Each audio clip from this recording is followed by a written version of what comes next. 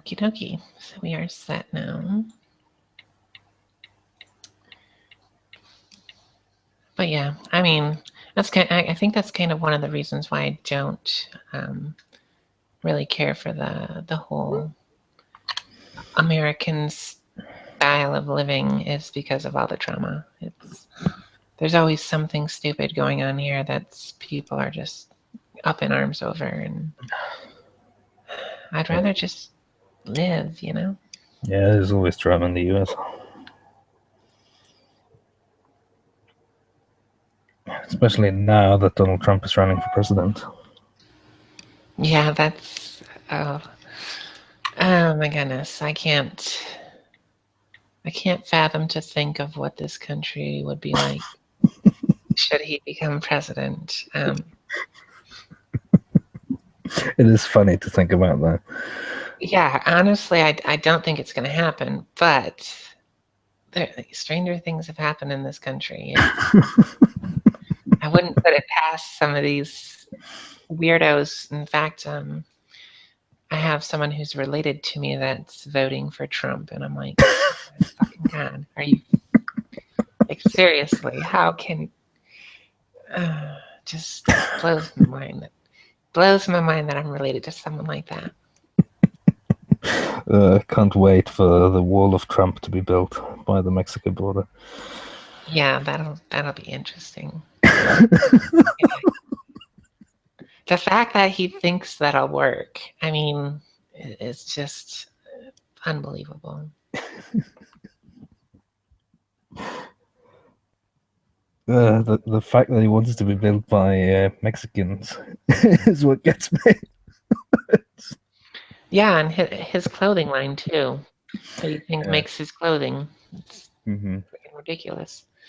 Another hypocrite, just like most of the, most of our politicians here. It's very few of them are actually honest, and the problem with that is that the honest ones usually don't have the money to actually get put into a place of office, because it's more about how much money you have than it is about what your political views are, and whether you'd actually be good for the country or anything. So it's unfortunate.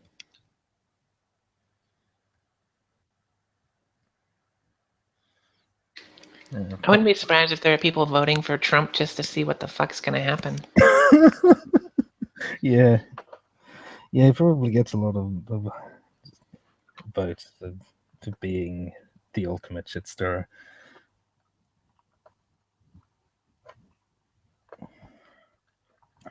From what I know about American politics, Bernie Sanders is the only one that seems to be running the money. Yeah, a lot of people are kind of put off by his democratic socialist label that he's given himself. It's people are... You throw the word socialist in there to an American, and you're already gonna alienate some people. So it's just unfortunate that people don't understand what it is he's really trying to do, and they'll go online and look at what a socialist is, and that they don't understand what a democratic socialist is. And God forbid you try to take away our capitalism. Yeah.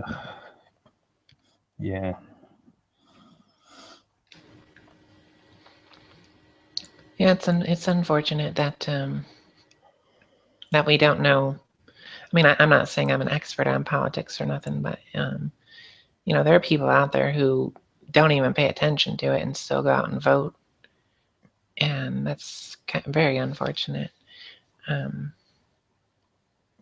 Obviously, I don't spend all my time, getting involved in it, and I find politics to be quite boring, but I also feel them to be quite necessary. Well, not necessary in the sense, but necessary to learn about in order to kind of make the country function as a somewhat less reprehensible version of a free country. Yep.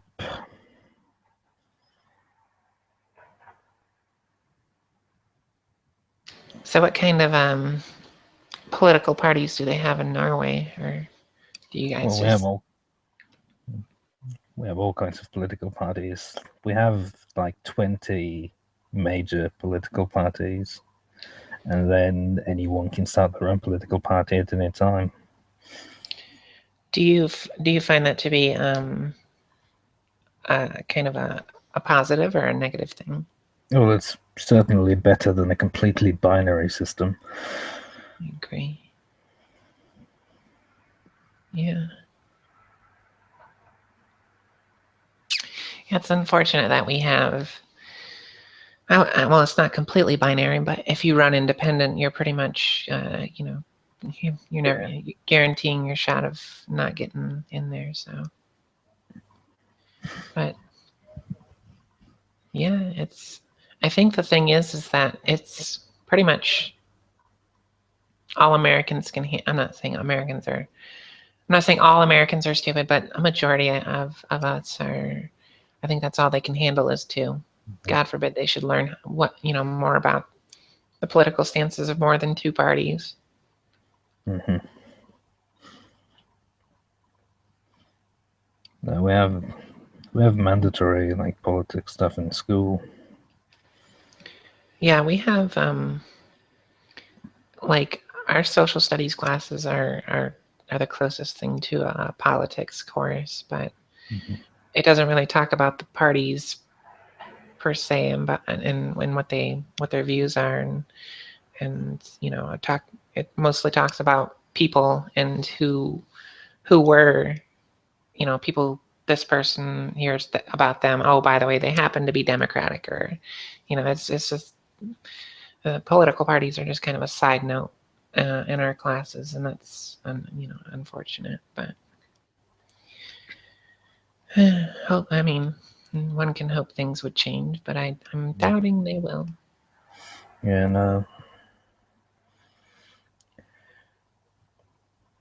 Yeah, over here we have every other year we have either a local election or a national election. So they're both every 4 years.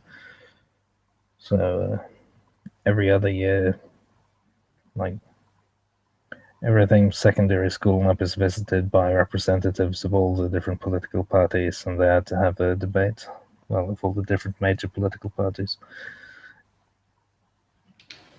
Yeah, that's pretty cool. Do you find that that it's kind of similar in that the person with the most money and campaigns the most usually is the one to get elected, or do you find people that are more well informed and vote for who they think is best for the country? Well, I don't think you can campaign off of private funds, actually. Yeah. Yeah, so your campaign is well, they have the campaign budget of so much, like all the major parties. Okay, so they have a cap and they get funded by companies. That's kind of similar to what we do here. They get funded, they're tax funded. Oh, it's tax funded. Okay, that makes it even better. Yeah. Yes. I think that's the most major downfall of the U.S. political system is that we have these companies who, fork over money to our politicians so that way they, push their agenda.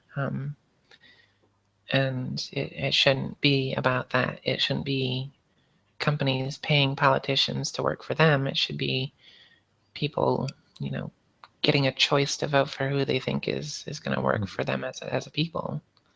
But it's radical thinking, in this country. Yep. Oh, America.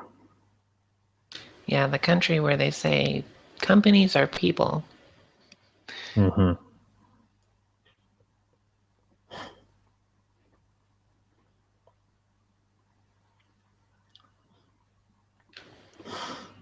Yeah, it is a strange, strange country. Indeed. I find it crazy that there are still people out there who think, that we're number one in everything. We're the best country. Nope, not by a long shot. Like, we haven't been the best country in probably freaking many, many decades. And Yeah, that's not even. Go ahead.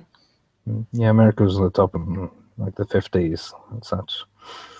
Yeah, when we were a developing country, when we actually gave a shit about people, when we actually, worried about, jobs, because people were trying to build up this place, and it was good times, and I think that's why you have these older people here who are kind of crotchety and upset. So yeah, it's kind of crazy that we've changed that much.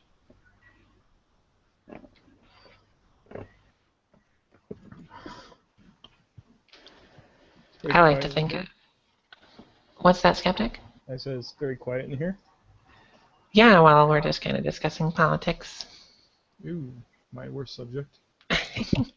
Trust me, I'm not good at it either. So I find them quite boring, and I don't really invest that much time into them. So, but yeah, it's I don't know.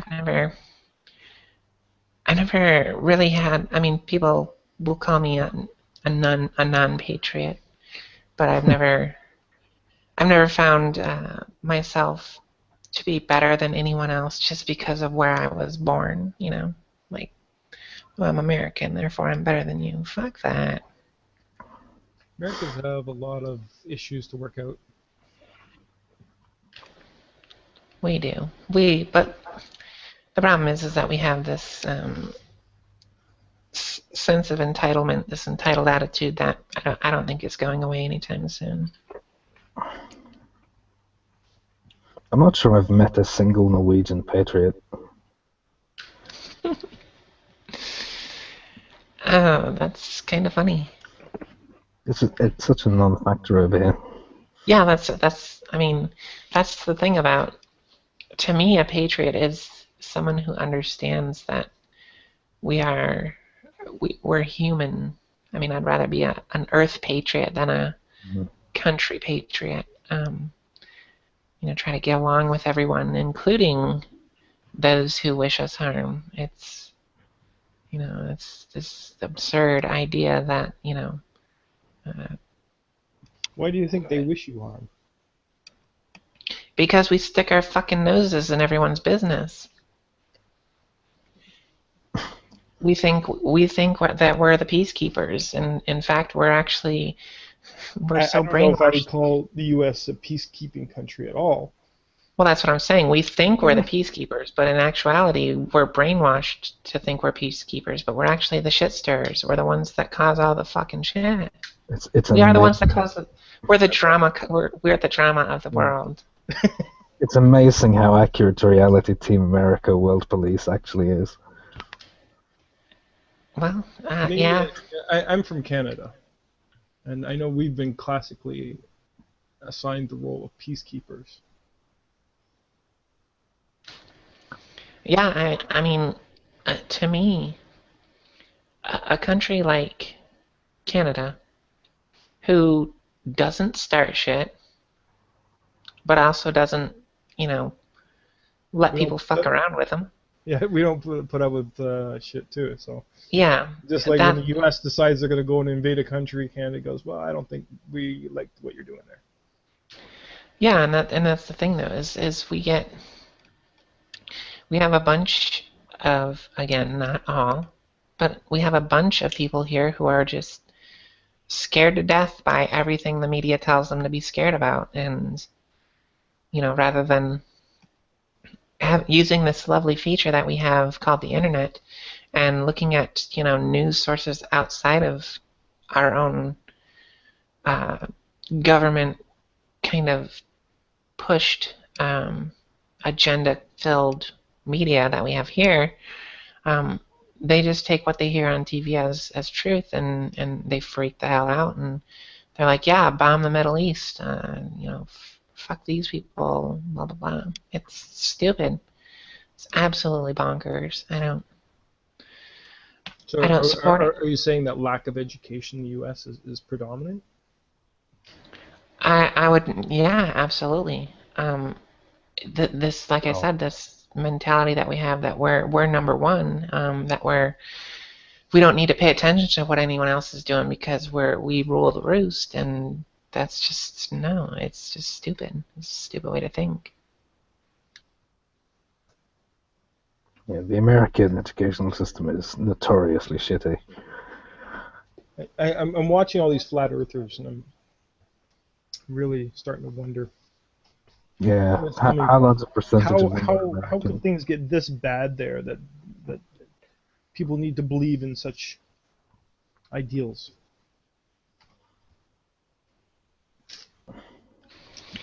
I do believe that, and this is just a small percentage of the people. I do believe a lot of them are actually that dumb, but I do believe there are a lot of people out there who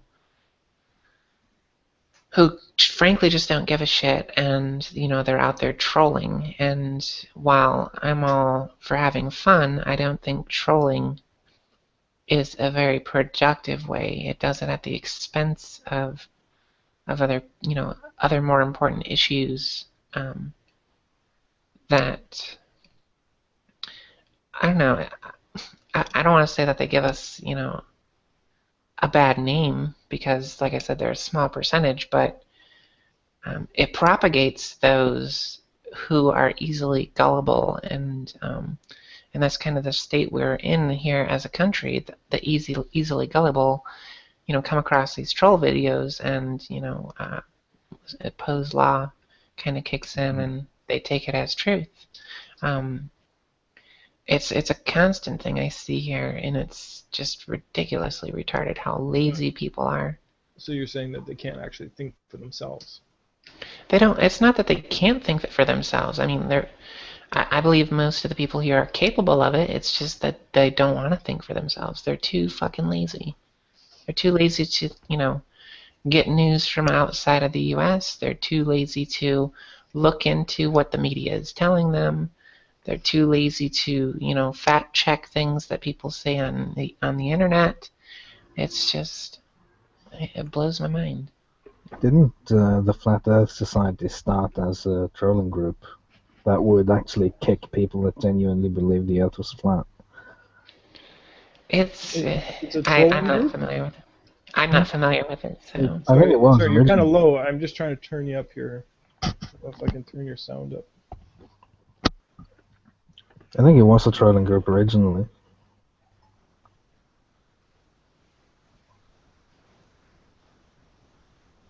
Okay, so say that again. The The Flat Flat Earth Earthers was Society. originally a troll group?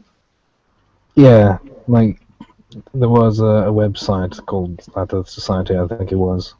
That was actually just a group of trolls that would troll people and kick people from the forum that actually thought the Flat Earth hypothesis is real. So they kind of propagated this idea. Yeah, sort of unintentionally.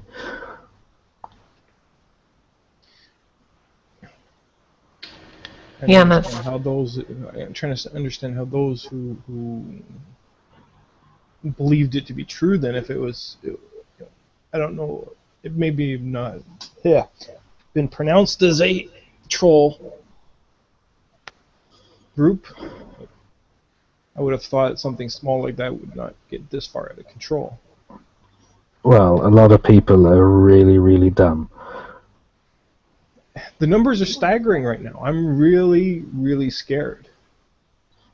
Hmm.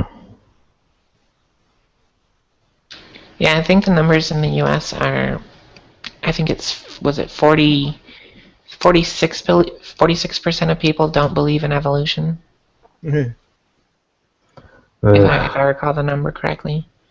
Yeah, I think only Turkey is the only Western country that's ahead of you there. Which country? Turkey is the only country Western that's ahead of the country. U.S.? Yeah, with a higher number of creationists than the US. Really? I would have thought Turkey would be one of those countries that would have a better education system.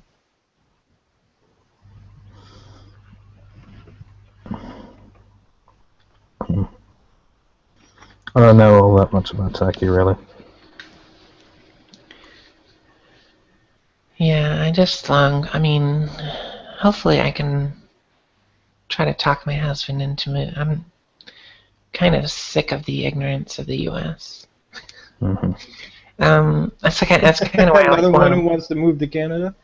Not necessarily Canada. I'd pick Australia, but that's Really? just because Would I've love been to there a few. Yeah, I've been there a few times and I loved it there. So I've been to Canada a few times, loved it there too. Don't get me wrong. It's just you guys have that white fluffy cold stuff that I don't really care for. Yeah. Yeah, we have a lot of that here in Norway as well. Yeah. So I figure Northern Australia would be perfect for me. Yeah, just make sure you shake out your shoes before you put them on. Oh, absolutely. Well, there's no people in Northern Australia, though. Absolutely none. Exactly why I want to move there. I am a low population loving kind of person. Well, Is that like a very dry area? that too. So there's like literally no atmosphere. There's no one and nothing. Wow, so almost similar to desert type atmosphere. Well, it is desert. Yeah, it's mostly just the like if you Northern Australia has the outback, and the west and the north have the outback, and most of the larger cities are down in the southern southeastern region, where you have Sydney and Melbourne and Brisbane and all those. I guess what I would a little further up the coast from Brisbane is a city called Townsville that I visited that I loved. It's not necessarily in the northern. It's still in Queensland. How many Powerpuff Girls are there in Townsville? How many what? How many Powerpuff Girls are there in Townsville? How many Powerpuff Girls? I don't know what that means. It's a reference to a Can you cartoon. define that one for me as well? It's a reference to a cartoon. Oh, I know. I'm aware of the cartoon, but I'm unaware of The city's the. called Townsville. Oh, I didn't know that. Yeah, I only watched it because my ex-girlfriend used to love Powerpuff Girls. So. But yeah, missed the reference there. My apologies. I'll have to brush up on my Cartoon Network and start watching them more often. I haven't seen that show for years. I don't even know if it's still around. Yeah, I think they do, and that it's still on Cartoon Network, if I'm not mistaken, during the early mornings or evenings. Possibly. Haven't actually watched Cartoon Network for years, which might explain why I haven't seen the show for years. Come to think of it. So you're from where, Benjamin? Norway. Norway. How is it there? Boring. Boring. Is it getting cold there right now? Yes. Same as here. Hmm. I've been told in about 15 days we should be expecting snow. What was that? So in about 15 days here, I'm told we are supposed to expect snow. Yeah, I don't know if we'll have much snow until November over here, but I live in an area with a lot of rain all the time. Here it doesn't. I think in past years, it hasn't really snowed until like I don't know January. Yeah, there's been times where it doesn't snow over here till January either. But we have mountains where it never stops snowing. Of course, the higher the altitude. Most mountains over here aren't really that high. It's that ground level is sea level around most of the country. Just picking up all that moisture. Hmm. Yeah, but I have to go eat, so I'll pop back in if this hangout's still open after I'm done. Absolutely, Benjamin. Enjoy. All right. Bye then. Ciao. So what else is new? Oh, not much, I'm just enjoying my day. Well, my evening here. It's 1 in the morning here, so It's 1 in the morning there. yes. Where is there? I live in Guam. Guam. Yeah. It's a little island in the Pacific, about 1,000 miles south of I'm aware of it. Japan. I thought you were from the U.S. Oh, I'm originally from the U.S. Yeah, I was Okay. born and You're raised there. currently residing in Guam. Currently reside in Guam, which Guam, I is believe, is an Asian country. no, it is. It's still a U.S. territory. So U.S. territory. Eh? yeah, Guam. Why does Guam?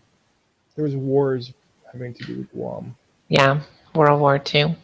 Guam is kind of like the cornerstone of. It used to be Japanese. See. I knew it was an Asian area. Okay. Yeah, used to be Japan operated, and then we took it over in World War II and have been here ever since.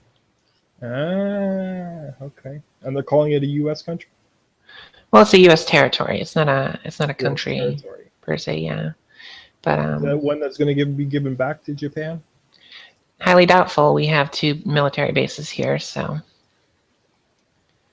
yeah, we have a naval base and an air force base here. So I doubt we're going to give up this strategic location to them anytime soon. That's kind of what America does. We plop a base down and we kind of take over. This is now ours. Who else did similar? Who else did a similar thing? Well, I mean, I if you believe go back, he was American at the time, wasn't he? Was it Christopher Columbus? yeah, It was I mean, Columbus, actually. yeah, he's the one that supposedly discovered America when there were already hundreds of thousands of Native Americans here. Yeah. This is ours now. Yeah. Yeah, he's like, I was like, do you know who Eddie Izzard is? Yes, I'm well aware. I like his. Yeah, do you have a flag? No flag, no country. Just like the moon, right? The U.S. Yeah. discovered the moon. Stick our flag in it and we call it ours. The moon now belongs to the U.S. Is that how it works? That's how we roll. That's what we do. But yeah, I mean, if you want to go, people and they wonder why people have issues with them. exactly. That's why I hate to be associated with them. I mean, I've never been proud to be an American. I've been proud to be myself. Never been proud to be American. You should just get the hell out, then. Yeah, I'm not American. But yeah, I mean, I'm smart enough to know that there are better places to live in right now. I mean, I'm not saying America doesn't have the ability or to be great. They could be. I mean, they could be a great place to live, but for some reason, we decided to let it go to shit with the idea that we're still number one. I don't get it. I just don't get it. But I think there's a huge wake-up call going on. yeah, one can hope.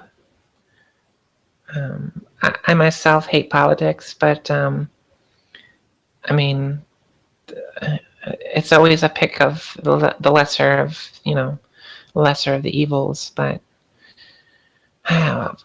man, there's one candidate who actually kind of is okay in my book as far is more than anyone else that has ever run in the past few decades, and that's Bernie Sanders. So he seems to be the all-time favorite of everyone.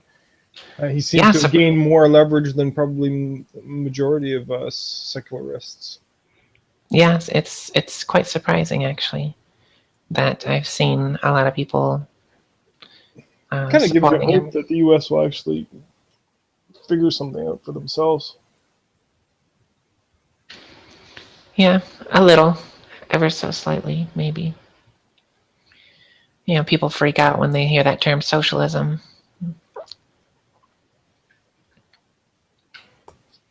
I just hope that's not the downfall of him. Are you a religious person? I am not. I am okay, so now I know why you're on my feed. Yeah, it's very, very well could be. I mean, I don't have many religious people in my circles either. So I think that's part of my efforts to stay away from the drama. The drama. Yeah. I mean, I'm not here to change anyone's beliefs, and I'm not here to have anyone, you know, directly try to change mine. I'm looking for information. So I'm more of a person who stands by and watches more than, injects my opinions. Um, because I mean, it becomes this battle of who wins a debate or who wins an argument. When the real win for me is actually getting closer to truth, and that's what I'm after. What is truth? Truth is something that pertains to reality to me, like something that pertains to the reality Truth is something that would give a positive outcome, correct? Not necessarily. No, I mean, there are harsh truths and there are great truths. Well, when I say a positive outcome, I mean like as opposed to a negative, like a 0 opposed to a 1 in the world of. I guess I'm not. I guess I'm not understanding what you're saying. I'm kind of opposed to the word truth because it more relates to what people of belief state. They use the word truth, like they throw it around as if it's a realistic idea. Yeah, I mean, I'm not using it in the sense of absolute truth or anything like that. But when I use truth, I'm usually just speaking of what pertains to our reality as we view it as it is for us. I don't think that there is any any grand thing that we can absolutely nail down as this is it, and it doesn't change, or because that's kind of what we deal with is observations in the day that change, and hopefully we learn enough about them to make our our kind of reliance on them to kind of springboard off of it to other things and use it as a means to do what it is we do, I guess. I don't know. I'm kind of just blabbing on nonsense now. I don't know. I guess I get where you're coming from now. It's it kind of is a term that has been bastardized by many people now. That's why the term I kind of I object to that term being used when for us. Yeah, I mean, I guess if you clarify, a definition of it, because it can change quite frequently. Yeah, absolutely. So best we can say is that it works. Yeah, and I would say, I mean, I guess if I added to it, it would be, what pertains to reality at any given moment when the truth is, I guess stated. And obviously there are more degrees of truthfulness than other things. Some have more facts to back it up than others, but. Have you been involved a lot with this flat Earth garbage that's been going on? Oh no, I don't. I just find it completely absurd and a time waster, so I tend to stay away from it. Is this an open one? You're the only way it could bite, right? I'd love to get Renee in here. Yeah, invite whoever you want. Go ahead. Fortunately, I can't get her directly. I don't have a direct.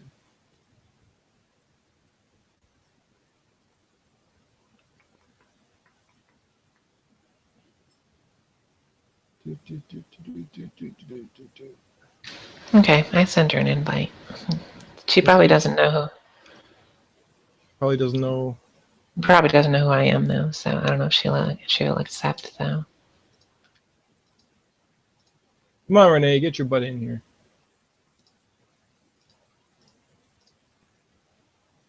Tell her we want to talk about. Was it Sugar Roads? That should be in here in a sec. Yeah, that's been. Sugar Roads. Oh my. I always find myself, I like Sugar, and I like Mark. I have never talked to Annabelle too much. Maybe just in passing that we've been in the same hangout, but never really spoke directly to each other. But the thing is that I always find myself getting caught in between people like this. Like this is Why do you allow yourself to get caught between those two people? Well, because I like everyone. I mean, there are very few people I don't like. Give me time. Well, I mean, I've been on Google Plus for a couple years now. I've been on YouTube for even longer. Yep. I'm the kind of person who can find good qualities in pretty much anyone. And the people I don't really necessarily hate them. I just don't involve myself with them. I just step away and let them do their thing. But I like Mark and Sugar, and I can't help that I enjoy things that both of them say, and I'm not necessarily pertaining to this issue, but I enjoy their ideas, and I find them entertaining and informative, and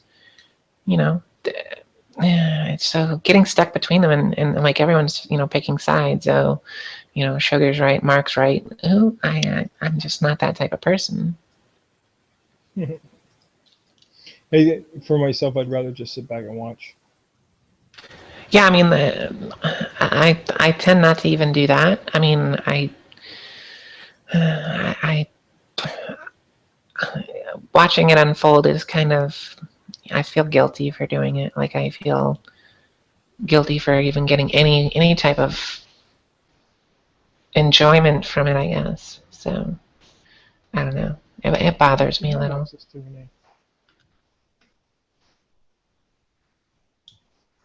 Hi, Jen. Hello, Steve. How are you? It's been a while. Yeah. Last time I saw you, you were not Steve. Yeah. Has it been that long when I was known as Safi? Yeah, it has been that long. I miss our hangouts. When I was watching news on YouTube, the skeptic wanted Renee in here. Sorry?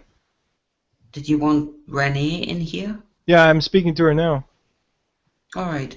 It's just she's in another hangout that I've just Another left. hangout? Yeah, I'm speaking to her. She says, I would love to, but can't quit yet.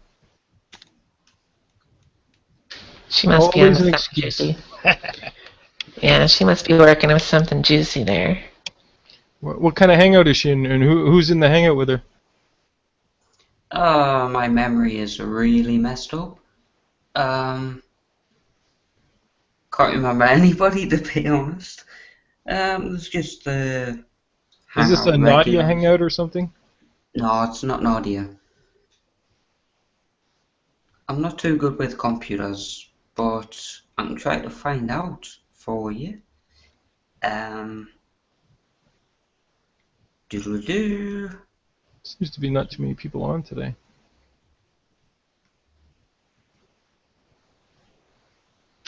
She's in with Jello Shots. He left. Ah, Jello shots, okay. I really can't remember. My memory is so messed up. My computer works better than my brain. It was an alright hangout. It's just wanted to watch some YouTube videos, catch up with my subscriptions and people, you know. And then I noticed this in G Plus. I was like, ooh, Jen, yeah, I'll join that hangout. As much as my laptop's really burning up again, I need to get more frozen food to cool it down. Oh, Mark and Simon. Oh, nice.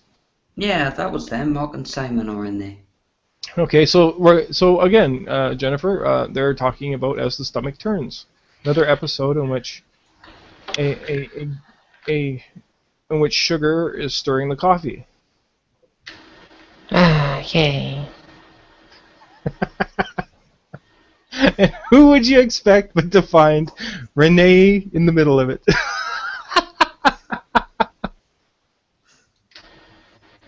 I think everybody needs to give Rennie a chance to sleep because hours ago she said she was really tired. What's this? And Rennie said that she was really tired hours ago, and yet she's still awake in a hangout. I guess she's just She's a lying social down butterfly. going blah blah blah. I'm almost convinced she's a bit of a social butterfly. I'll be right Maybe. back. See, even Benjamin can't resist coming back.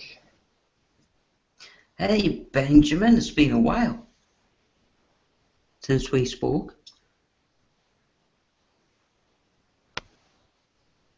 A cool dude from Norway. I always think of Norwegian black metal. Norwegian black metal. Okay. It's like Norwegian black metal. Yep, that's Benjamin. I gotta visit one of those countries, those Swedish countries. That's a joke, right? Swedish? Is it Swedish? I'm trying to think. There's a country that Canada is in good cahoots with. A place that I can actually go without.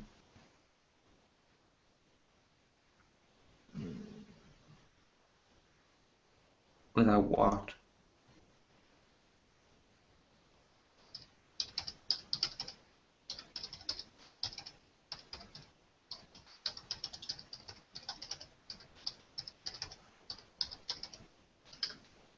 Okay, sorry about that. I think Benjamin is having an issue with something. Did someone broadcast him? Yep, I am broadcasting is. There we are. I can talk now. Sorry about that. Oh yeah, it's like Everybody was a private supposed to be sort of quiet thing, when you isn't it? Yeah, I have had some issues of people popping in and showing me their polls, and yeah, random people that just pop in. Random and- people that were showing you that they were standing at attention. Is that what the issue was? Yeah. Pretty much just told them mine's bigger and told them to get the fuck out. What's that? And what? I said I just told them mine was bigger and told them to get the fuck out. Epic, Jen. Good way to put that. I suspected. So what's going on, Benjamin? Not much. Yeah. I'm pretty sure I've met Benjamin in the past. Steve, I'm not too familiar with. And Jennifer ended up on my feed, and I don't remember why. Probably having to do some atheistic ideals. Yeah, I don't know either. Honestly, I don't know where you. I'm glad you're here. But I don't know how I got on your feed. Ben's cool. I spoke to him maybe a few times. Yep.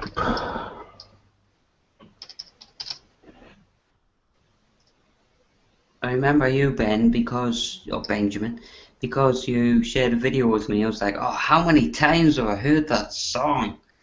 It's a good song. Which It song is is that? good. I'll go find it. Did you make it? No. It is by a Norwegian black metal band though, which is always fun. I've forgotten how to pronounce it. Is it, well, I always say Dimmu Borgir, but I always pronounce it wrong.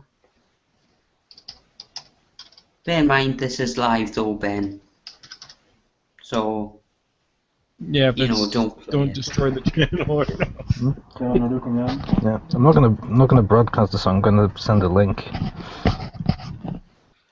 Well, I can always just delete it out later. That's what I do with all the dick pics that people send me. So genuine editing genius, unlike Well, me. Not really. I just, there are certain things that I kind of have to go back in and cut it out because of reasons like that. So how's life over there in Guam? Just lovely. It's 1:30 in the morning here, though, so everything's closed, nothing to do. So I'm chilling here on the computer.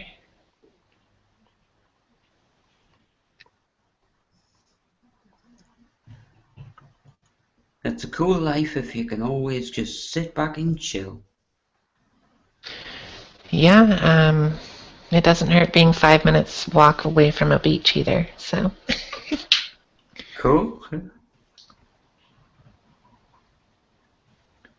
what we got going on here? I might have to go downstairs soon to get more frozen food to keep my laptop cool. It's getting really hot again. Why And I don't you mean just put it in the really freezer hot. and just use it out of the freezer? In a hangout with my laptop in the freezer. Well, there you go. Worried about keeping it Fridge, cool. whatever. You're See, gonna have to. he's getting food out of the freezer to put under his laptop to keep it cool. Like, It that's a works. lot of work. Why don't you just stick it in the freezer and be done with it, right? It would work, but if you're gonna put your laptop in the freezer, make sure to get all the ice out of the freezer because that's gonna melt. Yeah, the ice will melt. This laptop has taken a lot of shit, but putting it on ice, if it melts, equals water. Water, What's wrong with electricity, and water. You'll be okay. Shocking display of. Water and electricity never hurt anyone. Nope. Oh no, I've only lost an arm. I knew I shouldn't have taken a radio into the bath. I thought I was having a bath and I wondered if the radio would float while plugged in. Oops. Fun. It's Are like you? Uncle Fester and the So others from- Steve, are you looking to like win a Darwin Award or something? Oh, you're too epic, bud. Seriously.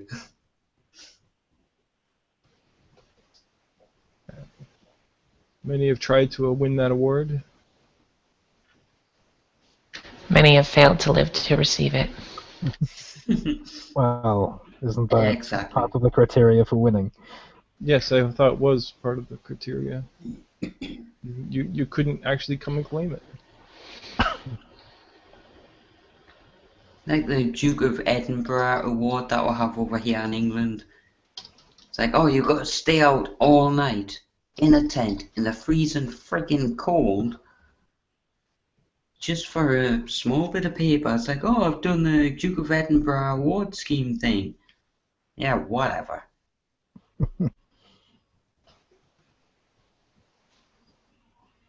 It'd be pretty funny if Darwin, sorry, the people who do the Darwin Awards actually go to the grave sites of these people who won it. Just leave it This there. year's winner of the Darwin Award goes to. This tombstone. Yeah. You just sellotape it onto the tombstone.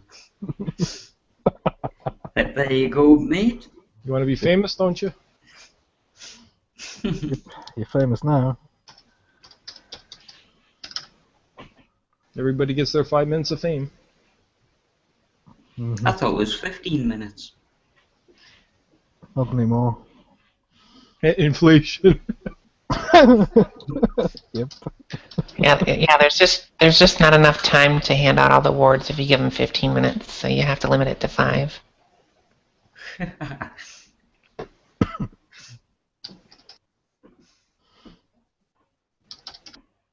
Somebody is bound to say, of which they have actually done so in the past, right? How would that work if everybody has their 15 minutes of fame? There's not enough time to do Okay. so. See, what we do is we don't give fame to anyone in Africa and no one outside of Japan from Asia. Don't give fame to anybody in China. Some people from China and a few people from India. We'll see the overlap. But you know, like 15 minutes, even seconds of fame. Everybody in line, you're talking about thousands of years, at least. Yep. Yeah, then there are those other, those people that get their 15 minutes and then they try to do whatever they can to keep it going. Desperately trying to extend those 15 minutes. Yep. Oh. That always ends well. Is it really that important for you to be famous? Really? Well, I'm Not I. famous. I'm famous. I've got a massive 35 subscribers on YouTube the last time I checked. You have 35 subscribers on YouTube? Yeah. I got like 33. I've got one. You got one subscriber? Yes, That's- perfect. You That's greased me, that Ben. shit. It is you. I don't even upload. I don't even He remember how many. he stumbled upon you, right? He was just like, "What the fuck is this?" Oh, okay. We were in No. one of Nadia's hangouts after they completely died down because everyone was either asleep or not being able to Yeah. be broadcast. Benjamin. Yeah, came me in and Ben met somehow. Get the fuck up! Yeah, apparently, well, obviously, back in the day, most of my videos had to do with, my transition and being trans, and the trans community kind of boosted my subscription base there, but I still have around 700, somewhere around there. Yeah, it's a matter of topic and subject as to how many people watch your videos. But I'm just me. If people don't like it, they can fuck right off. I don't care. But 35 Wow, subscribers harsh. is massive to me. Somebody's a little sensitive. Yeah, I've never, like, I didn't start this channel to try to get subscribers or views or anything like that. I just kind of wanted an outlet for myself, my thoughts and ideas, and some of them are pretty strange, some of them are pretty random, and other things are, more journalistic or diary type, kind of vlogs, I guess you'd call them. But yeah, somehow people seem to like listening to my random rantings, and now that I've switched. Jennifer, I really can't imagine you as a guy. Well, yeah. Yeah, I think you've transformed yourself pretty well. Well, thank you. Yeah, it is hard to imagine, honestly. But I've heard your guy voice. I'm sitting here, I'm looking at her, and I'm going, what part of this is actually male? Yeah, I was kind of blessed genetically with quite a few feminine features already. So even when I was Your voice growing is up, actually quite high. So yeah, it's. I think that was just a lot of You're practice. talking really softly. Wait till you piss her off, and what are you talking about? I'm going to kill you. Yeah, I've heard that. I'm trying to. Nadia can do that. Nadia can do that if you push her hard enough. The voice box will just kick in something fierce. Yeah, go into like the Dark Knight voice. Yeah, honestly, who else? Somebody else did that too. It was pretty funny. Or like Darth The voice just Vader. dropped like. I find your lack of faith disturbing. Yeah, exactly. Why don't you believe in the spaghetti monster? Yeah, my guy voice is actually pretty deep. Even when I was growing up, though, like my voice changed pretty early, and so it was pretty deep. And I used to be a fat, chubby, short kid, and so it kind of matched me then. But then I like grew like 7 or 8 inches, and then lost all my weight, and so the voice didn't really match anymore. And obviously, when I started to do my transition, it went a little higher, and then I kind of, like, my actual male voice isn't even the same anymore. It's a higher pitch. It's kind of an in between what it used to be and what it is now. So And you have the lisp as well. the lisp.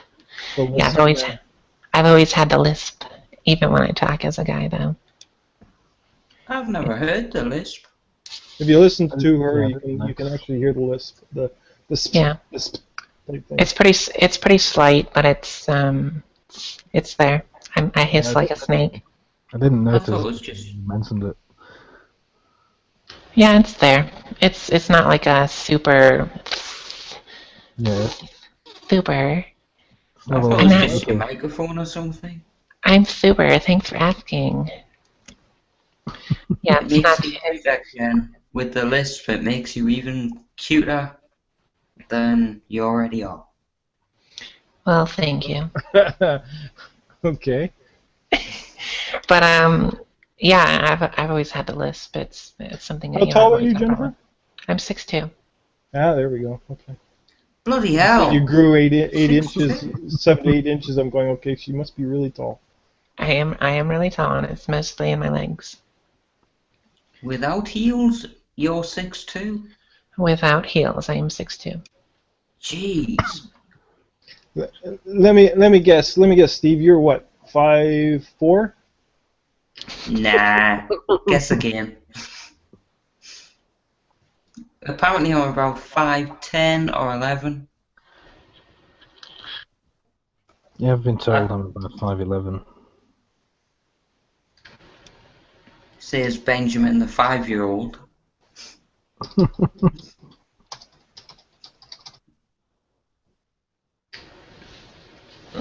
Yeah, even when when I was growing up as a guy, everyone thought I was gay anyway. So I was like, well, you're kind of right. And you have a husband now too, I hear. Yeah, I am married to a male. So Oh, Jen, about Guam. Or Guam. Guam? There's something that showed up as an advertisement about a hotel or something where you are. I was like, I thought it was a really, really, really small island. It seems to be bigger than I thought. it is small in comparison to most islands slash countries. It's about 32 miles long and about 8 miles wide. So it's not massively huge or anything like that. But yeah, we have hotels because there's, tourists from Japan are always here. Well, tourists from Year Japan round. are always everywhere. Yeah, well, here especially, they're Have you putting ever seen a Japanese with no camera? I have actually, but that's just because her husband was stole it? wearing one. No, her husband had the camera. She didn't though. Okay. Oh, picture, me take picture. Oh, click, click, click. Steve, I find that highly offensive. It's just in my experience, Don't mean to offend anybody. You take pictures of bloody everything, particularly waterfalls over here. Do you guys remember that me Chinese me play joke? Me put pee pee in your Coke. Yeah. I'm not familiar Well, with that, Jen. I thought we've outgrown those type of concepts. I haven't. I'm still right there with them. You're kidding though, right, Jen? I didn't mean any offense at all. No, I was kidding you. Just, with my mental health, I'm really messed up. It's like, oh, I don't want to hurt anybody. I can't take jokes. It's just, I don't want to hurt anybody. You can fuck them if they can't take a joke. Yeah, I actually was called racist because I laughed at a stereotypical joke, like a stereotypical. Oh, god damn it, PC police. Can't you do I- anything other than be completely Orwellian? Yeah, Racist my arse if you laugh at anything. What's life without having a laugh? 2 ducks cross the road. Racist! You're racist against ducks! Everybody's racist these damn days. yeah. Why ducks and not squirrels? What the fuck, man? Come on. Ducks have a right to live. What, you paint your bathroom Ducks' green? lives matter. What about ostriches? There we go. There's Drags here. Not let the Hey, fun Drag. begin. Yeah, now we can have a Hey, proper Drag. talk about. So, what do you think of this racism. flat Earth I've been seeing so much of? There we go. There Okay. I just came out of my chemistry lab, and before I went in, I wanted to listen to some of Skylar Fiction's flat Earth videos. I think he's made like 5 of them now, and I hadn't. By you rubbing your temple, it's been that kind of experience for you? Well, I listened to I didn't listen to too much of the first one. I might have to turn Jennifer's camera off because it's turning me on. So, so I listened to a bit of the first one, where the first section of the last one. I think it's number 5, and he's talking to the guy. I say he. I'm not sure. The guy's from UK, and he's in a pretty dark room. He's talking to some guy who looks like he's on fucking meth, or he sounds like it really. And he's like, the Freemasons, you're just liars. I saw the video. I got through 50% of number 5. I think that's what Skylar's on now. Number 5. Yeah, it's number 5. So that's the one I just watched. I watched half of it before class, and I listened to the first half before class, and I was in my car, and then after I left class, I turned it on in my car and listened to the last bit of it. And misery loves company, I see.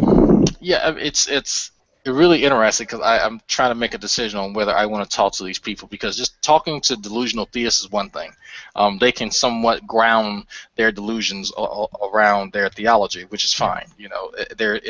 When I say grounded, it's more like tethered loosely. It just kind of flails out wherever they want it to go. But with flat earthers, I think that's another beast entirely, because they just make up shit according to whatever jives with fucking whatever they feel like for that day. So if people are liars, if one person's a liar, everyone's a liar. If this one group of people is unknown to them and they've read a little bit about it, not too many people even care about it, then these will be my scapegoat. I will scapegoat everything to them, and it's almost an obsession, and it really gets murky when you get into that type of area, because they're not grounded or tethered in the same way that theists are with a theology. They can literally make up shit on the fly and really refuse to substantiate much of anything.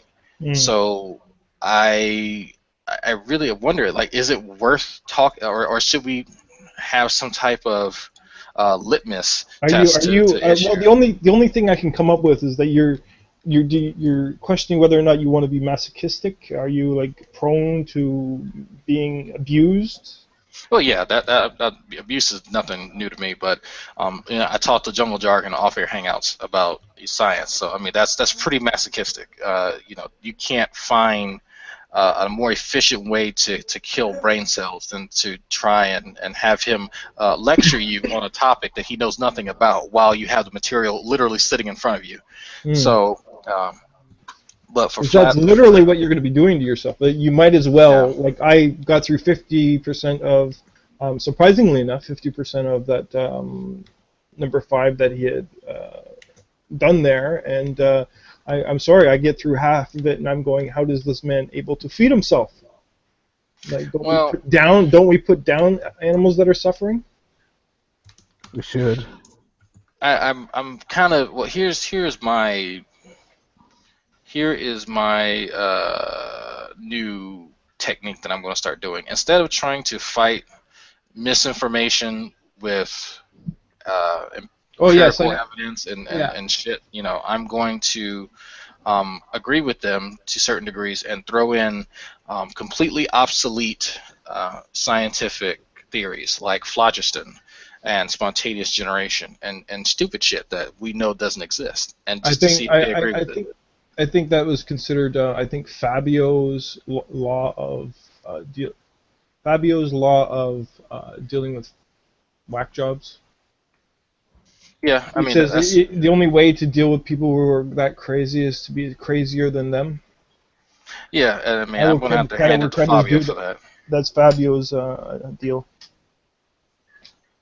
There comes a point where stupid should be locked into the loony bin. I don't know if we can go that far. I sometimes think that they're just so misinformed, so locked in these ideals that they've been told to believe that they can't. Who was it? Was it Ozzy who explained that to unravel this sweater of knowledge that they believe they have would be to unravel their entire world? That's why I we don't put know. them in a loony bin. Well, it's funny because you talk to people like Pillbox, which everyone knows a Poe.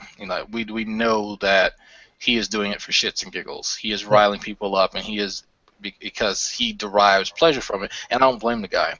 I've taken time to argue with him, but he does know that I know more science than he does. That's not anything that escapes him.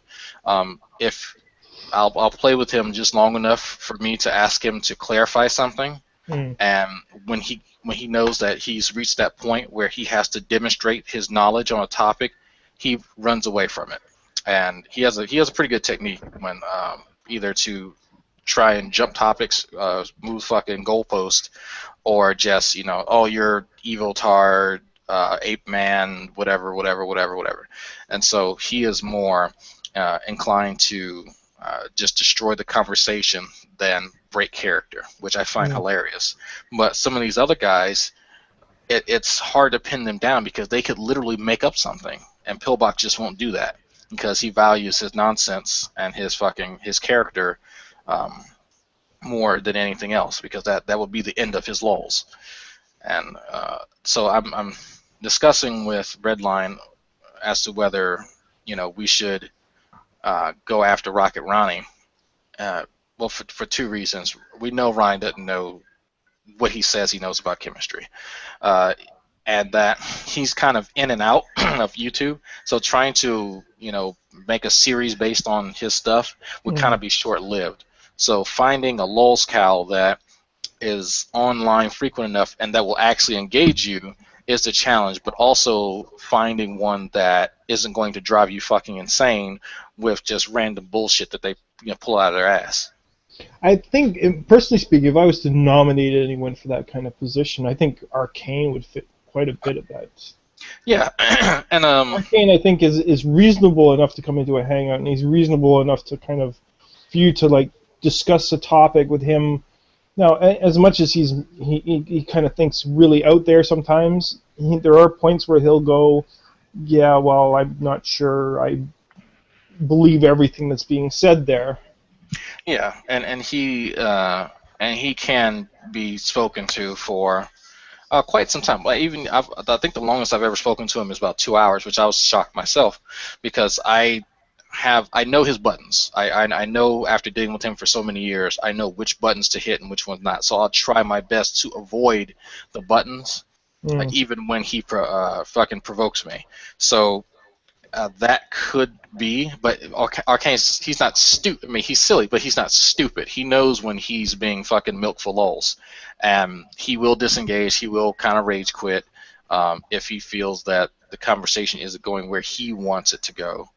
And I know he doesn't like to be made the butt of jokes, so it would be kind of hard to get him on board with having a discussion and not feeling as though he is just going to be our fucking whipping boy, for lack of a better term.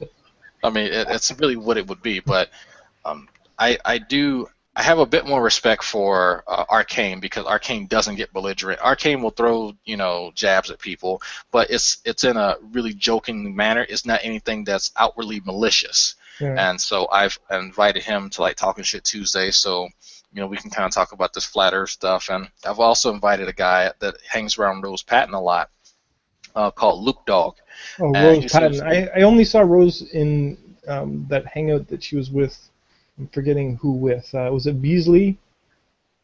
Or was it? Yeah, she was with Beasley and a few others, and they were going on with the sugar drama and all that kind of stuff. So, as I understand, Renee's still in that drama right now. Yeah, it's taking a turn for the worse. So I don't know what's going to happen. I mean, Sugar had a heart-to-heart with me and then blocked me for whatever reason. So I mean, whatever. You didn't give So- in to her. You didn't give in to her animal instincts or her. I don't fucking know. I mean, and all that drama, I never got like any tit pics at all, so I feel kind of left out now. But you know, it's like all this fucking drama, I would at least gotten something for my fucking trouble. Okay, Jennifer. You know, the least you could do is help drag out here. You know. I can't do that on YouTube, but maybe elsewhere.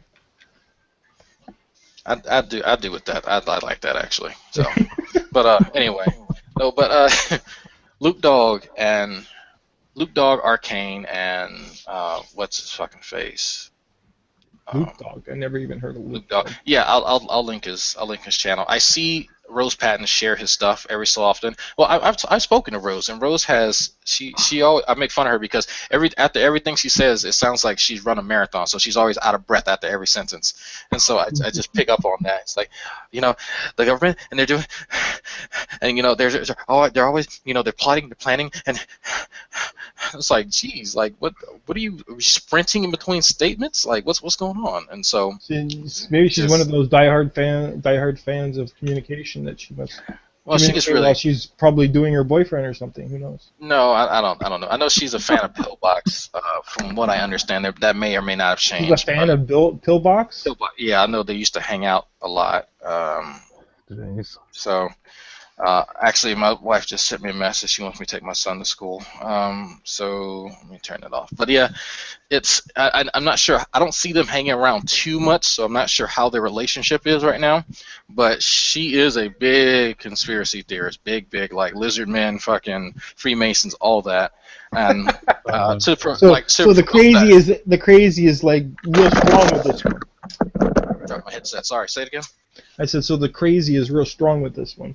Well, yeah, I mean, she's crowned, but here's the thing: she's a bit more tethered. Her beliefs. Tethered? How do you put the word tethered in the same sentence as you know, well, when I say tethered, conspiracies. Their beliefs are, if they're tethered, their beliefs are based upon something, not just complete delusions that they pull out of their ass. Her delusions are based on actual declassified government documents, like, you know, the assassination attempts for Castro, Operation was like Overlord. Someone needs a broadcast. You know, that like her stuff is based off of known government conspiracies. Like the government has done some fucked up shit, but that's not anything that's controversial. We know that in the past, like I'm you know, big into studying African American history, and so the government has played a big role in assassination attempts against prominent black figures, you know, 40, 50, 60 years ago. So that's something that we do know about, and it's not surprising. But she uses that to say that this is still going on. And for me, that's, you know, that's kind of crossing the line, because there's so much more transparency than there is, you know, back then, that a lot of her statements are completely unfounded, especially me being a former DoD employee.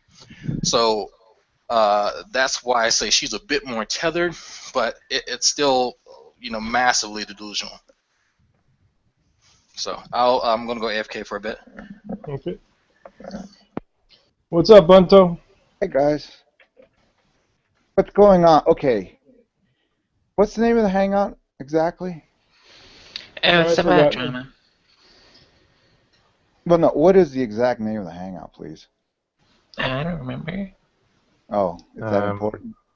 You think I pay attention to what I name my shit? Pay attention to your clickbait? Yeah, drama and why I don't engage. That's the problem. Drama and why I don't engage. Okay. You go to the therapy session, right, Borden? You keep your mouth shut. I go to what therapy session? You go to the therapy session, you sit there, and you just keep your mouth absolutely shut, right? What therapy Go session? home an hour later and say it was a successful therapy session, right? What are we therapy talking about? session? Bunto, can you like clue the rest of the class in on what you're talking about? I know God gave you all a brain. Maybe you can just Sorry, follow what? along. I know What that is God. Bunto, just give you all a explain. brain. Oh, I know, but I mean, just the title was intriguing enough for me to come in. Drama Okay. and why I am too good for it. That's not what the title says. It just says Oh, I drama know. and why I don't engage. Well, why don't you engage? because I'm not a fan of drama. Okay, so you go to the therapy session, you just sit there with your mouth quiet. I don't go to the therapy session. This is I a don't. therapy session, if you guys haven't figured it out. This is not a therapy Therapy session. I This need whole therapy. community is a therapy session. No, I this is agree just with Google that. I Hangouts. guess if you consider us bellyaching about the issues of the world, maybe. Yes. I don't really consider that therapy. That's just more of an Okay, why airing isn't of drama feelings. good then? I don't. I think it's. I think drama is. It has its purposes. It serves, a, a way to entertain some people. I know people Sure. definitely find it entertaining, but I don't think it serves any useful purpose other than that. Okay. Right now, Bunto's creating drama. No, Bunta's just explaining it to those who don't want to face facts. All right.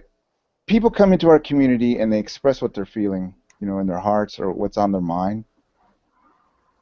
Yeah, that's Just for the good. sake of society, shouldn't we, feel that they're entitled to an answer? If I were to just say I like dogs, that Fine. doesn't create drama. To some There- person, that might be drama, right? Somewhere out there might have had a bad experience with a dog. Someone Me- might be a useless piece of but- shit. It has nothing to do with my opinion about what I think Right. about dogs. Correct. So, So I mean, the what's so thing bad is, about drama then? well, no, there are ways to go about talking about certain subjects without bringing drama into it. Proper form. I agree. Okay, so we need a drama police. No, we should police ourselves, like as individuals. We should take the libertarian approach and just police our own community ourselves, right? We shouldn't No, have any not police our own community, police our own individual selves.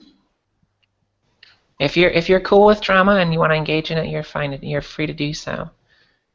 I'm just explaining why I don't, because I don't find it useful. I don't find it entertaining in the sense that I'm not going to sit there and I don't get my rocks off on it. Yeah, I find No. some of it interesting and some of No. it. Okay, you go to the group therapy session. The reason people are there is because they want healing. All right, they want to express what's on their mind and hear from another person's support. Trying to go into the better direction. Bunto, I really need to ask you, as much as I respect you, what exactly do you mean about this being a group session? This is just a socializing thing? This is In group Jen's therapy on the hangout? cheap. This is free group therapy that people indulge in. So when does socializing no longer become group therapy? No, it's not always group therapy, but I would say That's what you just made a You just statement. said It is group therapy, no matter how it's placed. I wouldn't say. Well, I mean, like Jennifer says, she wants to talk about her dog. You can have a nondescript, unthreatening conversation about a dog. But I'm saying the potential is always there for it to be some sort of expression, some sort of therapy for that person who wants to engage in it. Okay, so one They individual bring up something considers. bad that happened to with a dog. So one individual considers it therapy. The rest of the room are now involved in a therapeutical session. That can happen. What if we choose not to be therapeutic to them? True. I mean, you don't have to engage, but I mean, there is this element of therapy that goes throughout this community. I've noticed people will express things that, to me, sounds like a group therapy session. And does that offend you? No. That's what I mean. That's what got me about the clickbait title. It's like drama and why I don't deal with it. I mean, that's sort of like, somebody going to a therapy session just keeping their mouth shut and not contributing dick, saying that they're just too good for the therapy. I'm not saying I'm too good for drama. I'm just explaining why I don't engage in it. Sure. Why I don't feel it's useful. Why I think a lot of it is just kind of dumb. Why breathing isn't useful? Can you explain that one? Now you're equating drama as being necessary, and it doesn't have Drama to be. is something that underlies many of the conversations, if not, if you look at probably the innocuous talking about a dog conversation and maybe derive some drama from it. You can derive drama from anything, but it doesn't mean it necessarily has to be there. True. But I mean, it's just a nothing like general saying that it's not conversation part and parcel hangout. of the conversation that you have here in this community. I missed what both of you are saying. So. Go ahead, Safi. Gus, I Hey, got I'm still a called Canadian Revenue Agency call. Yeah. Yeah, Well, You know pay the your prank fucking one? pay your fucking taxes, and then they won't call you. you know the prank one that's going out right now. No, I don't know about that. You didn't know about that? You're Canadian, pay your fucking taxes, or what? Do you understand that it is to Canadian to pay your taxes? Good, then pay your taxes. This is a prank call, Gus. You understand? Oh, dear Canadian, you haven't paid enough taxes. Yeah, something to that effect. Dear Canadian, we're coming to take you. The actual Canadian Revenue Agency is going. It's not us. You've done- Okay. Okay, I'll say this, that I could be wrong in having the approach that all the conversations have to be therapy in this community. That approach is wrong, right? Because you will have the innocuous conversation where it's just about dogs, okay? But to That conversation I just had with Skeptic Therapeutic. well, I mean, Skeptic- you know, if somebody wanted to Skeptic, talk do you feel about better? that, well, Do you feel somebody- better? I feel so Somebody much could better. collide. Yes. I feel enlightened now and Good. P.S. Well, pay. I don't P.S. mean Pay the your optimal taxes. conversation, but if the deeper ones, yes, you can consider therapeutic, but Canadian things, not so much. Canadian. Canadian things, not so much. Canadian things, not so much. Nothing Canadian is therapeutic. Oh, yeah. ever. Canadian things, not so much. You hear that, Skeptic? We Yeah, I Canadians are heard. completely non-therapeutic. Well, So, on behalf of, I guess, on behalf of Gus, I 32 can't be- million people, fuck off. How's that? Prick. So has been your main recourse, Gus, I've noticed in your conversations. Has it been? What I'm Hey trying man, I to tell say it. is I tell that- it like it. I tell it like it is, sweetheart. You know, I mean, you and I are perhaps a bit different in that regard, but I do like to tell it like it is. Sugar says the same thing too, I've noticed lately. Oh, and you're comparing me to Whatever sugar? happened Shots Nice. across the bow. There are these people that think that they, you know, Shots were that their fired. handle to reality is their own, you know, fiat, their own domain, but, you know, just have to. I know, The and audience you know what, watch that Bunto? play out. You know what, Bunto? I really should have more respect from people who try to feed off the drama, because after all, everybody's got to eat, right? Whoa, silence filled the Drama. room. This is therapy. Why? And This is No, just I mean- fucking social. We were getting on with Jen and the other people in the hangout, and this seems really messed up to me. No offense to anybody. But can't we go back to Jennifer and how cool it was before? We were just having like a general chat. Well, Well, I I mean, if as It's a long as it retail doesn't get out of humanity. hand and personal. Nobody's you know. out. No one's out swearing or becoming aggressively abusive yet. Yeah, I mean it's a nonsensical discussion, but it's still civil. So I mean it's not. nonsensical, okay. Is that my cue to shout cunt at the top What- of my lungs? What doesn't make sense about, you know, drama? Drama needs fact to make that- sense. The fact that you think that if Google Plus is used for therapy, like no one in here is professional therapist. I That's mean, true. unless you count, hanging out with your friends as therapy too, or You get what you pay talking for, to your- Jennifer. That's talking to your social sibling therapy. as therapy. Didn't pay anything. It's almost like Bunto, you're implying something, and it just you're better to get to the bottom of it. I think it's pretty Okay, ham-handed. a person implying puts a something. hangout forward saying drama, and why I don't take part in it. To me, it's intriguing that I say, well, I mean, you're missing the whole point of G+. That's why I came in here. To explain Okay, so you how I came look in. at drama. Okay, so let me the understand. mechanics So of you drama came into within the G+ hangout community. to air your grievances in a therapeutic manner, not necessarily the way we wanted to apply this hangout. I agree. Honestly, You know I what- think Bunto came in here to start drama.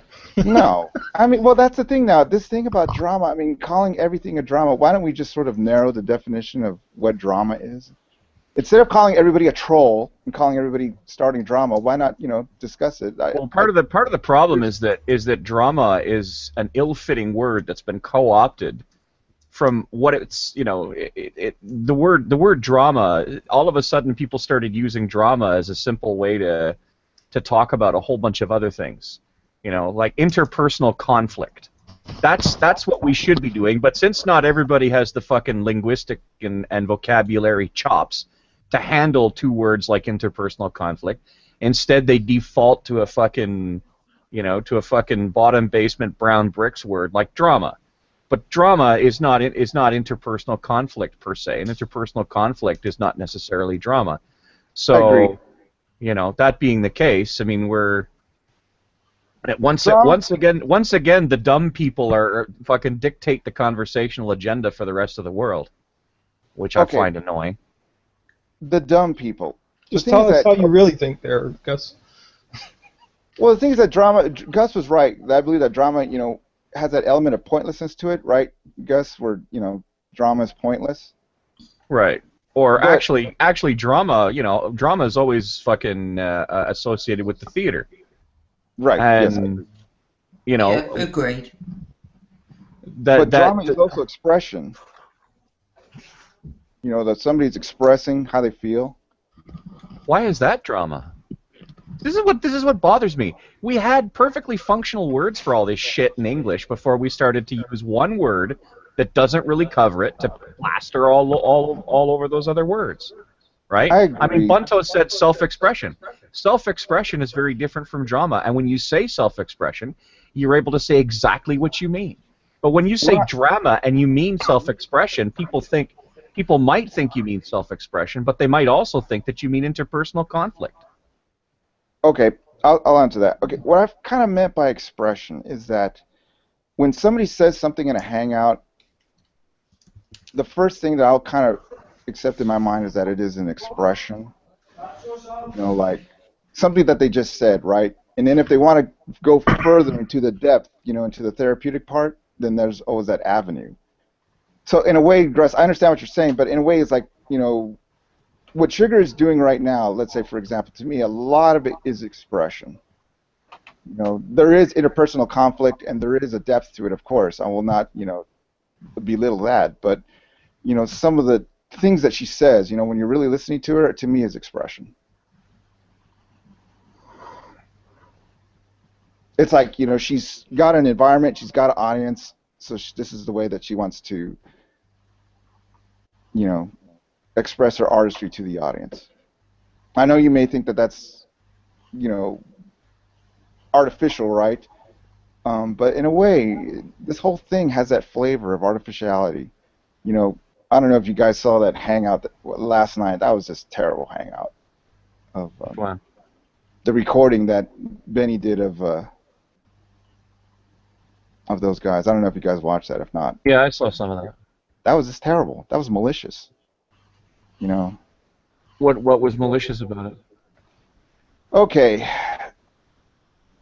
When I had the interview with Annabelle, I told her that I thought it was only going to last 3 more days, you know, for the whole thing petered out.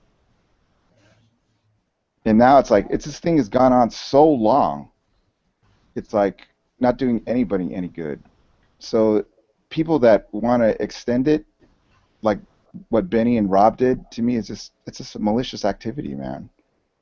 Well, I mean, let these people settle and get out of each other's lives. yeah, but let's keep something in mind, though. This this situation that went on, most of the people involved in it directly, i.e., Annabelle, Mark, those people would you guys, nobody in the community would have known anything about what happened if it wasn't for Sugar. Sugar brought this up. She dragged it public. She kept dragging it into any forum and in front of any person who would listen. She's the one that keeps this alive. We're not.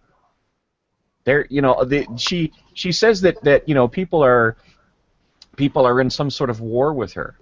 The one thing in the world that Mark wants to do is to stop talking and thinking about this. That's the one thing in the world. And you'll notice that it took almost 3 weeks, if not more, for Mark to give Sugar what she wanted, which was a direct, quote-unquote, face-to-face confrontation. Because all he wanted was for this to go away. It was Sugar that kept bringing this up, kept seizing on every available opportunity that she could find to throw this out to as many people who would listen.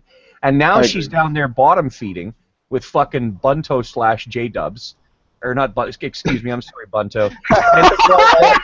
Everybody's trying. Everybody. Bunto's like the. I apologize. I apologize, Bunto. I'm not taking a swing at you. No, Benny's- everybody knocks me so. Benny's no, not I knock you when you deserve it. This is just I got the name wrong.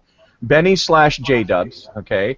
Fucking Rob Beasley and fucking Downcover, who, as far as I'm concerned, Downcover is the real master of puppets. He's propping up two emotionally fucking distraught people at the same time and prodding them onwards. And of course J-Dubs, J-Dubs / Benny the people should stop referring to Benny the Gangster as Benny the Gangster. Benny the Gangster is J-Dubs. He is the former fucking little toad monkey to Brett Keane, who probably learned everything about starting internet shit from the foot of his fucking master, Jabba the Keen. Okay, like every this is what's going on. So, you know, you're in one respect. And by the way, if from what I can tell, it was Benny the Gangster / J-Dubs who gave Sugar the sock account to come into a place where she would have been bought. So this has been almost 100% driven by Sugar, with 10% people egging her on in the side. I'll agree with a lot. A lot you can't argue with. But the thing is, like, I don't think what happened last night where Sugar was like that master manipulator. I look at it more like Benny.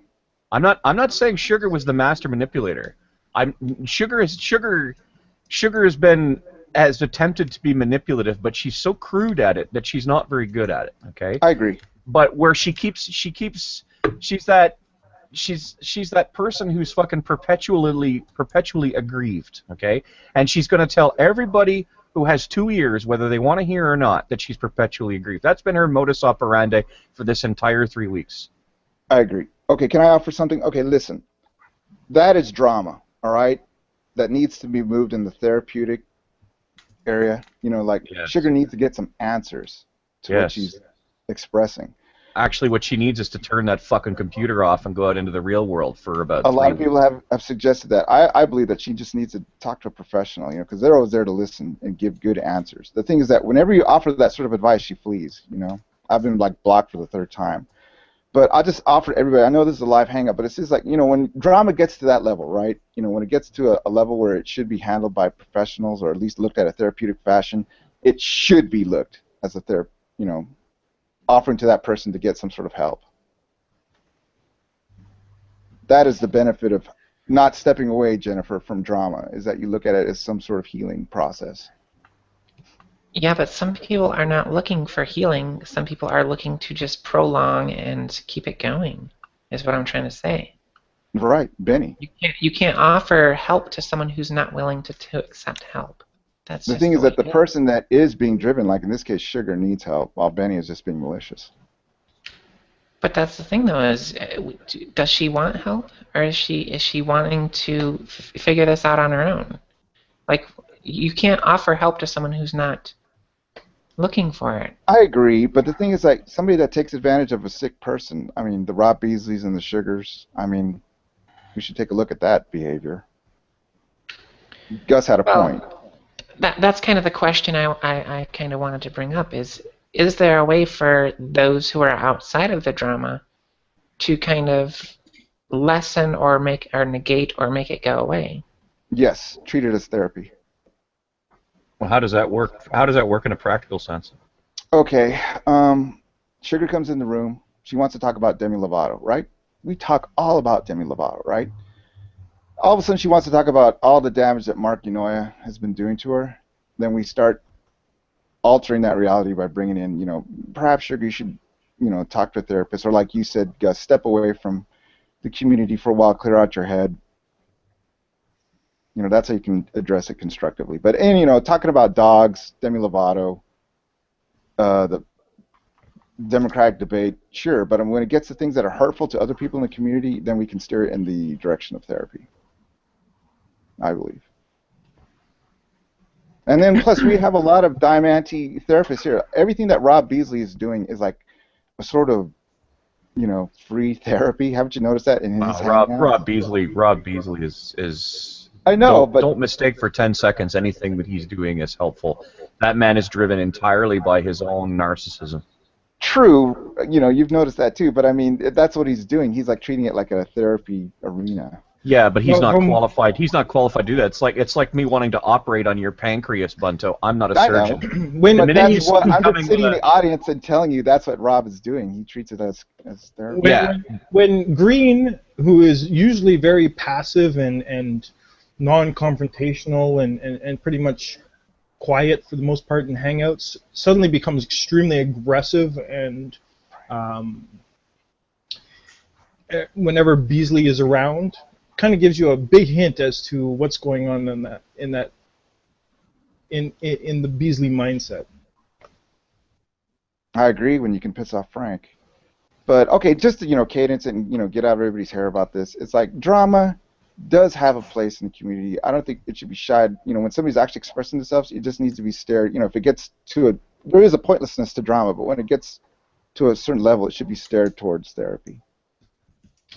Especially in this case. I don't necessarily agree with your solution to it, but I do agree that there is going to be this, as Gus put it, interpersonal conflict when you're dealing with, you know, people who disagree on certain issues, and you know, in that sense, there's always going to be, you know, that bit of conflict there. When it escalates to the point where it's just, it kind of seems like it's just being dragged on for the fun of it, or and someone, you know, is not letting it go, and someone's keep, you know, dragging this shit up and keep talking about it. When, you know, when things first start, what did Gus say? Anyway, so yeah, when. Okay, there is such thing as a proper conversation to have in the G+ community, right? Well, I'm just saying when dealing with issues, you know, I don't consider interpersonal conflict drama. That there are always going to be things that, you know, people disagree on, people have issues with each other.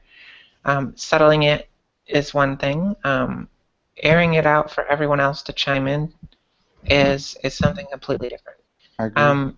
You know, you have a bunch of people who have nothing to do with it other than they've seen what has unfolded on the internet.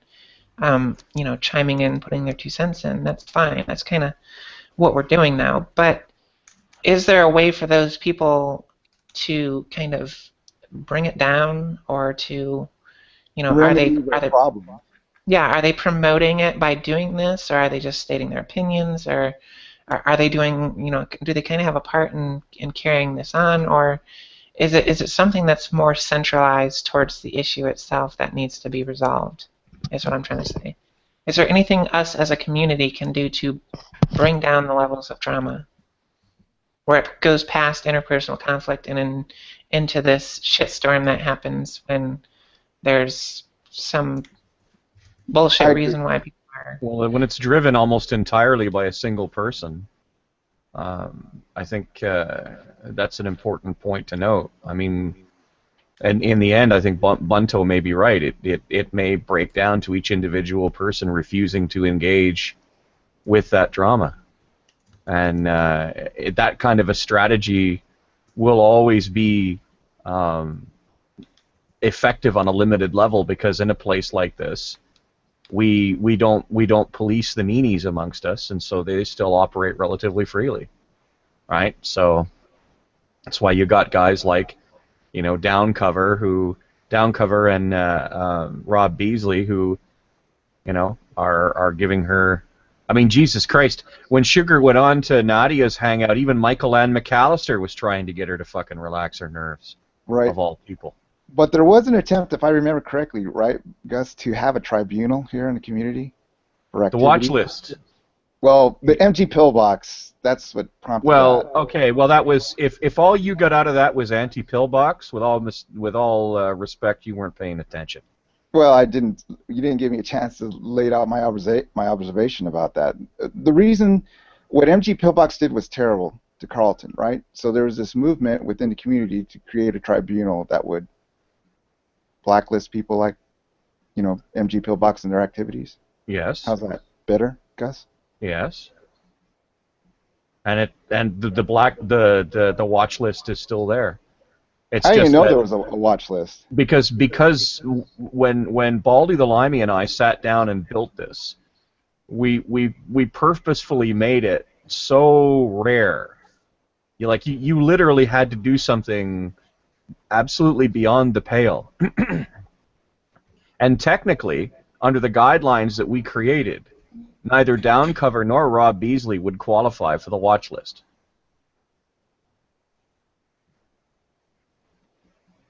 Okay. And there's because, like I said, there's a reason that we did it that way, and that's so that, it wouldn't become political. It wouldn't become a tool that got swung against everybody. You wouldn't see half the fucking community on the watch list because they were, people were upset with him or any nonsense like that. We wanted to avoid that. Okay, I agree. How about this? But with Pillbox stepped across a line when he started calling poor Carlton and chasing him around too. It wasn't just that every time he encountered him he would say this. He would literally chase him from hangout to hangout because he thought it was cute. So that's why that happened. So okay, Very good. Okay. Sorry if I'm a little out of touch, but Pillbox was chasing Carlton around, like harassing him. Yeah, he was going from hangout to hangout. If Carlton Camaret would appear in a publicly advertised on-air hangout, or if Pillbox could get his hands on the link to a hangout where he knew that Carlton was, he'd jump in, and before anybody could really do anything, he'd throw a bunch of accusations. Why are you guys hanging around with this pedophile supporter? Carlton's a pedophile supporter. He did this on numerous occasions, to the point where Carlton Camaret no longer comes on here anymore. Yeah, I haven't seen Carlton in a while, so I was curious. Well, he's too afraid to come on here. He's afraid of the cumulative effect of somebody these encountering accusations being drawn towards him. Yeah, well, somebody encountering some hangout with him in it, and then somebody saying this, and suddenly his life is ruined. Right. So he's gone. So MG42 Pillbox was fucking single-handedly responsible for driving poor Carlton off, and that's when Baldy the Limey and I sat down and said, this can't go on anymore. And it wasn't just us though. We got a whole bunch of people together. Right. Now some of those people are more active on the internet than others, to be sure. And some people objected quite a bit to the list. Some people were extremely concerned. I know, for instance, Eve Reel had a number of concerns. She was worried about how it would be used, and I don't blame her. But not everybody agreed that it was something that needed to be done. I get that, but that's sort of kind of what went on behind it. Okay, Gus, is shunning ever the answer? Like, okay, let's suppose people start shunning MG because of his activities. Would that be a remedy, or would there be an avenue for somebody like MG to apologize for what he did, to realize that it was wrong? Well, he'd have to. First of all, he'd have to apologize to Carlton, and Carlton's never coming back here. So good luck to that. Right? I mean, the reason he's on that list is because he did real damage to somebody's reputation, and the person that he did damage to is someone who has been so hurt by that he won't come back here. So how would an apology like that work in a situation like that? Well, it's sort of like, everybody shuns MG, and then MG realized he did something wrong, so he wants to come back and, Does he? Because the last time I checked, MG is completely unrepentant about this. I'm just exampling. For the person that realizes what they did. They feel the effects of the shun, so they want to get rid of it. I mean, I'm not a Yeah. monster. I think if somebody's truly repentant and they're remorseful, and you can see that and sense that, I think there should be a mechanism there to give them another chance. But okay. That's something that because the watch list was really only used once. It's like a fucking shadow zone or whatever for Superman's enemies. You know what I mean? Like it's been used so little that this has never been brought up. That's kind of what I was trying to get from this conversation is to find out the reasons why people engage in the drama, the reason why people stir up drama, create it, poke their nose in it, and is there a way to kind of at least minimize it as much as we can? Well, So there is such a thing as a proper conversation to have in the G Plus community, Jen? I mean, I think there's, something to be said about being honest and not trying to be malicious or hurtful to people. To understand that we're humans on the other end of it, yeah. I think there's some good that can come from that. I think in a place like this, I think there's people who come here for different reasons. I know myself more often than not. I come here looking for a fight. I basically find somebody that I think is roughly an equal to me in terms of debate capacity, and I go up to them and I push them a little and I say, "Hey, fight me." And if they say yes, but having said that, there are people like Jennifer who want to have a conversation. They want to open up their brain, pull out their ideas, put them on the table, and say, "Now, I've shown you mine. Would you show me yours, please? And let's discuss what we have on the table afterwards." Both of those things, as far as I'm concerned, are valid. Go ahead, Skeptic. No, I just found that humorous. I found the idea of pulling something out of your head and putting it on the table somewhat graphic. No, how about this? I treat it like a chess club. You know that we're playing chess against each other. Sometimes. There are. Theology, I've seen debates that have gone on like chess games. Sure, absolutely. So Bunto, then you like the challenge of the back and forth. Actually, I like the people. I just like a lot of the people in the community and just interacting with them. It is my social in a way. I do a lot of social at the gym too. I do social here. But when they bring up theology questions, sometimes I like engaging. I say there's always two things that they talk about in this community: God talk or G-man. So. Or G-man. Right. Why does everything end in G-man? Honestly. It won't forever. G-man will eventually have his day. Well, would you rather have G-man or Rob Beasley? Because Rob Beasley. I thought we had rid of G-man anyway, and then there's some other people who aren't here right now who have helped progress this G-man experience. Rob Beasley is actually I would say Rob Beasley, because Rob Beasley to me is a more formidable opponent than G-man. I've already whooped G-man twice. So, but Rob Beasley, he uses the mechanisms of the G Plus Hangouts to protect himself from people holding him to account for the things that he says. Like he's a mutant boot king. Well, that's no different than Neo. Neo loves his bands. Neo will eventually, though, kind of stray away from areas of his control, because he went to Bunto's after show and was unleashed upon the fucking world between me and Jungle Jargon. So he strays away, but Rob Beasley will rarely stray away from, Huh? Well, you had him in that hangout. He strayed. You had him in that hangout. Well, Rob, we did use the word rarely. We did use the word rarely, dear. Rare, yeah. It's rare that he'll do it, but he'll sometimes. But I've hardly ever seen Rob Beasley in an area where he did not have some type of mod controls to shut you up.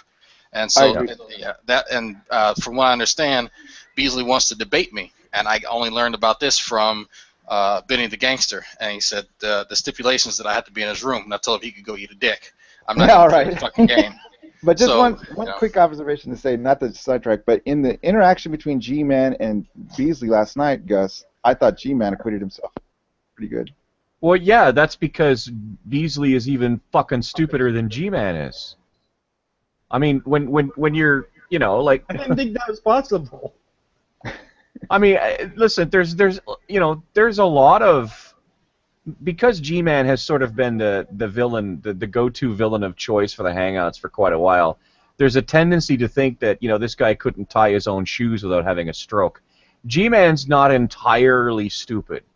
He's just completely incapable of having an intellectual discussion. Okay? That doesn't make him an imbecile for all purposes. It just makes him an imbecile for our purposes. That plus the fact that, you know, if he thinks he can't get by actually discussing the issues, he'll be really dishonest and really underhanded. But that doesn't make him. But that doesn't make him stupid either. So when you put him in an arena with somebody like Rob Beasley, who is fucking deranged, okay? Yes. Like, you know, it's obviously he's going to do well, like, in comparison.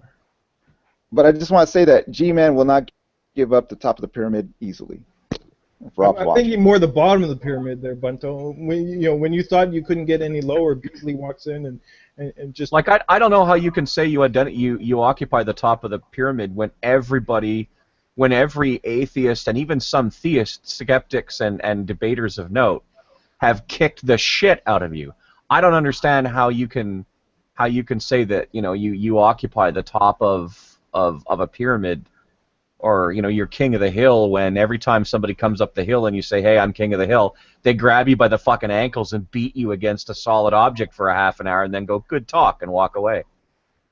Okay, to answer your question, if there's any way of doing a Nielsen's ratings for our community and just to measure how much conversation goes on about G-Man opposed to everybody else, then you'll see why I consider him. Well, yeah, because at his core, G-Man makes a lot of people feel good about themselves, right? Because he shows up, right? He gets his ass kicked, and then the people who kick his ass go, God damn, I'm good, right? Right. And so, you know, the oxytocin parade flows, right? So I don't know if it's goddamn I'm good. I would more or less say, oh well, that was easy. Would be more the comment that would come out. I don't think you can. Yeah, you'd be surprised. You know, most people are kind of humble by nature, so they're not going to sit there. They're not going to walk around with their balls clicking together. But I'm pretty sure that, you know, there's a part of their brains going, God damn, I kicked ass. Okay, G-Man understands how to handle. G-Man understands how to handle drama in this community most adeptly, because he has to come with a spectacle like every so often. You know, I'm leaving YouTube and not coming back, then he comes back, or he'll turn into an atheist like he did last year, or he'll call out racism or call some atheist as being a racist. So he understands how to use drama in the community. Even more of a reason to say that the man is not an idiot. He's not an idiot. He's very clever. But like you say, you know, in a conversation, he'll suffer. In an actual debate, like he can't bring the rain. Like he's useless for that. But, you know, put him in a room with Rob Beasley, who, you know, quite frankly, I'm pretty sure would eat a fucking table fork if you left him alone to it. You know, I mean, he's obviously looks much superior by comparison, and that only stands to reason. Rob understands that he has to be on TV every day.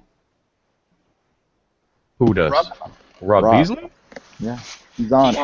I think Rob Beasley has learned how to work the mechanisms of GChat. He's built himself at the urging of people like Downcover. He's built himself a little king because Downcover constantly tells him how wise he is, constantly tells him how he's intelligent, constantly tells him that, you know, he's smart and more people should listen to him. And so they've essentially built a little fucking empire together. Their own little empire of the sun, just for them. You know, no detractors allowed. Fuck you, Jack. And this is it. So until somebody manages to, I don't know, hack the controls of fucking GChat, there's no getting rid of Rob Beasley. The best that you can do is take advantage of the fact that he does sort of fortress himself in his own chat room, and there is no touching him when he's in there. But by the same token, that means he can't do anything to anybody else either. You're much more successful taking on Downcover. Like, for instance, Downcover continues to come into my midnight salons, and I tell him, are you going to behave yourself? And invariably he doesn't. Invariably I fucking hoof him out. I've never actually seen this Downcover person. His icon is Jack Nicholson in The Shining at the bar swirling a splash of scotch around. And I mean, this guy's a piece of work. He's a class A misanthrope. He's cruel in a way that's difficult. What's that? who is not around here, who doesn't get labeled as a troll. No. I don't mean a troll. I mean an actual misanthrope. I mean this guy hates people on a fundamental level. The best that you can get out of him is that he doesn't even think you're real. Yeah, I've been trolling since it was called flaming. That's a long fucking time to piss off people. I did it just to get people's reactions. Down Corner attempted to do whatever it is he calls it doing to me, and at a basic level, he was attempting to try and gauge me because he hadn't encountered me before, so he didn't know what my soft spots were. So the easiest one he could think of was race. So I told him, you can try, but it's not going to work. And so he's like, hey, Drag, I'm not sure if you and I could, ever see eye to eye. You could come from different backgrounds. Your grandma would probably come in trying to feed me chitlins, and I don't eat that shit. I don't understand. It's like, well, I don't eat chitlins either. Oh my and so gosh. he's trying to find different ways to eat away at people, but he's really bad at it, though. And, Scott Gerton, I told him that, you're really, really bad at this. It takes patience to do this. And so we gave him some tips, and so he tried to make common conversation for all of 2 minutes, and he tried it again, and I was like, you really are bad. You need practice, sir. I'm sorry. You're boring me now. But, yeah, Okay. So... Go away, How son. about this, Drag? Go ahead, Skeptic. I said, go away, son. You bother me. Go I away, was just son. saying- Go away, son. You bother me. Go on. Drag, once you understand Down, then he doesn't bother you anymore, right? Well, no, Like, he what- doesn't bother me. That's the thing. Like, if you're going to be around me and talk to me, at least be interesting. Like, that's why people don't like Pruden, because he's not very interesting and he's just annoying. But Down Corner, or whatever his name is not really. He's not even interesting. It's bad when people who try to do things that kind of come off entertaining, but when you try to do things and just end up boring people more, then it's really shitty. But he is very good at let's you and him fight. He is Oh, very good at that. And so he sets up people like Rob Beasley and Sugar, keeps feeding them Oh yeah. and fucking encouraging them. So he's very good at that part. People I'll give come him here that. for many So he's reasons. one of those people who likes to sit in the background and push on the Oh, yeah. the triggers.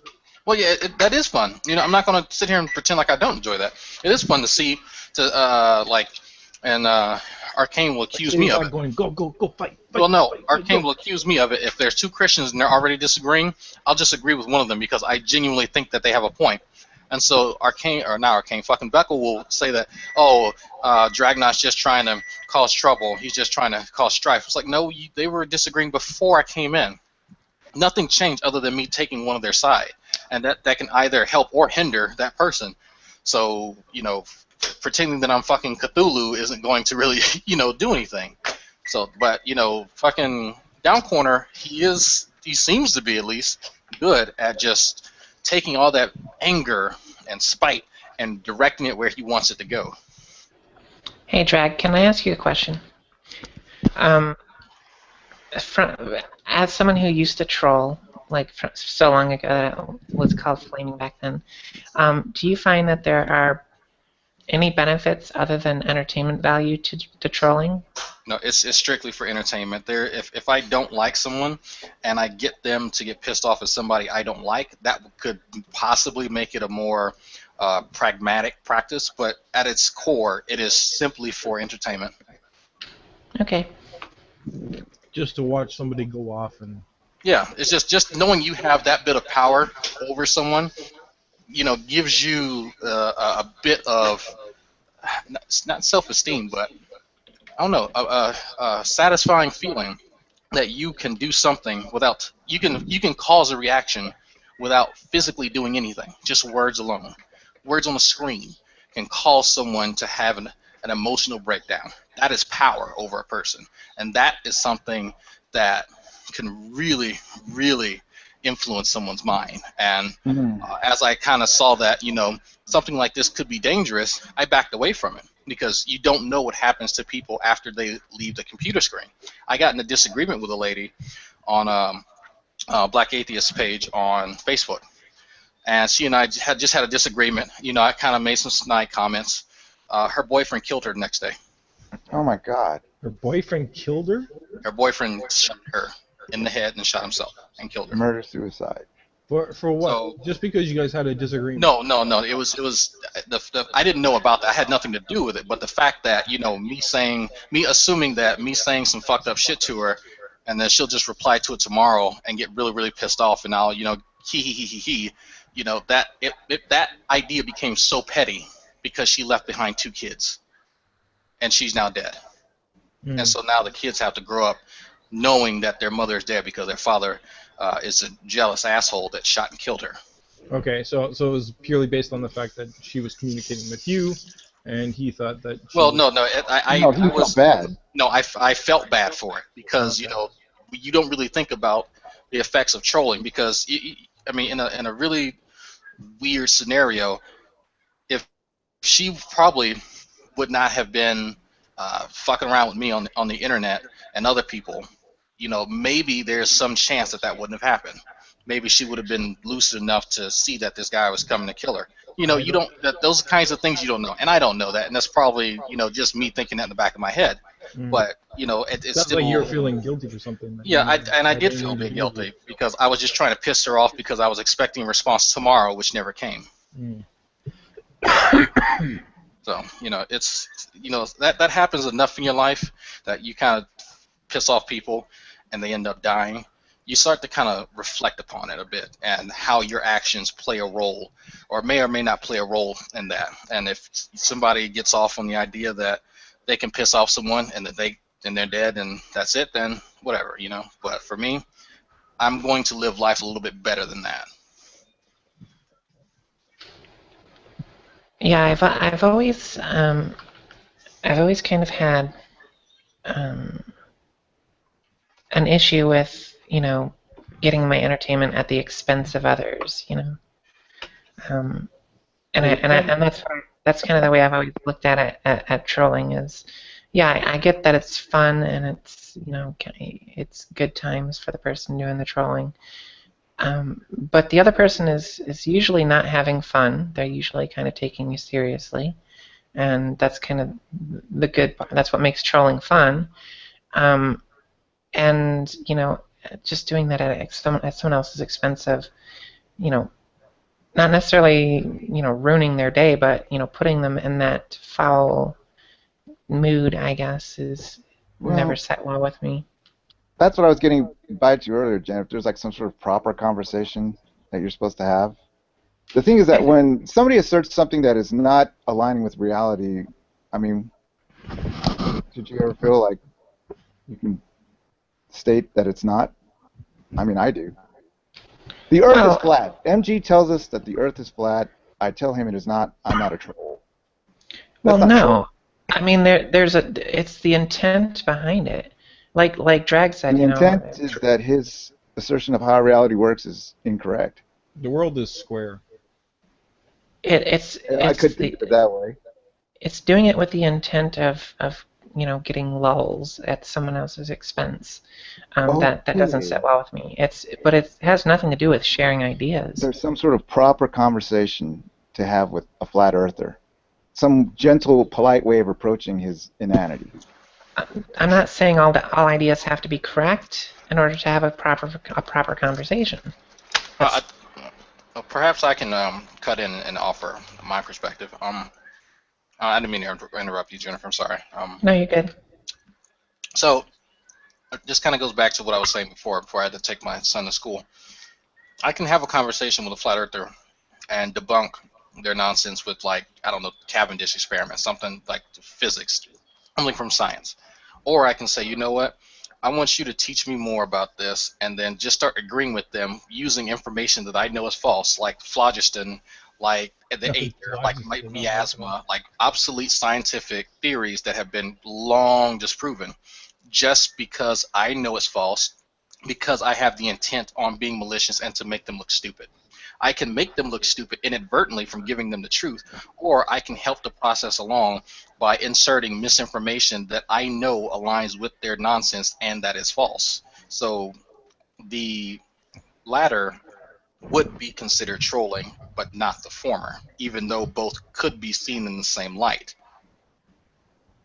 Okay, Now, you would make that distinction. Now, the other thing, too, is if you talk to secular opinion, Secular Opinion who is the king of fucking, this guy is the king of starting shit. He will tell you that there have been cases where he's trolled people because, for instance, they'll get on a live hangout, something that's broadcast out there, and say that, well, you can't you can't trust modern medicine to cure cancer and this and that, and you should try you should try the alternative stuff. And in the meantime, they're running a business out of their home selling Oregon crystals, right? So a lot of the reason that secular used to do it was essentially to fucking put paid to these people, to put paid to people like Michael Ann McAllister, who, will tell you that everything's a conspiracy and you can't trust anybody anywhere anyhow, any, and that's in that particular instance. My personal opinion is that when people are that hard-headed, the only way to deal with them is to hammer on iron, to just keep pounding and pounding and pounding at them. And particularly somebody like Michael Ann, who promotes she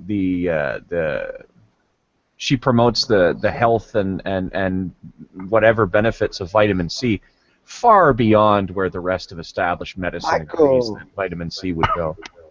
Listen, but I want to offer one quick But she's cater more, to that. but that makes her more dangerous. That is not trolling in my mind, Gus. It's just but it's using the methods of trolling. Don't kid yourself. What secular does, his methods are trolling. Like he uses the same methods that any troll would use.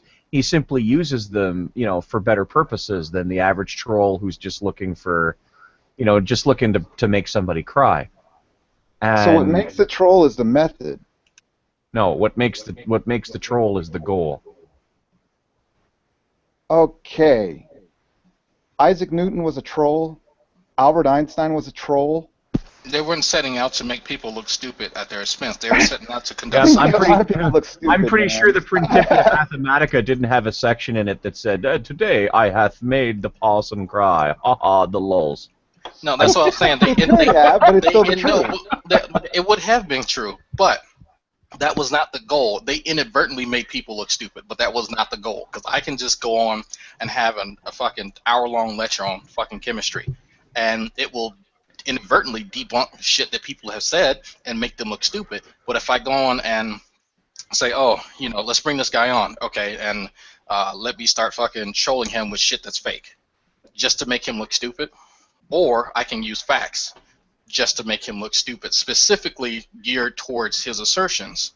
Now, it's being tactful versus being underhanded, and I think that methodology kind of separates someone who is a purposeful troll and an accidental troll. Because I agree. But not a quick side check. Michael Ann, that woman put out a quite revealing picture, I would say just 4 or 5 days ago, right? You commented on that picture too?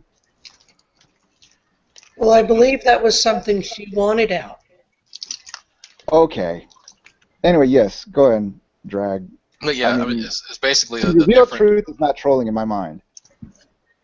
Well, the real okay, of course. If you're just stating the facts, it is what it is. Here is fucking Kevin Diss experiment. Here are fucking the difference between you using a spheroid and you using a plate, and let's extrapolate the data, and that makes someone look stupid, then fine. That's not trolling, but it will make people look stupid. If you say, here's your argument, here's me shitting on it, and you're fucking stupid, and oh yeah, the fucking moon is made of cheese, then that moves into troll territory. But I don't think there's a real big separation between that, because people throw around the term troll so much. It's almost meaningless now. When somebody reveals a truth that aligns properly, or quite accurately, instead of properly, quite accurately with our reality, I don't consider that trolling. No, I don't either. But methods. You can still. Let me see. You can still exaggerate it to a point that your intent becomes more malicious than to educate. Intent. Yeah, tell the if I truth. if I have a discussion with Arcane and my intent is just to make him look stupid instead of having a genuine conversation, I'm going to Fine. insert insults in there. I'm going to insert all types of fucking superfluous shit that doesn't need to be in there. When you're, you know, what would you say, having a conversation with Arcane in order to reveal something that's closer aligned with our reality? I mean, that's the goal, right? I Veckel mean, would probably Arcane be a says better that example. the pyramids. Okay, go ahead. I said Veckel would probably be a better example. He's the person who classically calls people trolls when they disagree with his opinion. Well, yeah, Very good skeptic. Veckel throws out that and a lot of terms that he doesn't really know the meaning of. But I mean, that's beside the case. It's I think the intent is what separates, and I could very well be wrong about that. But for me and what I used to do for years, I had a malicious intent just to make people look stupid. That's it. I just won fucking laws. And now it's more of I'm having conversations and the laws will come inadvertently, but that's really not the goal of it. Fair enough.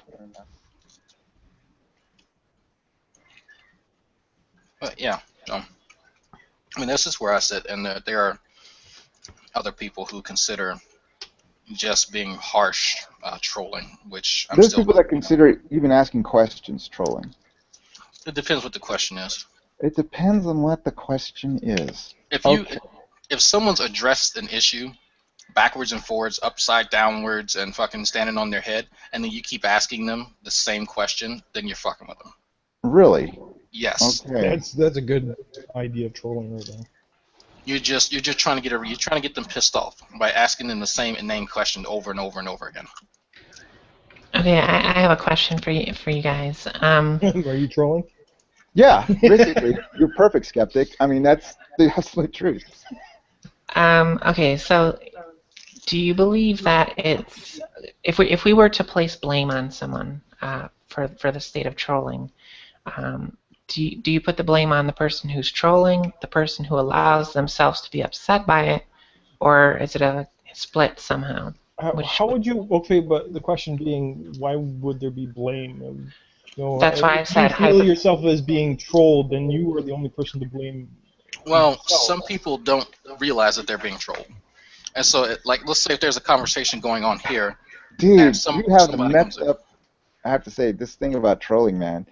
These distinctions of, am I trolling? I mean, just like Skeptic said. I mean, just. I mean, my distinctions are based It's purely like a on what I quality used to do. thing. A what? Like, is this wood table woody enough? I mean. I don't think that's a fair quality comparison. to that. I mean, no, when you're aligning the conversation towards reality and what we can share as true, I mean, that's not trolling. I think the difference is the teleological aspect to it. If I had to use a nice big term to really separate what this behavior is like compared to other behaviors, it is that the intent when going into this is for me to be malicious, not to educate. Then that goes back to my idea of this proper conversation we're supposed to have. Well, who says there's a quality there that is inessential, not needed. Well, that's a conversation separate that issue. way. Well, that's a separate issue. I don't think that there shouldn't be any trolling. Because it does trolling, I mean, it does provide entertainment, but other people do derive entertainment from trolling when they see someone being trolled. I mean, but it's just like that old saying, you know, everything in moderation, right? Get back to Jennifer's question. I believe it's both parties. It takes two to tango. For me, But there are cases, and sometimes trolling is a positive, has a positive aspect, because trolling it sort of depends on how bad the trolling is. If you want to really troll somebody to say, you know, look, your ideas suck. I would have to look. And it may take two to tango, but it only takes one person to ask to dance, and that's where the offense lies. You know, I remember, like, it takes two to tango was the fucking justification that was always used in the high school vice principal's office, right? Where it's like, but he attacked me first. But it takes two to tango. You know, and to me that was always ass covering by the fucking vice principal, if you ask me. So I don't think an awful lot of that phraseology, because Okay.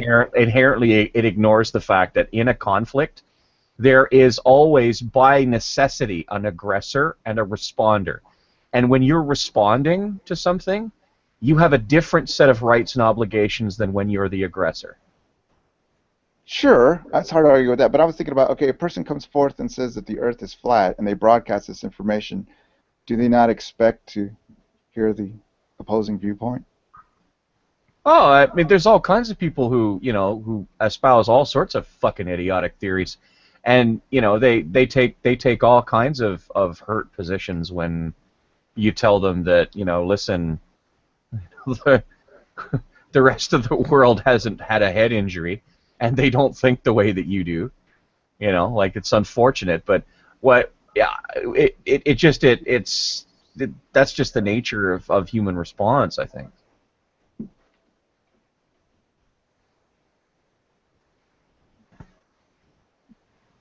There Well, are pics going around, and I'm unaware of them.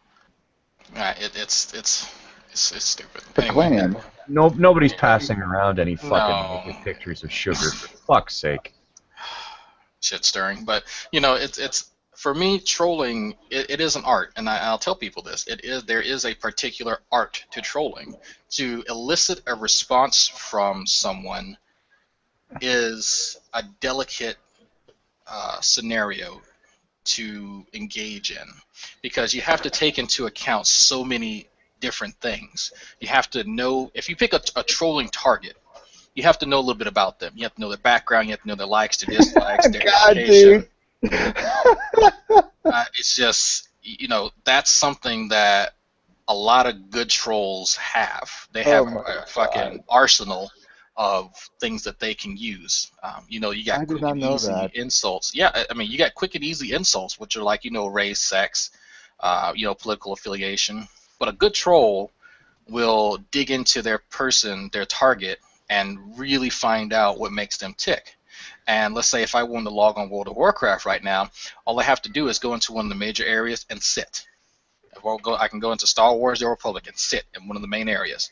And I wait probably all of 5 minutes. There's a conversation that's going on between people. There are people with issues that they want to get off their chest that they cannot talk about because of who they're around, because of who they're affiliated with, and it might somehow adversely affect them. So an easy one may be a recent political debate. There's always something that's happening in the news. There's always something being perpetuated. So you wait for someone to talk about one of these semi-controversial topics, and then wait for them to engage someone else, and then watch what they're saying. Look at the veracity of the statements, compare it to how they are portraying this scenario, whatever it may be. So if it's a political debate, you look at something like PolitiFact that have actually done the fact checking and have shown this is false, this is true. And so if you want to pick the person who has the least accurate fucking view, because attacking someone that has a really accurate, really strong grasp of reality is hard. Your fucking lowest hanging fruit is someone who is just filled with misinformation and who is just out there running their fucking mouth. And so you go after this person while they're in the midst of a conversation with someone else, and then you say, well, actually, the statement you made, was false, and people can actually go look this up. And then you put in a little snide remark at the end that, suggests that they may want to check their facts. They will always bite every fucking time, because now you've stepped into the arena, you've asserted yourself as an authority, and they need to take you down a peg. So what's going to happen is that they're going to address you directly and then try to refute a position that they don't know about, but they don't realize that you've only inserted yourself this far into the conversation when you already have assessed them as a target. So all you need to do is stick to the stuff that they have previously said that you've been gathering for the last few minutes, and that makes your position all but fucking phantom-like to them, because they have no idea. And I can tell you, I'm just too lazy to be a troll. I mean, that's just too much efforting. I mean, it takes a lot. I mean, like I said, I've been doing this for years. I mean, years. I've been an online gamer for well over a decade, and it's something that took me time to develop. because I would be one of the people who would be in a conversation. Like I just, get bored waiting for something, and I'd start talking to people in general chat, and someone would try and troll me. The best people to get are trolls trying to troll you.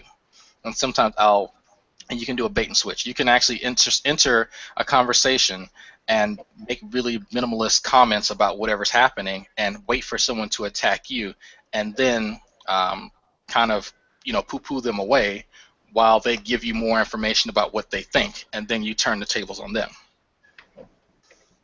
So it's really a more dynamic scenario than people imagine. Like human interaction can be filled with so many variables, but if you're trying to piss people off, there's always something that you can hold on to on these hot button controversial topics, and you can take up either side, and you're guaranteed to piss someone off. Well, part of the reason why a lot of the conversations here are so vitriolic is because people get so personally invested into what they consider the truth, right? So when you show them, even if you show them with all the evidence that you can muster, that their postulations or their beliefs are factually incorrect, they're so personally invested in those facts that to them to give them up is tantamount to asking them to change who they are and to invalidate their entire existence up to that point. That's literally what you're trying to do, which is why most people fight so hard, to hang on to what they believe is right, even if an entire legion of sources shows them that, listen, it's wrong. Oh no, there's something wrong with your sources. And they'll go all the way down the line, right? There's something wrong with your sources. There's something wrong with your facts. You're a shill for this industry or that industry. You should open your eyes, my friend. You don't know if you knew the things I knew. And in the end, it's galactic fucking grade ass covering from people who just can't admit that they're on the wrong side of a fucking issue. That's it. That's all it works down to. But that's the reason why so many fights, so many debates on core issues become so vitriolic, because the more core the issue, the more the more central to our existence the issue, the more people will invest their own identity into what they believe, and the harder it'll be to move them off a position. I agree. Very good point, because I just want to, say my farewells and thank you all for, talking to me for a while. I think it's just terrible what happened last night. I just hope this whole thing resolves itself. I don't think so. This has all the hallmarks of people who are being manipulated and allowing themselves to be manipulated. So the laws will still come, but from very few in the shadows. All I can say, Bunto, is you're welcome, and you'll get my bill shortly. Okay. How much? The retainer, that $1,000 retainer. See y'all. Take care. See ya. See you, Bunto. Bye then. Yeah, I try not to attach myself to any, particular beliefs, even though I might feel really strongly about some of them. Well, I mean, we all do, and that's a fact. We all do. There are things that, when you show us that we're wrong, there are always things out there that are going to make us fight against accepting it, because we've invested so much of who we are into those truths. It is thus for everyone. It's just a question of their reaction at the time, really, how forceful their reaction where they fight against the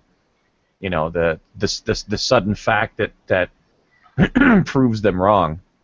I think I learned a new word the other day, and I think it perfectly illustrates this. Peripeteia, sudden change, a certain reverse in course. And I think it perfectly fits kind of this scenario. If a person is brought to a new conclusion through evidence, and it contradicts something that they've previously believed, having that dramatic change is going to be a hard adjustment. You have to reconcile everything else that you've previously believed, and that is hard. And that's something that I don't have to encounter that scenario very often, but in the event that I do, I try not to attach myself too strongly to beliefs, because I know they're subject to change.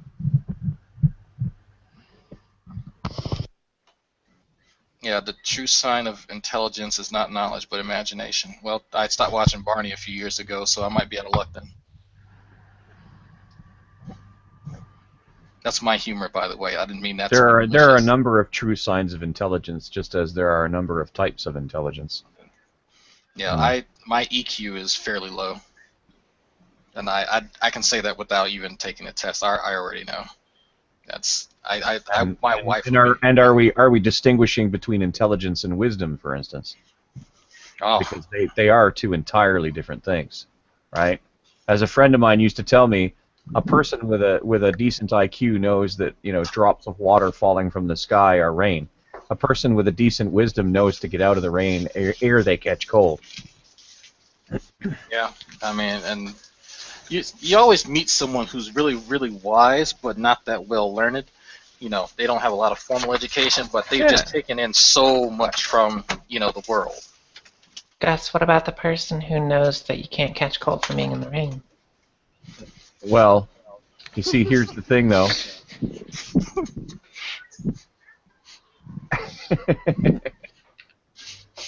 No, I'm not gonna front. I'm not gonna front like I have a response to that. I'm not gonna. Okay.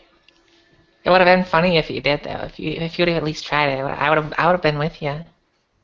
Well, I mean, you know, of course we don't know, but the strength of that analogy isn't necessarily in its truth. It's in what it attempts to, you know. For instance, I could modify the analogy and simply insert something that I absolutely knew was true as part of the wisdom, and it would have worked the same.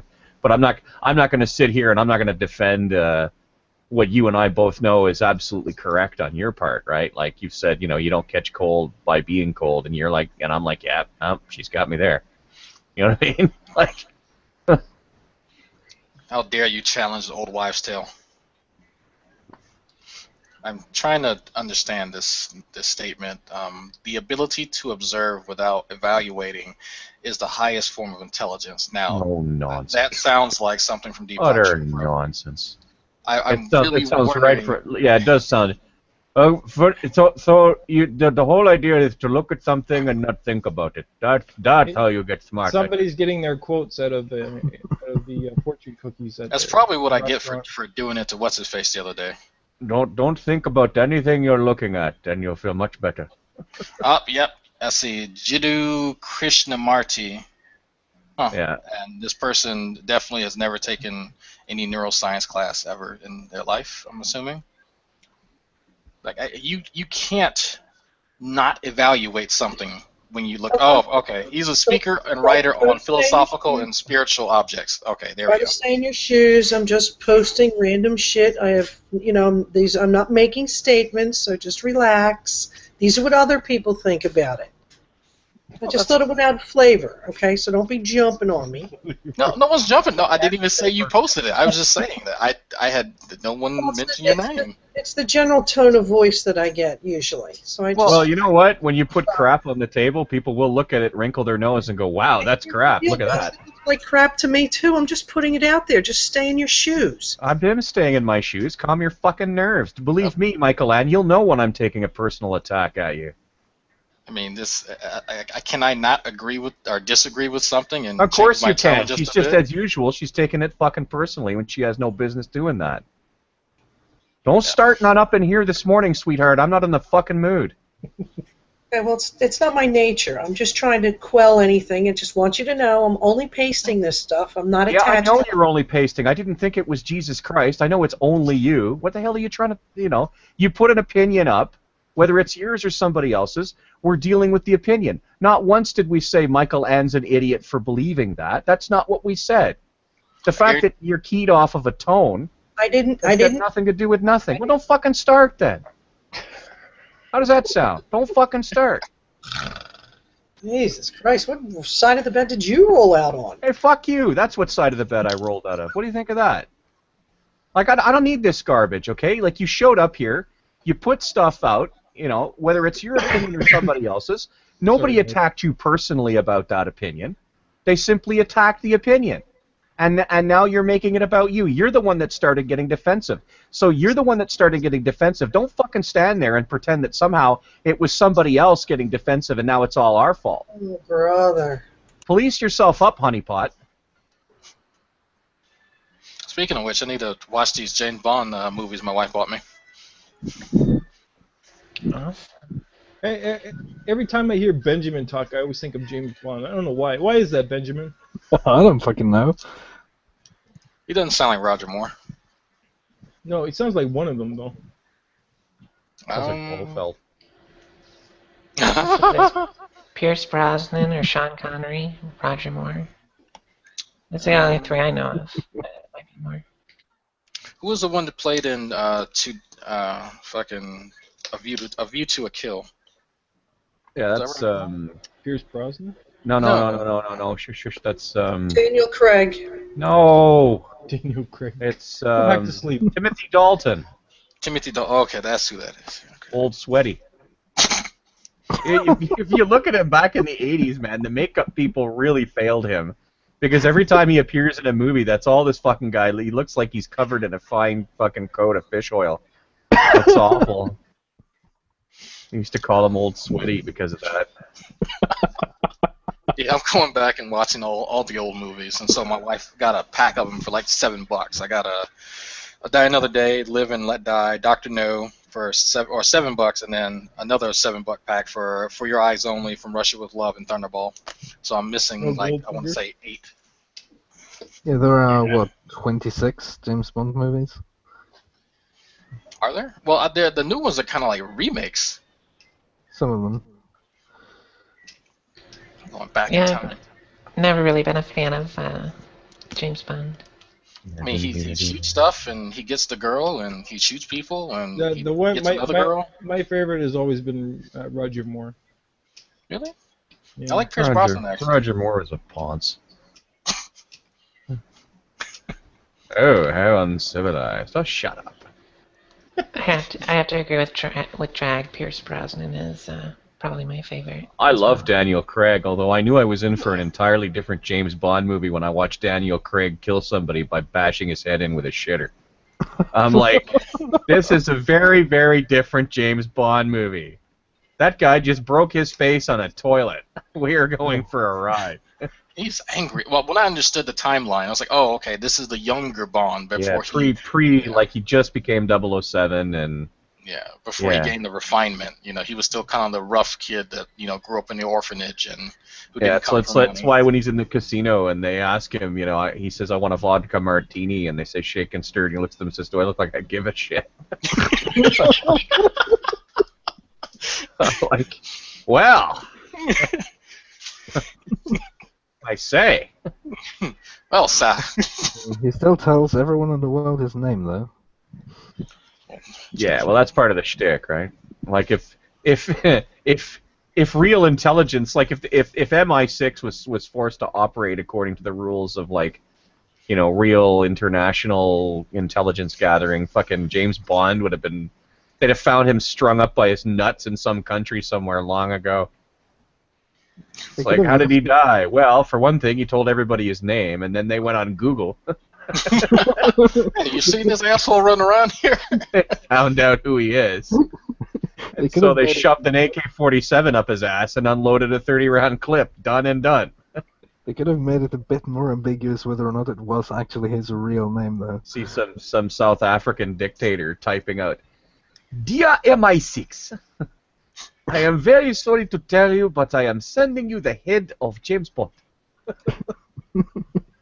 We keep his nuts, though.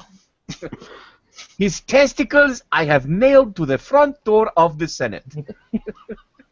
And by Senate, I mean my presidential palace. Yeah. Okay. Since we're using quotes in the side chat, I have interdependence arises and subsides in personal excellence. Yeah, I fucked that one up. Okay.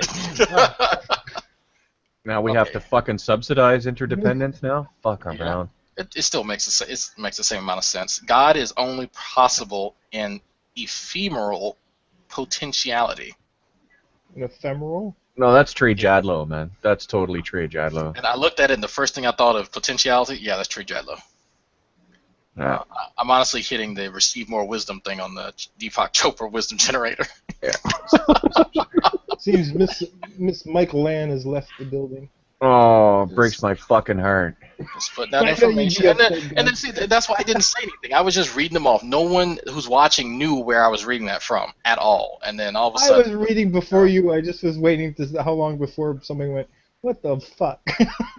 I was looking at it. I was like, okay, well, stuff. But, it's like whatever. I mean, everyone's entitled to their opinion. But the second I put a quote from fucking Hitler on my Facebook page, what do you think people are going to say? Why else would I put it there unless I have a caption that says, you know what, I really don't agree with this. I wonder why he came up with this. People are going to assume I fucking agree with it. Well, Michael Land is famous for sort of fucking starting something, testing the waters with a crazy idea, and then the second that the fucking room turns on her, she backpedals like a unicyclist at a circus, right?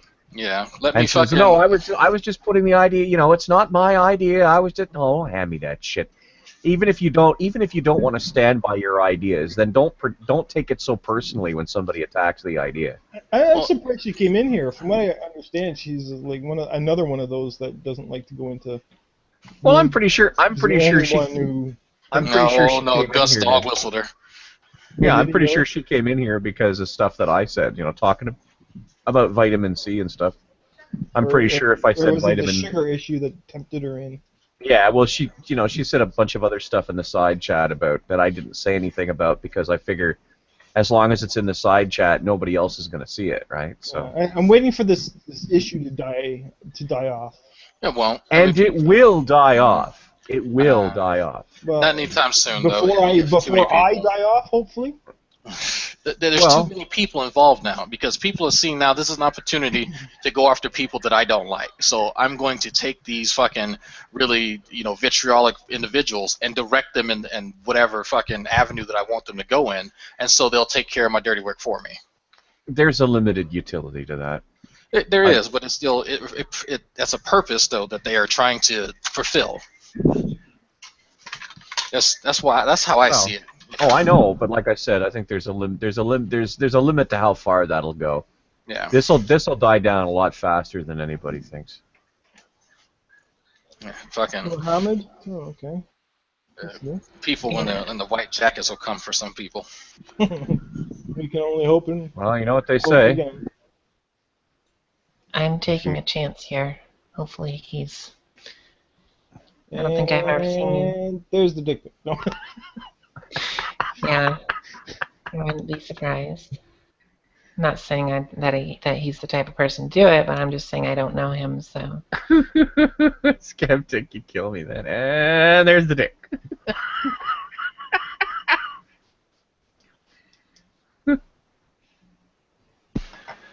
Assalamu alaikum. Speak, young man. Say your piece. Okay, I'll say it. Say alaikum salam. Okay. You actually have to. Okay, there we go. He said it. There, now I feel better. Yeah, we actually had to learn Pashto and forget the other language. We had to learn a bit of the language when I was back in the service because of the operating field that we were in. You had to be able to communicate on a basic level and understand the culture, understand the difference between a Sunni and a Shia, and understand, and this is funny because not a lot of people know this, we were taught that by definition the U.S. U.S. forces are technically insurgents. So that's something that doesn't get passed around very much. Yeah, by definition, we are insurgents. And that's something that we have to understand. It's like, no, we're just fucking rowdy party guests that just so happen to be invited at the wrong time. No, that's not how it works. You're there because you weren't invited. Yeah. Well, a lot of the term for a lot of you guys over there is actually crusaders. Oh, yeah. They'll actually use the term crusaders. Well, yeah, and it doesn't help when fucking some idiots are putting Bible verses on the weapons and on bullets and stupid shit like that. Please, it couldn't get any worse if they put a fucking white surcoat on with a red cross. I just Put a bunch of I'd love red to. dot in the middle. I'd love to see somebody do that. It's like, yeah, we're a special unit. What are you doing? Oh, nothing. Just stuff. Just stuff. You see that car? What, you mean that pancake? Looks like it needs some freedom. Let's give it some freedom. Yeah, it's funny because Watch this. We're gonna turn it a different color. it's kind of what we started out the conversation. I don't know if it was before it went on air or after, but we were kind of talking about how the U.S. likes to stick its nose in other people's business, even if it's for fake reasons or whatever the case may be. We'll always find a reason to justify our putting our nose in someone else's stuff. So It wouldn't be so bad if you guys were consistent about it. I agree. I mean, like, you went into Iraq to liberate the Iraqi people from tyranny. Meanwhile, the fucking Darfur had been going on for at least 5 years before that. Nobody said a word. The Darfur is still going on. Nobody even thinks for 10 seconds about going into the Darfur. But there's no oil there, so who cares, right? I'm just looking up a bit on our friend Mohammed here. Seems like he just wants to come and chat and improve his English. Okay, so improve your English. I'm all for it. Yeah. Oh, he's trying to get a master's in sociology. That's cool. Oh, so we're being watched. We're being observed for future reference. Quickly, Dragnot, do that dance you do, the dance of your people.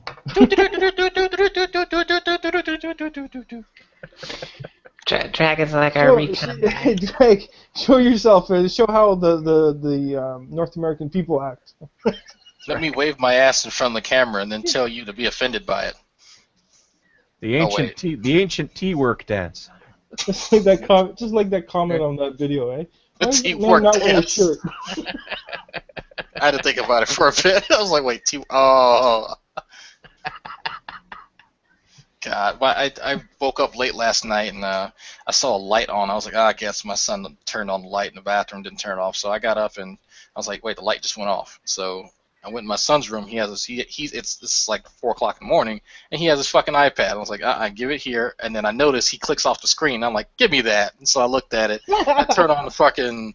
I looked in the history, and it's fucking.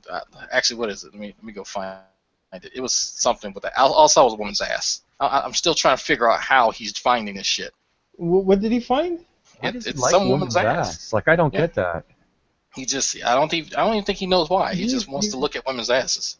And you are offended by this? No, he's a 4-year-old. So well, he's a bit young, right? And he's gonna go to fucking school with his iPad one day and fucking show all his little friends, Hey, look at this. That'd be quite the experience, wouldn't it? And then all of a sudden, Dragnot's gonna get fucking hauled in, and it's your like son was showing his friends. That's right. Butts? That's right. If you don't learn about sex from your classmates, who are you going to learn from them? Then the word pimp is going to get thrown around, and that's just going to be a problem. Oh man. Yeah. Okay. The iPad's in my wife's room. Yeah. I put my son on a fresh account just to kind of see, so I can have a clear view of what he's been looking at, because in my history I got like my playlists and. A Skylar Fiction video and something from G-Man, just all mixed up in there with Transformers, ass.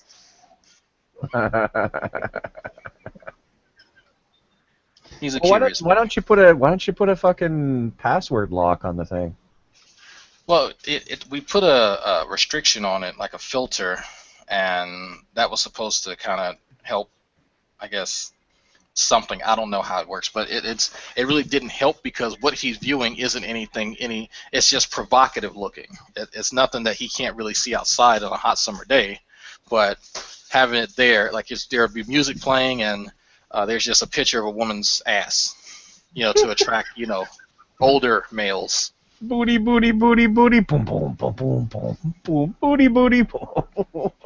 Yeah. I like big butts and I can't do it. Well, I'll have to wonder about what his orientation is. I think I'm Exactly. pretty. There you go. I think he knows. I think I know. I think my wife knows. So, you know, either way, it wouldn't matter to me in either scenario. But Yeah. I kept There's I kept Dragnet thinking going, of it that's as my a father. boy, he's a boy, it's only natural. As a father, I keep thinking to myself, like, how would you react? Like, how? How would you react? I don't know how I'm gonna handle it. handle what? If your child was gay? Yeah, like if you discovered like Well, I it have would nothing depend. against gay. Don't get me wrong. I have nothing against gay people. It's just The what do expectation you, is what do you informed. teach him at that point? You teach them, well, here's how you put your dick in an asshole, son. Let me tell you. Like, no, You know what? You know what? It's the same. You just tell him the same as you would tell him. It's like, listen, man, before you wreck him, wrap your peckham. Like, that's, you know, like, it put a rubber on, 2-ply the rubbers if you think he might have been around, and, you know, like, it's the same thing. It's just all of a sudden now you're talking to somebody who likes boys instead of girls. Okay, so I see what he's doing. There's a Transformers page that he looks for, because I type in Transformers and I let him choose, and so he'll find something from this page called Shartimus Prime, and it's showing different action figures from the toy series. On then- Cybertron, we often twerk to show our appreciation for each other. So while I'm looking at this, Twerking is the right of all sentient species. Twerkimus Prime. Twerkimus! Megabadonk is up to his old tricks again. So I think I know what's happening. He now knows the difference between boys and girls, and so now he's looking for females. So because I see Shartimus Prime, he clicks on Hasbro toy from this page, and then he keeps clicking on different ones until he finds a picture of a female. And so he knows if he clicks on a picture of a female, he'll find more females. And so he just keeps clicking on pictures of females that are more and more provocative. And so there's one with he now knows what a female is. It's like, is your wife bearded too? Like, what was the problem? like I think he's just fascinated with females. It's like he's around his grandparents, and you know, so he knows the difference between males and females. But it's just, I don't know. I think he's also around that age too, where some kids start masturbating. He's just like looking at shit. So How old is he again? he's 4. 4. Yeah, 4-year-olds do masturbate. On what I never planet? said anything. I just said okay. I went. They touch themselves to elicit sexual arousal. Okay, well that's just but that's. I mean, I say masturbate, but they're learning about their bodies. So I think that just may be a part of it. So I'm just trying to say, okay, you know, just give me the iPad. We'll watch TV and read a book. Yeah, because it's delicate, right? Because if you overreact to it, then suddenly the kid's ashamed of his pee-pee, and that's no good. Yeah, I'm not trying to make him feel bad about having, you know, these feelings. It's just but he knows that it's wrong because he keeps trying to hide it. So he does feel bad about it, and I'm trying to not make him feel bad about it. I don't know if maybe it's not so much that he knows it's wrong; it's that he knows that the fascination is really powerful, and he's trying to protect it. If you know what I mean. Yeah, that might be it. I don't want to, you know, to fuck with his mind at such a young age, you know, to make him think that I find a problem with it. Now, Skeptic, on the other hand, he's going to whoop the gay right out of his son. Skeptic is like, now, I know I did not raise me no gay son. No, there was a crazy Law and Order episode. Of course, it was SVU, where this I guess he was like a senator or something like that, and he found out his son. He had an idea about his son being gay. I think he sent his son to one of those crazy fucking conversion camps, and he came back quote unquote cured. He was delivered, and so after that, I don't like listening to those things. So yeah. Oh no, I watched Jesus Camp. I watched Save Me from I watched all of them. They're horrible. So his son came back and was supposedly cured, and then you know, a few weeks later, senator comes home. He's looking for his son, and he goes in the son's room, and his son's getting fucking rammed. And so, like rammed. But I say that because the senator guy thought that he was being attacked by the way that he was positioned, and so he ended up taking the top guy and like ramming his head through like the drywall and killing him. And so that's what they were trying to figure out, how this guy That was. guy got killed because his head went through drywall. Man, they're making gay guys weak. Yeah, they're making him weak. Like he evidently took it. My took his dad, face but and ran. before I was 10 years old, my dad used my head to knock 3 holes in drywall, and I'm just fine.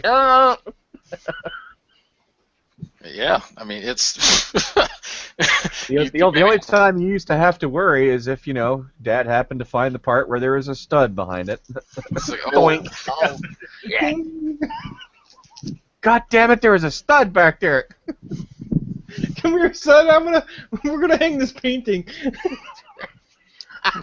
Grab my stud right. finder. You don't have a Right, stud he's- finder. Yes, I do. He's knocking my head gently against the wall, trying to figure out where the Bing, stud bing, is. bing, bing, bing, bing. Dad, shut up, fuck. I'm trying to listen here. Yeah. Yeah, nowadays they got those electronic stud finders. I always have to leave the room in case it gets confused, but Yeah, just in case, yeah, that's right. But this does Because every This time does- I stand there and they turn it on, the thing makes a noise like ooh. Yeah, I And then gotta the wife's go. eyes roll back clear across the room. start sweating just a little bit. All right, and with that, I think I'm going to end the on-air portion. Yeah. Aw, She's like, Way right. to go, Gus. It's like this motherfucker. Fucker. I was just going to talk about safe spaces too. Okay, let's talk about safe Safe spaces. spaces. This conversation reminded me of there are now safe. There's actually and I say it's a safe space. There's a veteran-only room at my college down the street, and it has one of those really gaudy "Don't tread on me" fucking flags up there, and I'm like, yeah, that's awkward. So, and it has an American flag and different stuff from the VA, and it's like nice big leather couches and a table and a lamp, And there's another room next to it for just kind of I guess just chilling out. It's just an open room, but this room is locked. This one's only for veterans, and I think there's another room that's for whatever. I'm not really sure, but these spaces remind me of the safe spaces, as they're called. So if you are being, I guess, barraged with fucking things that you don't like and the college atmosphere, then you can go in there and cool down and, I guess, regain your composure and go back out there and be fucking tried and tested by ideas and people that you may not agree with. Yeah, I've always Well, found that that went to in be the a right bit direction. retarded. Oh, am I gonna get in trouble for saying the word retarded?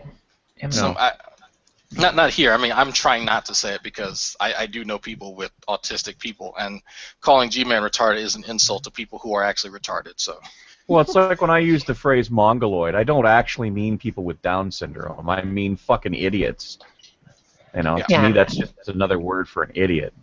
To And me, if it's always somebody been comes about- to me and if somebody comes up to me and says, while I'm around, please don't use that word. If I care about what they think, I'll be like, yeah, sure, no problem. It's easy, no problem. You know what I mean? Yeah. Yeah, I just don't. I mean, I know there's a crap load of PC people that are probably may watch this. So if I offend any of you, well, I'm very fuck off. I'm very fucked off. Very fuck off. I am so fuck off that I offended you. Glad I have my Please. fucking camera off then, jeez. Please accept the full extent of my go fuck yourself. Trigger, super trigger. What was that? The fucking Say Scott it sometime in English, Greg. Come on. super triggered. Scott on his side. Triggered Super Saiyan, triggered Super Saiyan. Yes! He's ascended to the next level. Now he's super triggered. This isn't even my final I'm trigger. sure if Scotty could talk, he'd be like, it's Saiyan, not Cyan. Yes, Captain Pedanticus, I know. Oh, look at this. We got Muhammad here socially analyzing our situation here. I hope Mohammed We're gonna be writes a classified paper as about each mentally of us. retarded for sure. I hope Mohammed writes a big fat paper about each of us. Yeah, and I really do think that, and this is perfect. I get the segue now. Cool. So I don't like the idea of safe spaces either. I first came upon that from kind of the feminist scene, saying that they need spaces to get away from the evil patriarchy or whatever. And then I started seeing a lot of people who look like me and have my particular skin affliction start saying that they need it too. And so I was like, well, you can if you want to go hide in a corner. That's cool. I'm not going to do it. If that's something that you find that a broom closet will help you deal with the world, then I'm not going to stop you. You can stay in the broom closet, and however long you need to. I have a house, or an apartment exactly, and I have in-laws down the street who have a house that I can go into, and there's a man cave, and it has PlayStation and Xbox and movies and shit, and so that can be my safe space.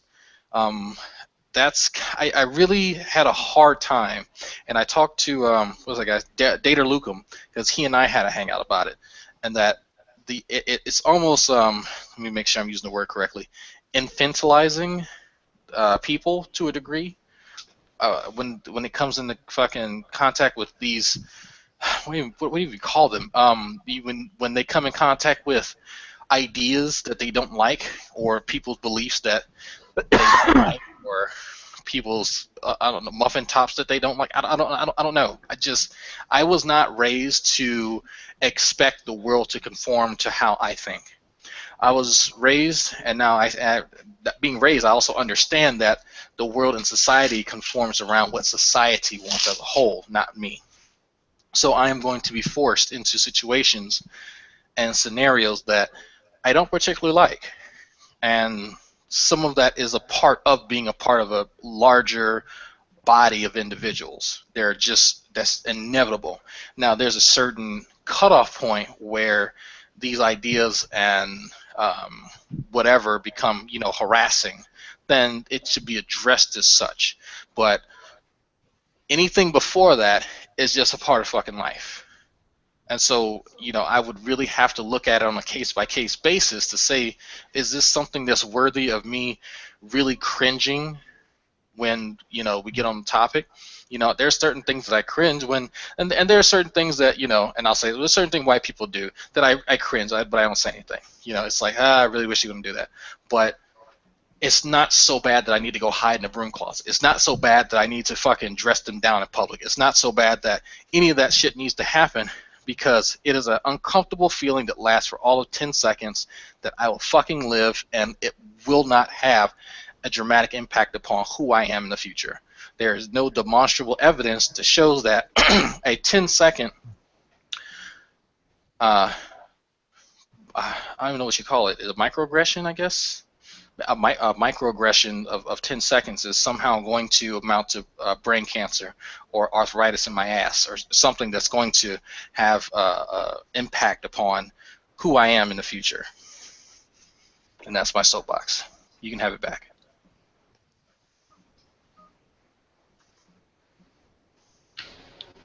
Way to shut up the room there, Drag. Jeez. I guess it just sort of, I don't know. I think it's important to remember where the movement for safe spaces came from. And, particularly on college and university campuses, there was, there was often a feeling that, particularly when women's groups or when groups of minorities or disadvantaged people got together, there were sporadic tales that, the dude bros would say, hey, what do you want to do tonight? Oh, the lesbians are having like a hangout or whatever. Let's go pick on the lesbians. Like, okay, let's get some brewskis first, kind of thing. And they would do the rough equivalent of whatever a panty raid is these days. I don't know, but they'd go into the meeting and they'd start some shit, right? So I understand, like, as with everything, there's a tendency that once the big problems get solved, suddenly the little problems become big problems. But I think one of the really important things to do is never to forget why these things came about in the first place, so that you don't end up throwing out the baby with the bathwater. And you know, I've never seen anybody get tougher just because you told them A, that you were tougher, or B, that they should get tougher. I think you have to deal with people's sense of grievance as you find it. Even if you personally may think that it's overactive, you still, if you're interested in dealing with those people at all, and sooner or later you're going to have to. My father always told me, he said, you know, Gussie, you and I don't think much of stupid people, but they control the world, so you're going to have to figure out how to kiss their ass. You know, and this sort of thing, like it sooner or later we're going to be confronted with somebody who is more delicate than we are.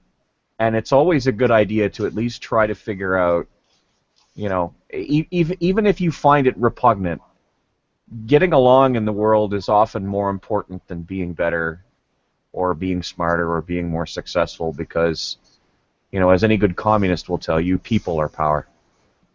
That's what I think. Yeah, and I definitely agree.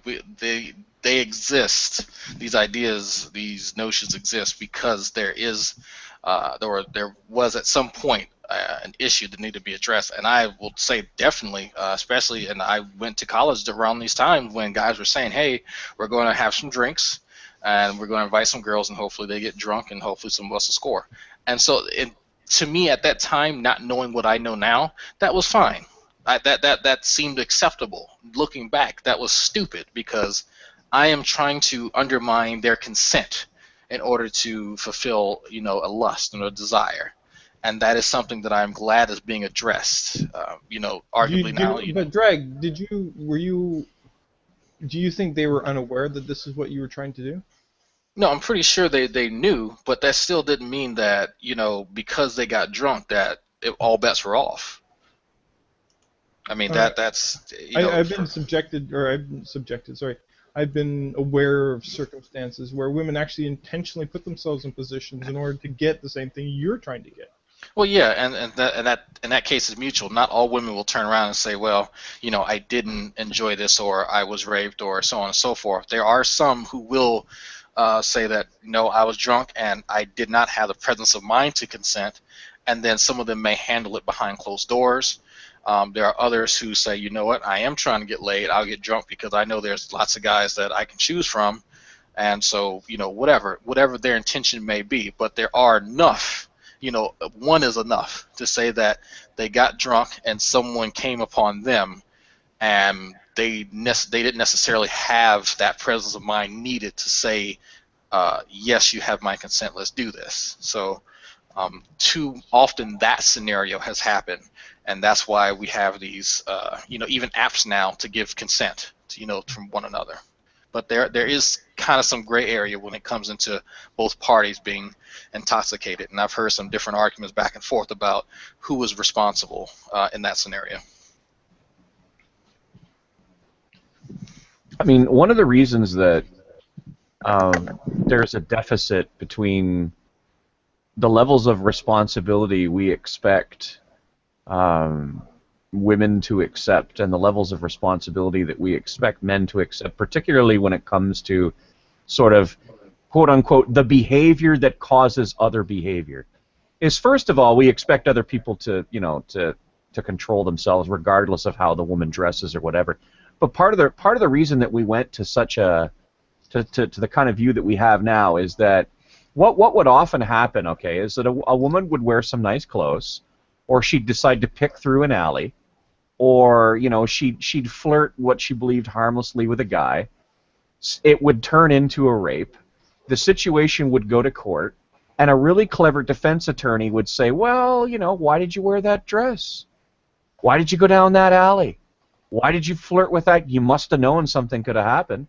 And now you've got reasonable doubt introduced into the mind of a jury, when, quite frankly, out on the street, nobody would fucking use that to get that person off, right? Yeah. And, you know, so what ended up happening is that, you know, it became so, it reached the point where just women were so fed up with being told, you know, that, well, you shouldn't have done this and you shouldn't have done that, as an excuse for men to be monstrous to them, that there was a complete backlash to the point where They simply won't hear, you know, anything like that anymore. They just won't hear it.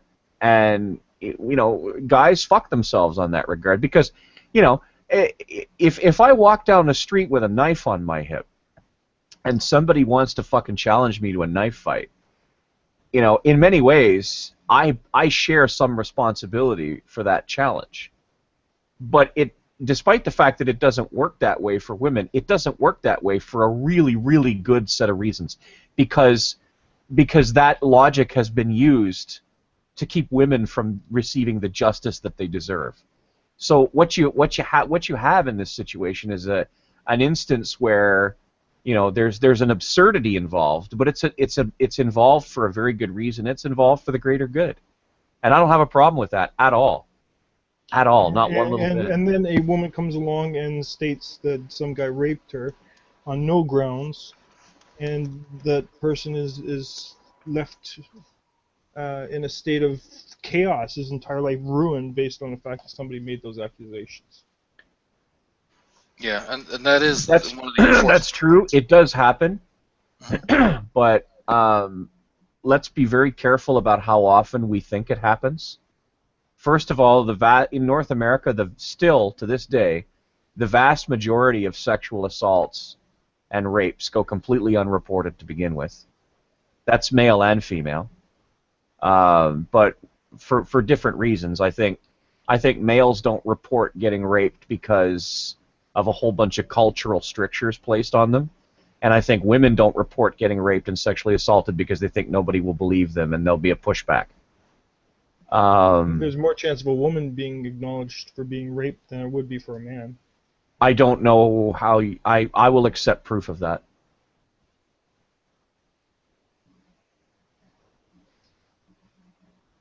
They don't even ask questions now. I'll accept proof of that too.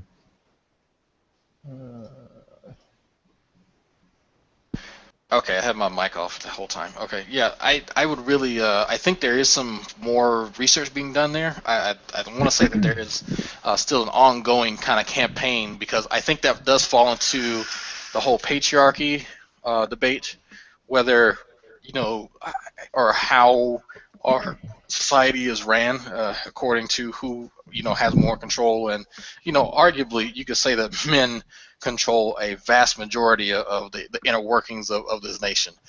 So I don't think from that aspect it's much of a debate, but how pervasive the idea of patriarchy itself is something that is still being researched. And I'm sure the question that Skepta brought up is a kind of a part of that.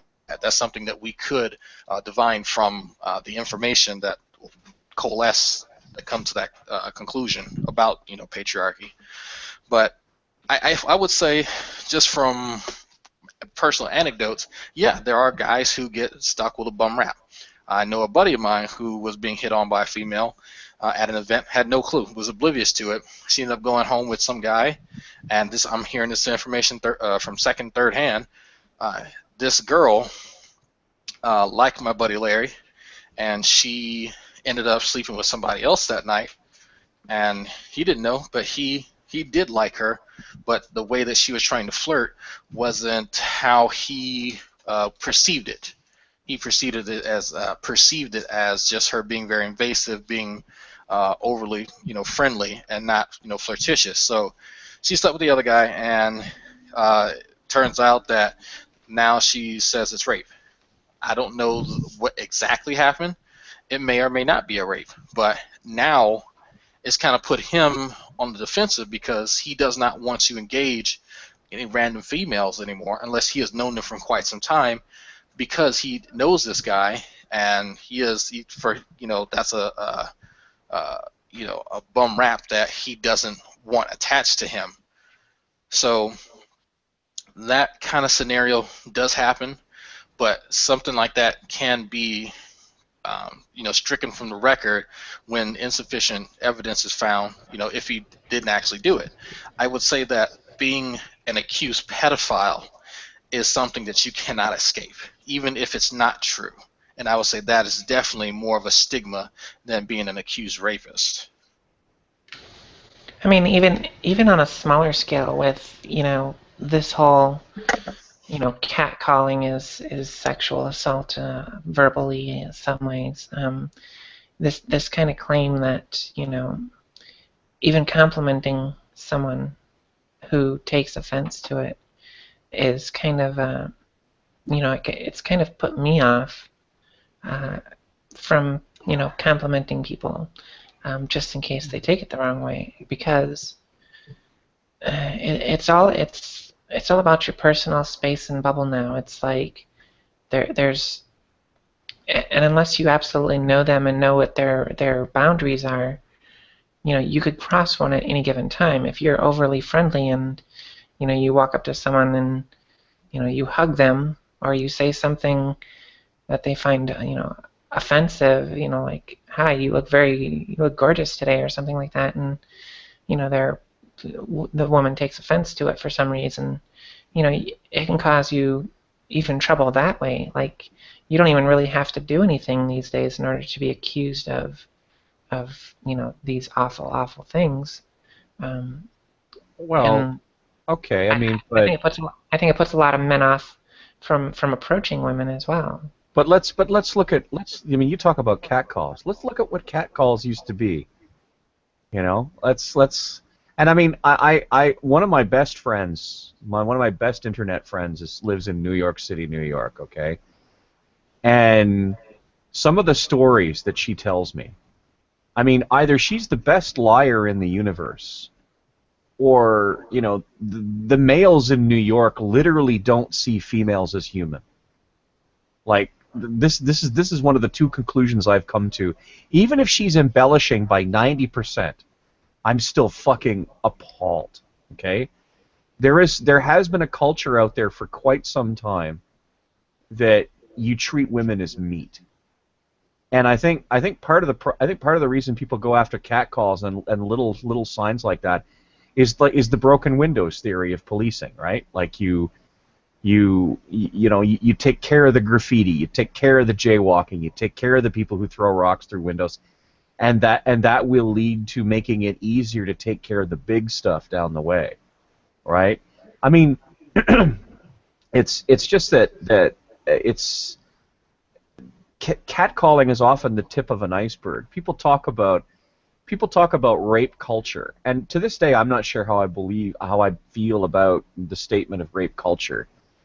But if you have an environment where it's okay to sort of talk to women like they're things, and like the ultimate value of a woman is how beautiful she is, and the ultimate use of a woman is how good she'd be in the sack, then as the twig is bent, so groweth the tree. And I think no social movement is perfect. No movement that advocates change is going to be able to proceed without scraping a lot of knees and putting a lot of people's noses out of joint. But I think if it means that a guy is going to have to think twice before he yells out some stupid catcall, because frankly, it's like Jerry Seinfeld says, guys catcall women because they just don't know what the hell else to do, If that's the casualty, then I think I'm prepared to live with that. Well, I mean, Well, here's the thing, though, is we've whittled it down to this idea that that words in certain words in certain sequence can have more effect to be on the same level or playing field as a physical act. If I told someone, hey, I think you're beautiful, would you like to go out for a drink? You don't know anything else about them to compliment them about, other than you find them physically appealing, and that's there are people out there who will use this as an example of someone who is being sexually assaulted because it's unwanted. It's an unwanted approach, and that's kind of what it's been boiled down to, is anything unwanted now becomes a sexual advance.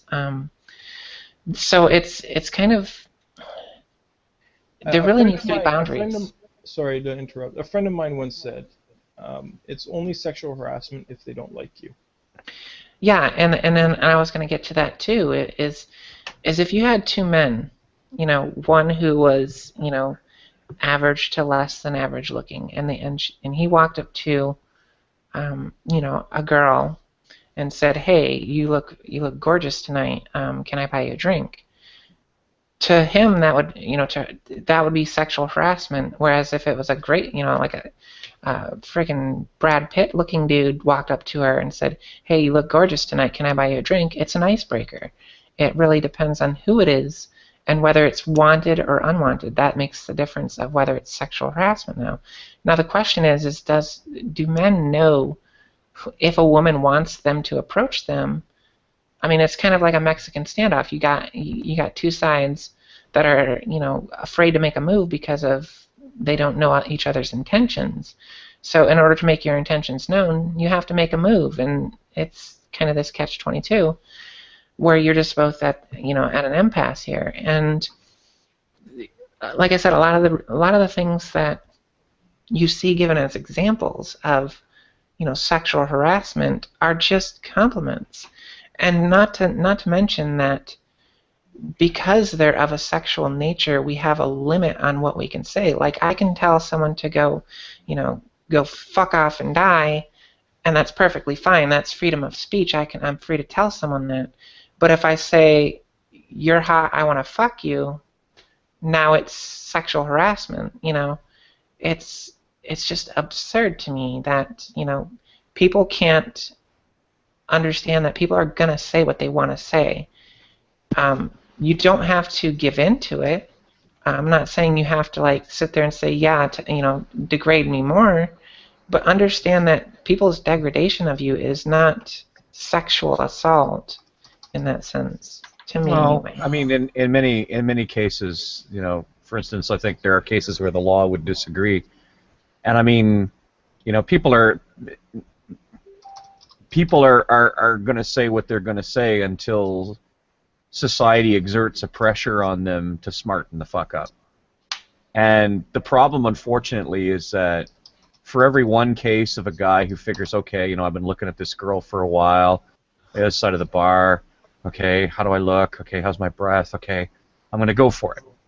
For every one case like that, there are cases where the guy gets told no and he won't go away. He gets told no and he gets abusive. He gets told no and he makes threats. He gets told no and he stalks her. He gets told no and he decides to ask her every single time she goes to the bar. He gets told no and he follows her home. And I mean, so it's difficult for the woman who is the point of focus of this behavior to figure out whether or not she's actually dealing with a nice guy who is going to get told no once and then go back to sit at the end of the bar like he should, and the kind of situations that happen, that I just talked about, that happen all the time, every day. So honestly, if guys find that they can no longer, innocently approach a woman at a bar and offer a drink and a compliment anymore without being, dealt with in a hostile manner, maybe as guys we need to ask ourselves how the fuck it got that way.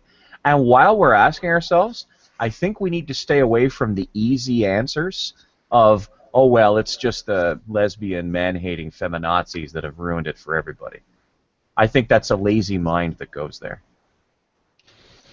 Well, I mean, I would agree with you there, but your depiction of someone walking by on the street and someone say, "Hey, beautiful, have a nice day," or something like that, or if it's the same person, doing it constantly to the woman, like you said, that's harassment. I give them that because it's a repeated. Even after has been known that it's unwanted.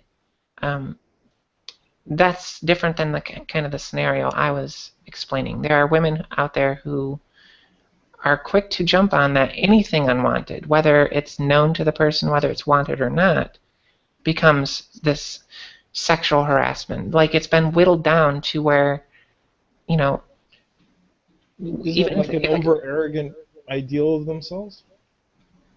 I don't know what it is, Like and I'm not saying overconfident in the it's. idea that they believe themselves to be so irresistible that no man can resist them, and if somebody kind of says hello to them, they believe that they're suddenly they're being attacked.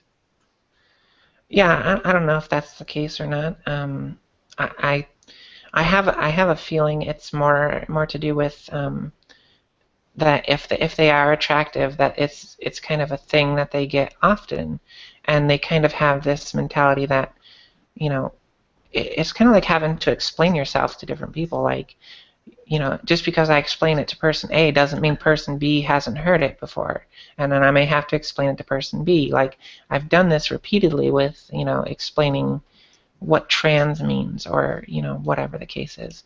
But these, you know, and I think maybe that's what it is. It could be a little bit of that. It may be, you know, an overinflated ego as well. But I think that it's a lot to do with, at least in my opinion, to do with, you know, that they repeatedly get this from different guys, and eventually it kind of builds up until the point that they're just so frustrated that in order to make it known that they're not willing to be approached by these people, that they put out this air of sexual harassment claims. I don't know. I don't know Yeah, what it is. I just want to acknowledge, Mohammed, we are reading the side chat just in case you want to know. I don't know what to say about it though. Without you know, without wanting to come across as disrespectful, I think there's an awful lot of reaching involved in what you're saying, Jennifer. I'm sorry. Well, that's just what I said. I don't know. I mean, it's just my opinion. Yeah, well, you know, as such, I think it's. I don't want to use the word contrived, because contrived lends an air of, you know, you're trying to lead us astray, and I very much don't believe you're trying to do that. It's almost I don't know. I think to a degree, you two may be referring to two different avenues along the same route, and the route that I believe Jennifer is going along is one that more like a hitchhiker on the journey. Not to cut you off, Drag, but something that just occurred to me. I've never had anybody react hostilely to me tell them that they're beautiful. Never once. And I think, and I'm not a good-looking guy, okay? And I think that part of the reason is that I tend to approach compliments the way I approach humor. You know, I'll often make a joke, I'll drop it, and I'll move on. I won't dwell on it. I won't expect any sort of reaction. I won't stop to see what the reaction is. I'll just drop the joke on the floor. If people pick it up and laugh with it, I'll bow, say thank you very much, I'll be here all week, and I'll move on. But I won't. And I've sort of walked up to women I've never known and said, listen, I just want you to know that I think you're beautiful. That's it. That's all. And you have a good day. And I'll walk away. You know, just turn around and walk away. And I have never once had. But I'll tell you what I've never done. I've never leaned out the side of a car and gone, "Hey, baby! Hey, chuchunda! Hey, how you doing?" You know, like I've never once done that. I have one of my best friends in the whole world. Like, this guy, he's a big sweetheart, but he's as crude as a bucket of fucking oil, man. I've drive around in a car with him, and if he sees a good-looking woman, he'll lean his head out and go, "Hey, nice pooper!" You know, like he literally say that. But I mean, this guy would give you the shirt off his back. If you needed a new heart, he would reach into his chest and give you his. But this guy does not know how to talk to women, like, you know what I mean? But, you know, so I think you can compliment women. You can offer to do things for women. I think there's just a question of appropriate circumstance and appropriate timing. And I think guys need to learn that women get some input into when they're going to be approached and when they're going to be complimented and how they're going to be complimented. And I don't think that's unfair. I really don't. I think in any other circumstance it would be acceptable to take into consideration how the other person feels. I think it's just because so often this is mixed up with psychosocial, romantic, that sort of thing. I think people's feelings are often sort of pushed to the fore, and it ends up becoming very raw because, when a guy gets around to maybe asking a girl for a date or whatever, or giving a girl a compliment, he's built up the situation to the point where he's invested some of himself into the circumstance, and it's understandable. It's completely human, but it's something that may have to be learned away from, if you know what I mean. Drag, I know you're in the middle of saying something earlier when you're kind of interrupted, but I think you're right about we're kind of on two different paths here in the same genre, kind of, so to speak. Because when I'm explaining it, I'm looking at videos online that show a woman walking down the street and people saying, hey, beautiful, and they include it in this video of a woman getting harassed. So I'm kind of curious, Gus, do you find it to be like you said, you go up to a woman, you compliment her, and then you drop it and you move on? If I walked up to a woman, if a guy walked up to a woman and said, you're hot, I want to fuck you, granted, she may not take that as a compliment, he might mean it as a compliment. But he drops it and moves on. Is that? I mean, I guess where does that sit with you? Is what I'm trying to think. Well, I mean, first of all, I don't think we would categorize "hi, I'd like to fuck you" as the kind. I mean, if your grandpa probably wouldn't have said it to your grandma, chances are pretty good we shouldn't consider it, a polite way to approach somebody. First of all, and I think if you're talking about a compliment, it has to at least have it has to at least taste a little salubrious at some point. I mean, walking up to somebody and saying, "Hi, I'd like to give you the tube steak," I mean, that's at best that's crude. At worst, it's barbaric, and frankly, no woman should have to put up with it. Maybe okay. Let me try a better example. Hey, you have a really nice ass, and then just dropped it. I'm not sure what you're trying to ask me here. Like when does it become is it what is being said that turns it into harassment? Of course, well, that's part of it. Of course, that's part of it. But like any other human interaction, how it's said is as important as what you say. That's why diplomacy exists, right? I mean, how you say something is often as important as what you say. And in some cases, there are some things that you just shouldn't open with. I mean, I think we're talking about certain words that are being used that are in general conversation are derogatory alone. Well, using it I think it's as an introduction. Well, I think you're it's going to get pretty much the same result. It's what it seems like to me is what y'all are discussing. It's the discussion I have with my parents. My parents really don't like the music nowadays because they say it's really crude, really sexual, really, out there, very provocative. But then I remind her, you don't have to listen to, Webby, Girl Give Me That. But you will listen to, I think it's Anita Baker. It might not be Anita something. I think it's Anita Hill. She has a song called "Ring My Bell." And if anybody just listening to the title and then listen to the song, you know exactly what it's about. So, but remember, in the 1970s and the 80s and in the 60s and certainly in the 50s, you had censors out there that kept you from saying the really explicit stuff, and as a result, you had to be clever to get around, the censors and to say what you wanted to say without coming right out and saying it. And as such, an entirely, spontaneous sort of, almost like a poetry, grew up around pop pop music so that you could talk about doing drugs and you could talk about having sex without anybody really realizing until they sat down and thought about the lyrics or in some cases talk to the artist. Like I remember the songs that all had fucking couched and not so couched sexual innuendo, but at least there was a veneer there of civilization. I'm sorry, when you walk up to a woman and say, boy oh boy, do I ever want to give you the meaty torpedo?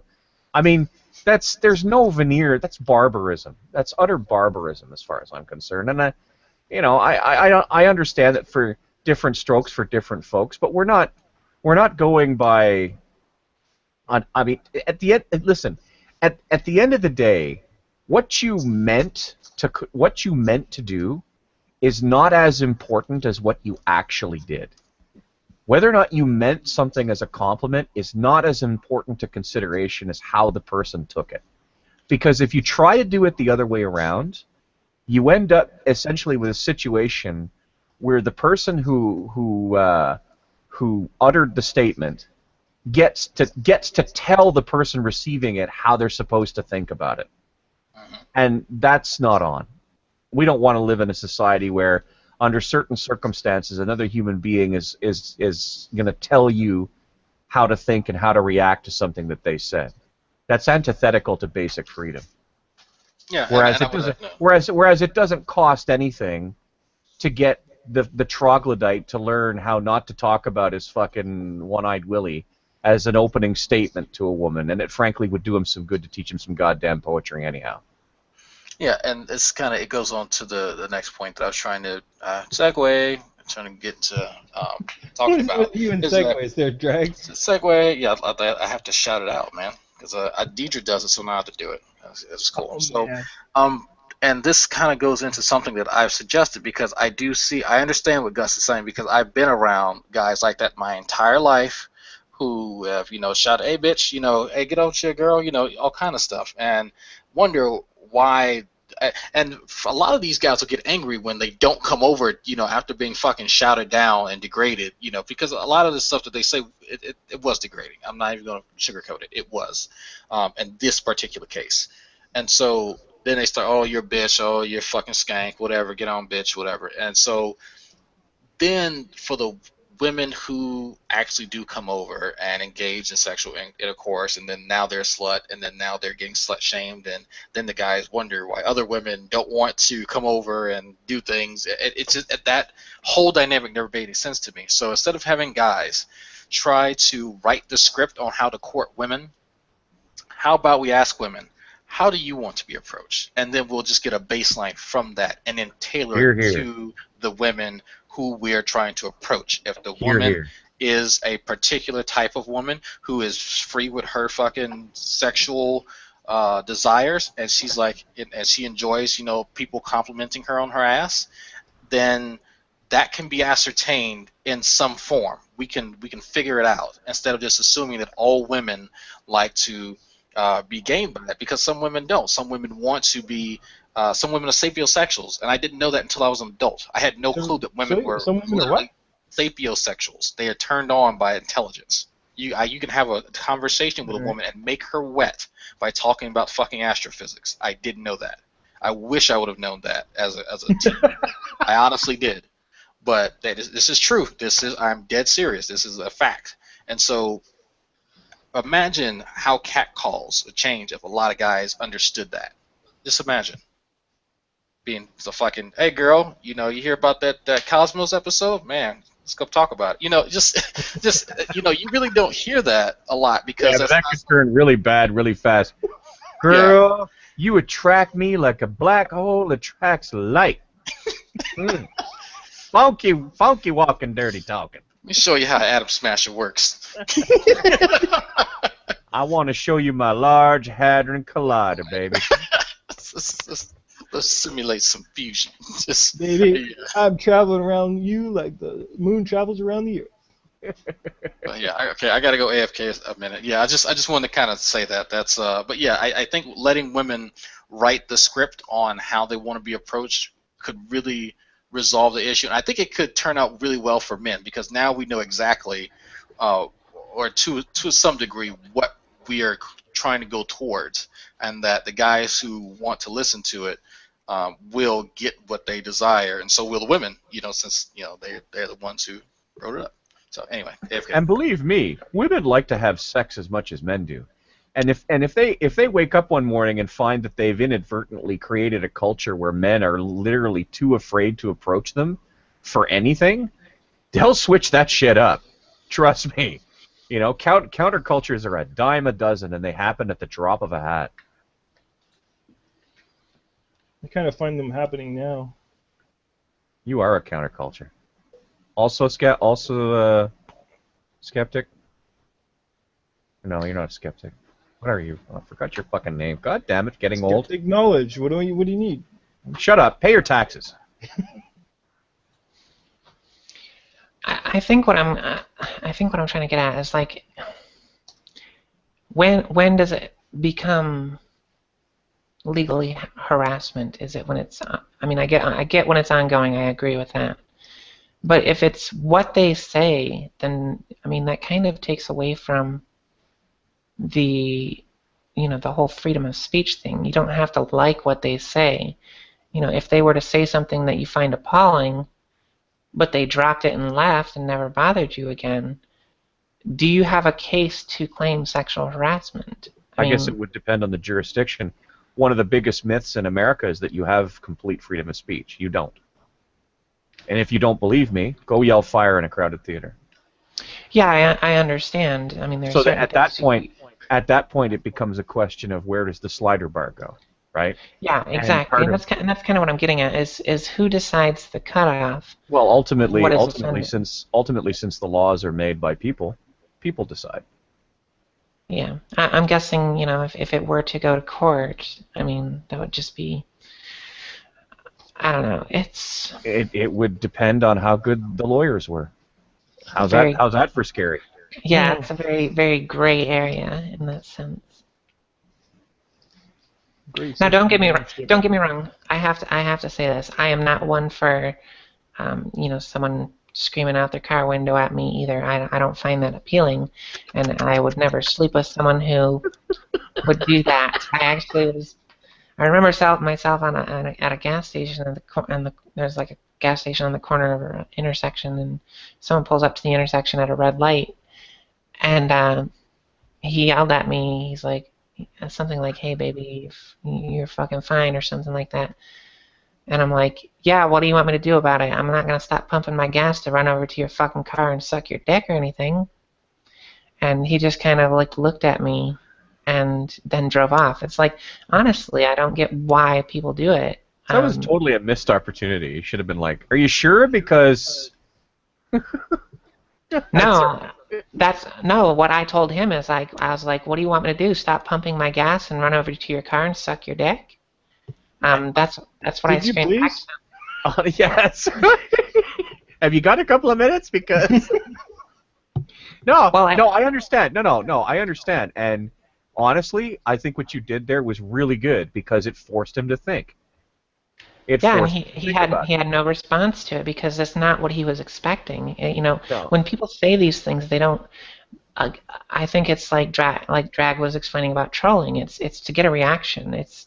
And when they don't get the reaction that they expect, they're kind of put in a place where they're just like fucking mind blown, and that's.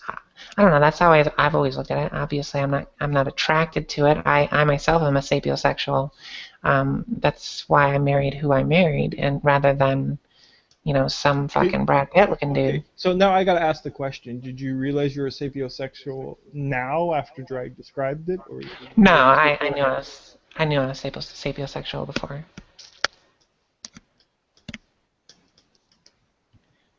Yeah, I've always been more attracted to intelligence than I have looks, like physical looks. Intelligence will always trump physical looks for me. I mean, I am attracted to my husband physically as well, but... Then we get into questions of what is considered intelligence.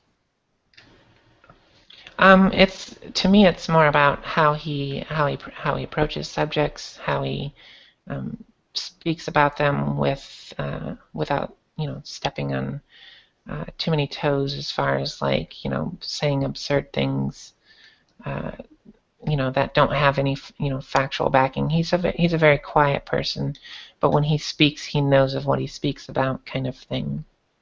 Like he tends to keep his mouth quiet. You're attracted to his confidence. Yeah, a bit in his confidence and the fact that he's smart in the sense that he knows when not to speak on a subject he doesn't fully understand, or doesn't feel he's willing to lend any information to. That's always been appealing to me.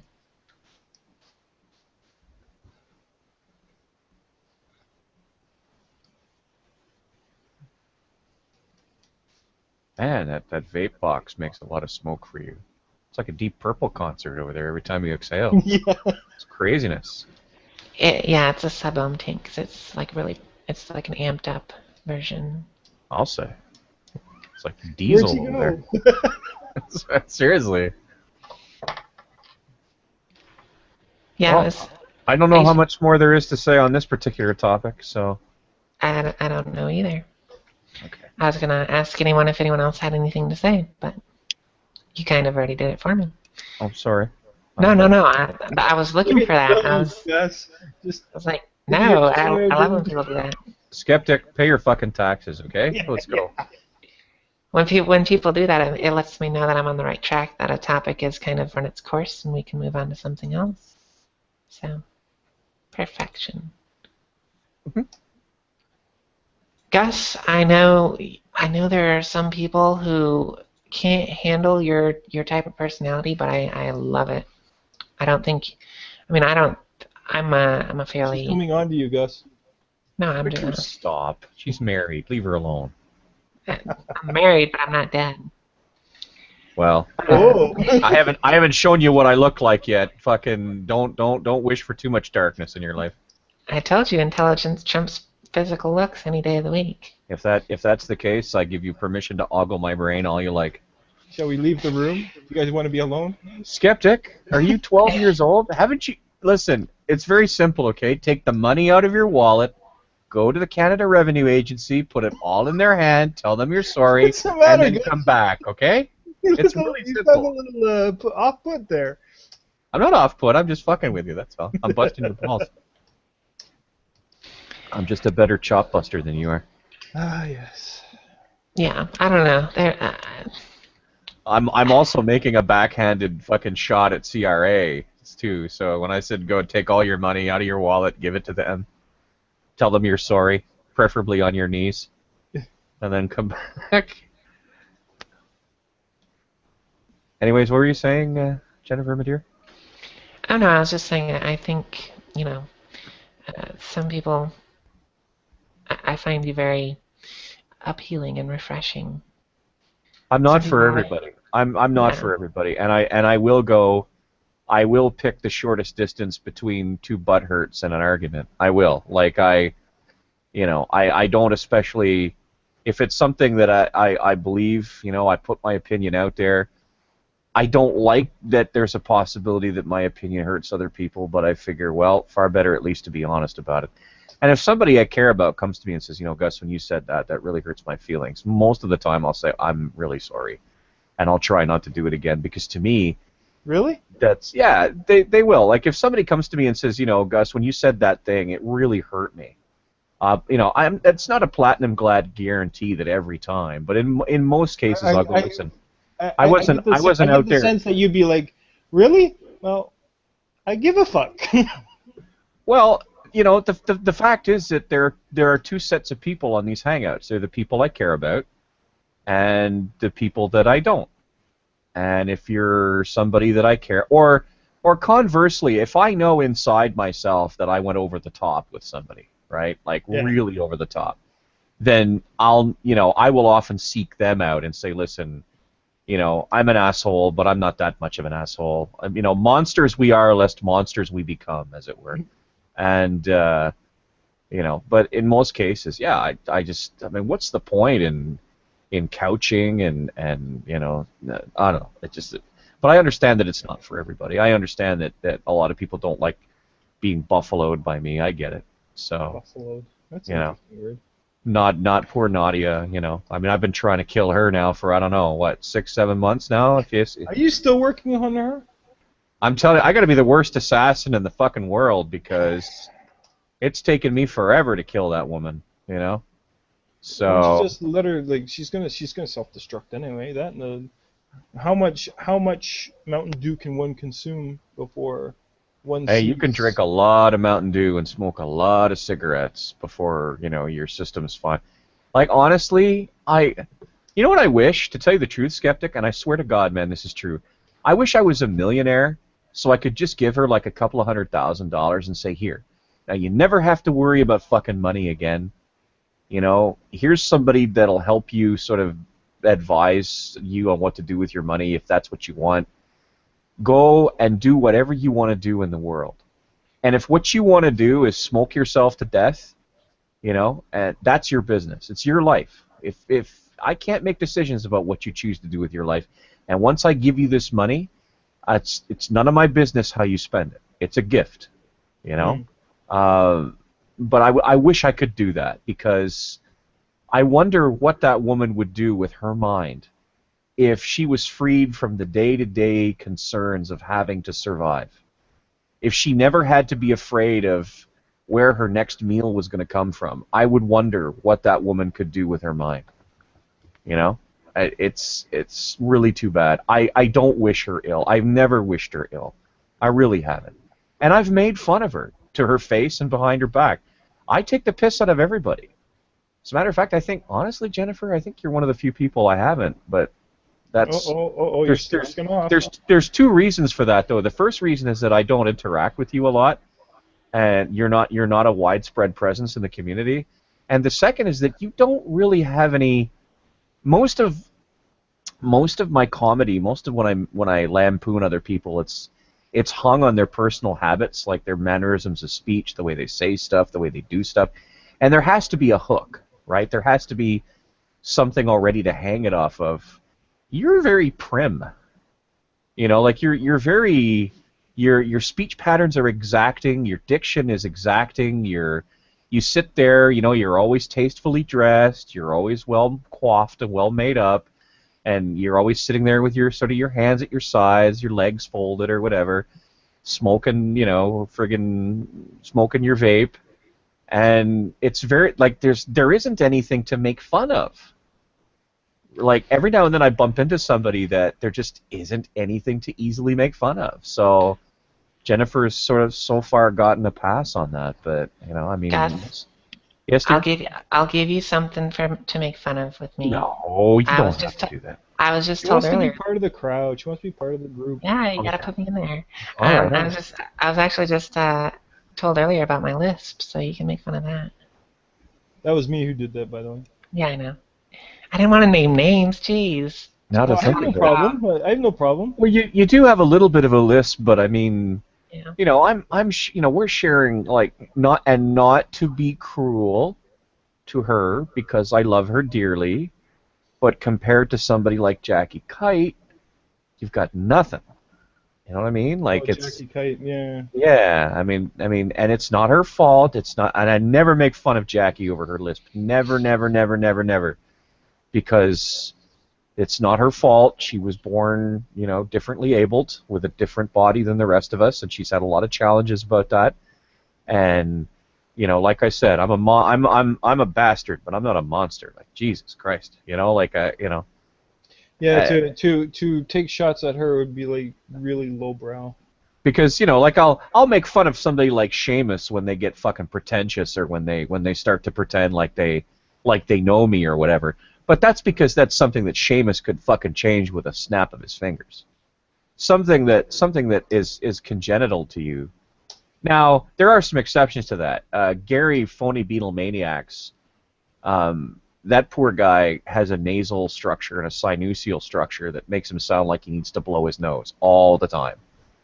And it gets a little rough. It's like, oh my God, he sounds like Alfred Hitchcock with a nose cold. And So every now and then I'll take a swing at him, but I mean, most of the time it's in good nature. And What do you you know. think of that guy there? I forget his name. That he looks like little bearded TS there.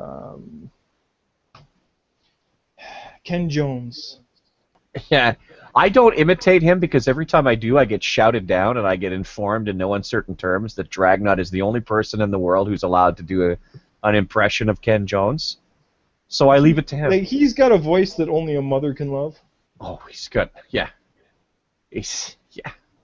I mean, yeah. So yeah, no, it's when you're in the business of making fun of people and you're in the business of the mosh pit, it's always better to allow, you know, other people to do the stuff that they do better than you do.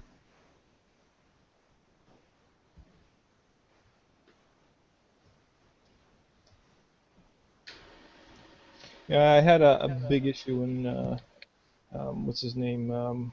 Shit. Who's the know-it-all that's been on recently? What do you mean, the know-it-all? The know-it-all. Nephilim Free. Nephilim. You're looking at him all wrong, man. Listen, I'll tell you what to do. He attacked Jackie with her. Oh well. Saying that she's kind of the reason the way she is because it was God's. When you're brain damaged, right? Stupidity in, stupidity out. But I mean, and that's not to minimize it, but you know, most people look at Nephilim all wrong. What you got to do is you got to wait for one of those days when you really want to go to sleep, but you can't get to sleep, and then you get your blanket, and you get your pillow, and you get your stuffy, and your glass of cold water, and you lie down and you turn Nephilim on, you know, and you let him talk. And you let him drone on about, you know, evolutionary theory being a wonk, wonk, wonk, wonk, wonk, wonk. And suddenly you find you've drifted off to sleep. Nice, calm, restful sleep. Listening to the rhythm of the falling bullshit. And this is really nothing like it. There really isn't, you know. And boy, does he ever get mad when you explain that to him. Like, he's just like... He gets really riled up, but... Well, Gus, you've heard of his experience he had with his when Christ entered him. Yeah, I got told about that. I just you know, it's you're just like, no, he didn't say that. He did say. Oh no, he did say it. I can't stop listening to that. I can't. Remember that the really low-hanging fruit scrapes on the ground, so it's not necessarily good for eating all the time. So. Well, I'm not gonna like jump into a room and go, "Hey, Neff, I heard that you're." Hey, Neff, I hear Jesus gave you the business over the couch. But I have to listen to it, and the best part of that was when Xbox nearly fell over his chair near the end.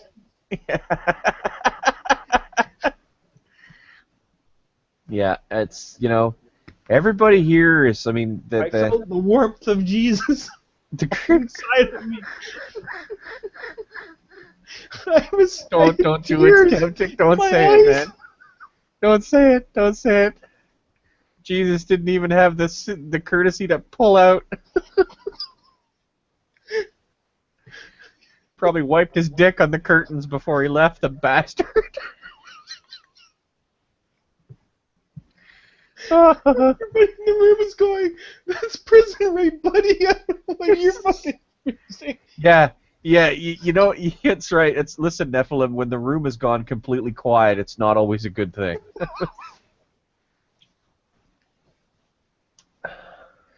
Oh. What is this? Is Muhammad being the... Is Muhammad... I'm having trouble. Muhammad's dying over there. He's probably passed out from the humor. No, he's talking about how if prostitution was made legal, that every girl would do it, and that society would kind of crumble. Because we'd be so focused on sex than we would for our society being developed and educated. Oh, what are you talking I don't know about? if I'd go there. Oh, what are you talking about? What do you... Listen, I don't know if you've been in the West, Mohammed, but we're already fed to our eye teeth with sex. It can't get any worse than this. like unless guys were regularly walking down the street with like fucking chicks standing up as they're waiting for the bus, that's that's about the next step past now, because we've basically all but like like I don't know how much more sexual, like the next time like you see like a commercial for I don't know friggin' a floor mop and like two people are having doggy style sex while they're talking about the floor mop. I mean, that's okay, Mohammed. I want you to go and research Japan, okay, and the family situations in Japan. You can go on YouTube. I'm sure there's a few videos how the sexual society of Japan is currently, and then which has, compared to your society, Japan is only a small fraction, and yet they have degraded to the point where their numbers will decrease rapidly. Go look up Japan. I hate fucking Japan, how they blur out penises and pussies, like in their porn. That pisses me the fuck off. Japan is the one who came up with all the Well, the problem I have with Japanese porn is that the girls always sound like they're in pain. Yeah. That's bothering me. Oh, shut up! For fucking. No, and then all the tentacles. My goodness. And you know what I want to tell the Japanese. You know what I want to tell the Japanese male porn actors? Stop playing with your fucking food. Oh, Stop God. playing with it. Like there's a listen. I'm a mechanic, not a dancer. Okay, I don't have it in the hips, so I have it in the lips and fingertips. So I understand that you got to get down there and you got to manipulate the bells, whistles, the switches, and buttons. Okay, but I swear to God, I watched a 5-minute porn clip where a Japanese dude was literally opening up and closing the labia majoris of the woman he was making love to with his fingers, just so he could listen to it go. And he was giggling at this. I'm like, stop playing with your goddamn food and get in there, boy. What's the matter with you? It's no wonder she's in pain, for Christ's sake. She's drying up down there waiting for you to figure out what the fuck you're doing. Pick a lane, for Christ's sake. She's crying. Please stick it in, please. Yeah, and not only that, they get in there and they're so goddamn fast. I've seen gerbils fuck slower than Japanese people. Rabbits. The guy gets in there and is like, whoa! It's Okay, no wonder she's in pain. I can't really say anything because I'm the one that took it here. So carry I on. started this. Plus, You gotta sit and take it all. Plus, Jennifer, Yeah. I'm right too. I'm right. I do, and that's why I'm laughing. I'm laughing because it's true. And the guy gets in there and is like, oh! And you see smoke coming out of her gooch. It's no wonder she's in pain, for crying out loud. He's Well, burned they- away all the lubricant. He's down to the. You got to have a pit crew come in and fucking put some. It's a reline the walls. I like how he's doing the sound effects too. That's fucking hilarious. But yeah, they have to fuck so fast because they only have a short distance to go back and Yeah, forth. well, this is it. This is it. But Japanese dudes are goers like anybody else. So God bless them. I've seen the positions that they place women in, and I'm like, I thought I was looking at a Rubik's Cube at a certain point. That's It was right. It was very creative. This is called reverse amaterasu. The Yamamoto put no you- Orochi position. This is called Yamato Hiroshi Kenshin no Kaji position. I put you upside down with head stuck backwards and legs one way this way, one way that way. Hey! No wonder the fucking women are put upon, man. Like, it's no wonder they don't want to have sex with Japanese guys. They're all pervos, man. What do you want? Like, jeez. It's either you're a contortionist or you're out. That's it. Seriously. Well, Or yeah, here- they got the bondage. Have you seen the bondage they do? They got. Oh, what's the name for Japanese rope bondage? I used to know the name. Shimure? Shimichuru? Shut up. Shimue. You guys are gonna make me look this shit up now, you fuckers. I've already started. I'm curious. I'm like, oh shit. Japanese rope bondage. Oh, Shimmy, God. shimmy, cocoa. Kimbaku. Shimiki. No, I'm looking at it. It's Japanese bondage. It's Shimi? Kimbaku. Kimbaku. Kimbaku means tight bonding, which literally translates to the beauty of tight bonding. It's a Japanese style of bondage or BDSM, which involves BDSM. tying up the bottom using simple yet visually intricate patterns, usually with several pieces of thin rope, jute, hemp, linen, and And then climbing on top of your mate and yelling, "What's in my name, a bitch?" Dude, there's a natural fiber my rope that name. you use. There's a name for the rope that they use too. Yeah. I'm just trying to picture this Japanese guy going, "Say my name, bitch." Say my name. Oh. Beat you with the Yeah, sandaru. he's giving a lot of. Right. We give a special sexual kiai shout. Oh. This shit looks like fucking medieval torture. I know. Yeah. What First the? we tie up a woman like a prize of chicken. Then we stick a dick in the hole. Yeah. Japanese sex is all, I don't know. The women are gorgeous, but they look like they're really not enjoying themselves. Oh And man, I am very much not into gonzo porn. Like, I don't like gagging. I don't like any of that nonsense. the But, double fisting shit. Japanese are like fucked up, man. Like all the way Well, around. we'll drop an atomic bomb on you and see if that doesn't mess with your culture. Fuck. They've got like cuddling. You can go there and like go to a cuddling room or something. Hey, listen, I'd give my left ball to be able to walk into a cuddling room, okay? We have some. We actually have that in America. There's a lady in somewhere in California who has like a business where she just like spooning. That's it. It's a spooning. And you'll be able to find it because they're the ones that are being watched by 6 vice trucks. You know? And it's like you wouldn't imagine. Like some people don't even want sex. They just want to be held by somebody. That's comforting. Yeah. I But would- they get the girls to dress up, or the guys dress up in baby outfits and shit like I that. would pay someone. I would pay a lovely female with really soft hands to give me an otoscope test. Like I'd pay her $10 an hour. I don't know what it is about that. Just to like rub my scalp and give me an auto. Like you know when the doctors check your ears with that little pointy thing. Are you turned on by people touching your ears? Are you No, like it's not. It's cranky or just it something? just feels relaxing. It's not. It's So when not you were when you were getting your physical in the army, you had some stuff to explain, didn't you? Oh, I didn't. Hey, I just so happened to feel good. I didn't say anything at the time. I had enough stuff going on. I don't know, Sergeant, but I put the otoscope in his ear, and all of a sudden he went cross-eyed and hard as a rock. I think he's a perfect Marine.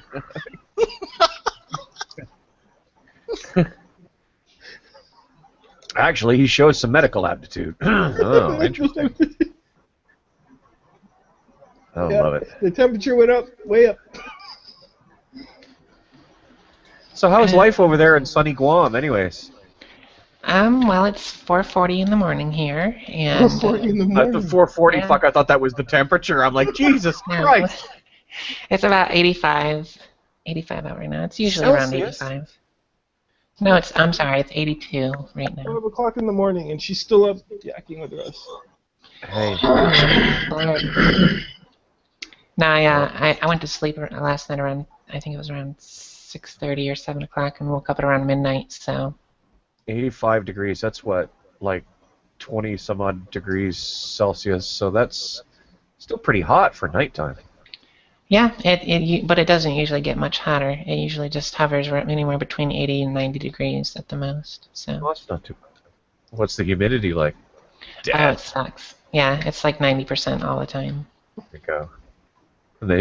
When they say there's going to be rain on Guam, it's like, well, who cares? Like, there's already rain on Guam. Just hasn't decided whether it's up or down yet. The tropical storm season started probably about, I think it was 3 or 4 months ago, and there's already been like 8 tropical storms through here. So Okay, we're going well, on our I'm glad 8th one right now. I'm glad you're still there. You know, Oh yeah, like, we have these. I live on base, so we have like the reinforced concrete buildings here. So we're one of pretty these good. days, we'll like turn on the webcam and see Jennifer there with like the wind going. I'm okay. I just want to talk with you. It's like hanging on to the freaking couch, hoping not to blow it. on. Remember me? Yeah, I like it here. It's nice. My husband hates it, but I love it. Why does your husband hate it, other than the fact that it's Guam? He likes bigger cities. Like he's originally from Orlando, so Oh, okay. yeah. So So he doesn't he's used mind the to. shitty heat, and shitty humidity, and the palm trees everywhere, and the spiders the size of dinner plates. He just wants more nightlife. Yeah, he wants and he wants to be able to leave whenever he wants. Like he wants to be able to just jump in his car and drive somewhere further than 30 miles away. I can understand that. Yeah, it's that sense of being trapped here, I guess, is kind of. Isn't that why he joined the Marines, though, is to travel, see the world? I don't know why he joined the Navy, but he did. Oh, whoops, So, Navy, well, sorry. I was in the Marines. Yeah, I'm a Marine. Okay, okay. But yeah, I really don't know why his specific reasons were, but yeah, I think one of them was probably to travel, but he didn't think he'd get stuck in some shithole like this. But well, what he perceives it as a shithole. Poor I don't mean Guam. a shithole as in like. Poor Anyway. Guam, trying so hard. No, I love it here. It's population of about 160,000. That's just in my range about what I like. It's not overpopulated with like huge buildings and too much traffic, except on Wednesday nights when they have their Guam nights for all the tourists here to go buy their little goods out on the road, so they block off traffic and. Guam nights. Yeah, it's Wednesday night, National Bingo. It's pretty much what it is. It's kind of lame, but yeah. I think other that than would be. I I like think that would be hilarious if there was a country out there that, like, every Wednesday night, everybody in the country played bingo. Everybody. It was like one national bingo. Like I they suppose- broadcasted it on TV. Yeah, that's right. That's right. You'd have like the freaking king of the country going B7. Some peasant somewhere going bingo. Pay that man his sack of gold doubloons. That's just hilarious. Dude, I was trying to think if there's actually those type of things. They used to have those for, but the opposite. You didn't get something, you lost something. What did you say? I thought there was those type of, I don't know if it was bingo or lotteries. Well, yeah, of course. These days, we have actual lotteries, but don't you go dreaming about gold doubloons because you just have to hand them over to revenue. So Yeah. revenue be like, you got gold doubloons? Give. You can take a picture of one if you want. The rest, give them here. That's right. Have you seen? Jennifer? Have you seen the revised 2015 Canadian income tax form? It's got 4 questions on it. Okay. How much did you make? How much have you got left? Can you find an envelope? Send it in.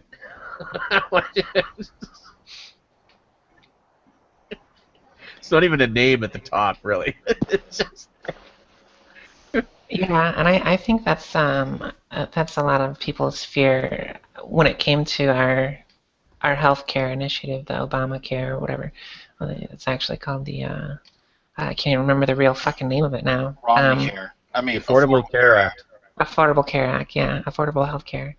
By the But, way, I'm yeah. a Canadian, and I remembered what that was called. I'm just saying. Yeah, well, they call it Obama. They call it Obamacare here so much. That's what it's just called to us now. It's so fucking dumb. But yeah, it's when that was going through, people were all worried that it was going to be like, oh, they're going to raise our taxes to fucking 50% and da da da da da. It's not the American way, whatever. But yeah, I don't know. People are dumb. See, Canada was founded by people who didn't mind being ruled by a mad king. So, a lot of people up here get mad at that. I'm like, what the fuck? The United Empire loyalists were people who were like, okay, we're living in the United States, but they just had the American Revolution, and we fucking broke away from the king, and I don't like it. So I prefer being ruled by an insane king, so we're going up north to Canada. And the Indians in Canada, the Aboriginal people in Canada were all like, oh, fuck. So, it's a very different atmosphere up here. We are willing to give away a certain measure of our freedoms for a number of institutional guarantees. And it's nowhere near as severe as some people would have you believe it is. But there are times when the institutional guarantees break down. And But then when that happens, it's up to us to make sure they work correctly, rather than just throw the baby out with the bathwater. Oh, let's have a totally market-driven system. Oh yeah, yeah, that sounds fantastic. You know, go to the hospital and they'll check your wallet before they check your fucking pulse. I don't think so. You know. So It was going that way though. We used to have free eye care. Now we got to pay for that. it's true. There are a lot in Ontario. There are a lot of services being delisted from OHIP, which is our sort of provincial universal insurance plan for everybody. But there are a lot of things that are being delisted from OHIP, and that is a problem. You know, see down there in the state, both the states and Canada has rationing of healthcare. Down there in the states, it's rationed according to your ability to pay. Up here in Canada, it's basically just plain flat out rationed.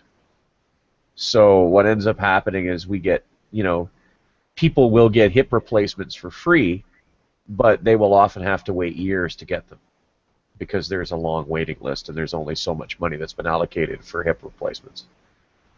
And there are pros and cons to either system.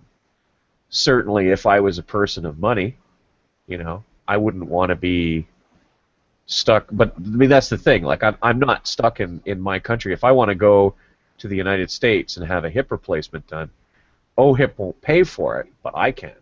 You know what I mean? Like, there's a lot of people who will do that. They'll go to the States and they'll pay the American system down there, the private system, because they've got the cash to do it.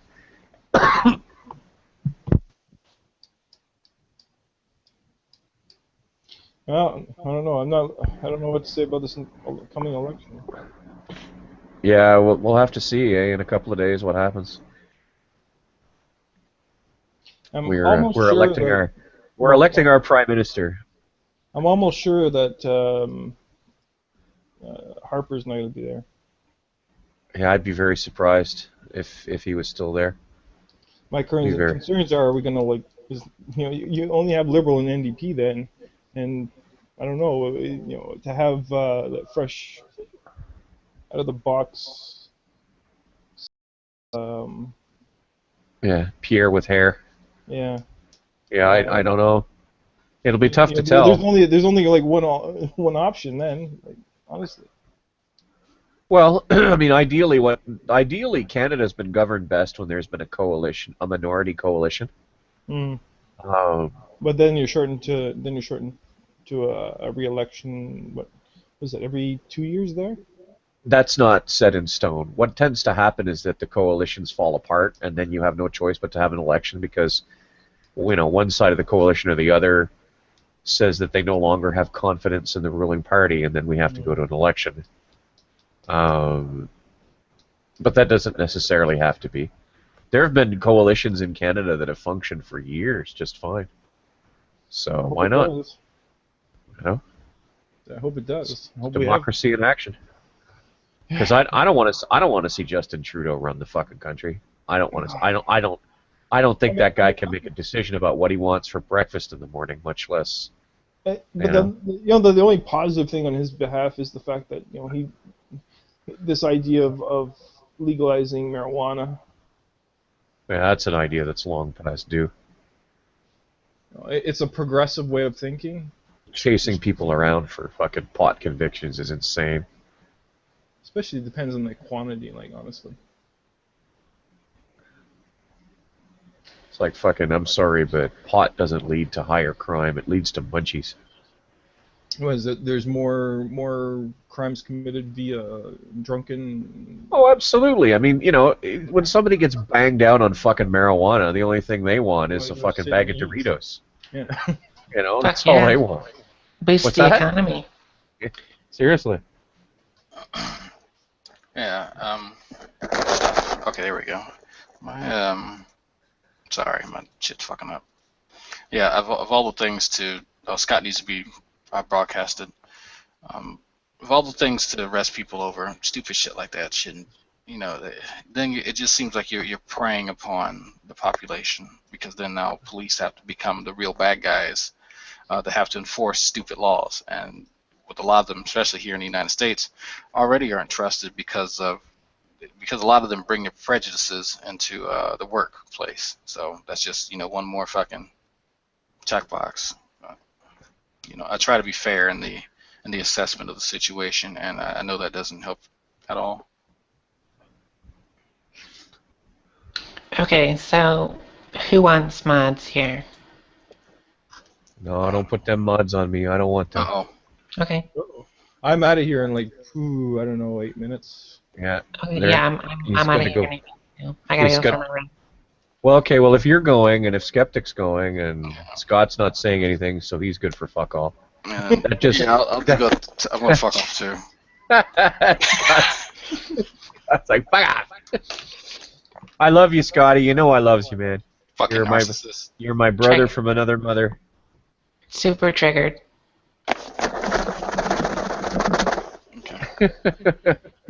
You okay there, Drag? That's how I super trigger. Are you sure? Because it looks like he was. Weren't you doing the Dougie? Wasn't that what they call the Dougie? It's close enough. Okay. Go to your safe space, Drag. I don't have anything on enough to do it.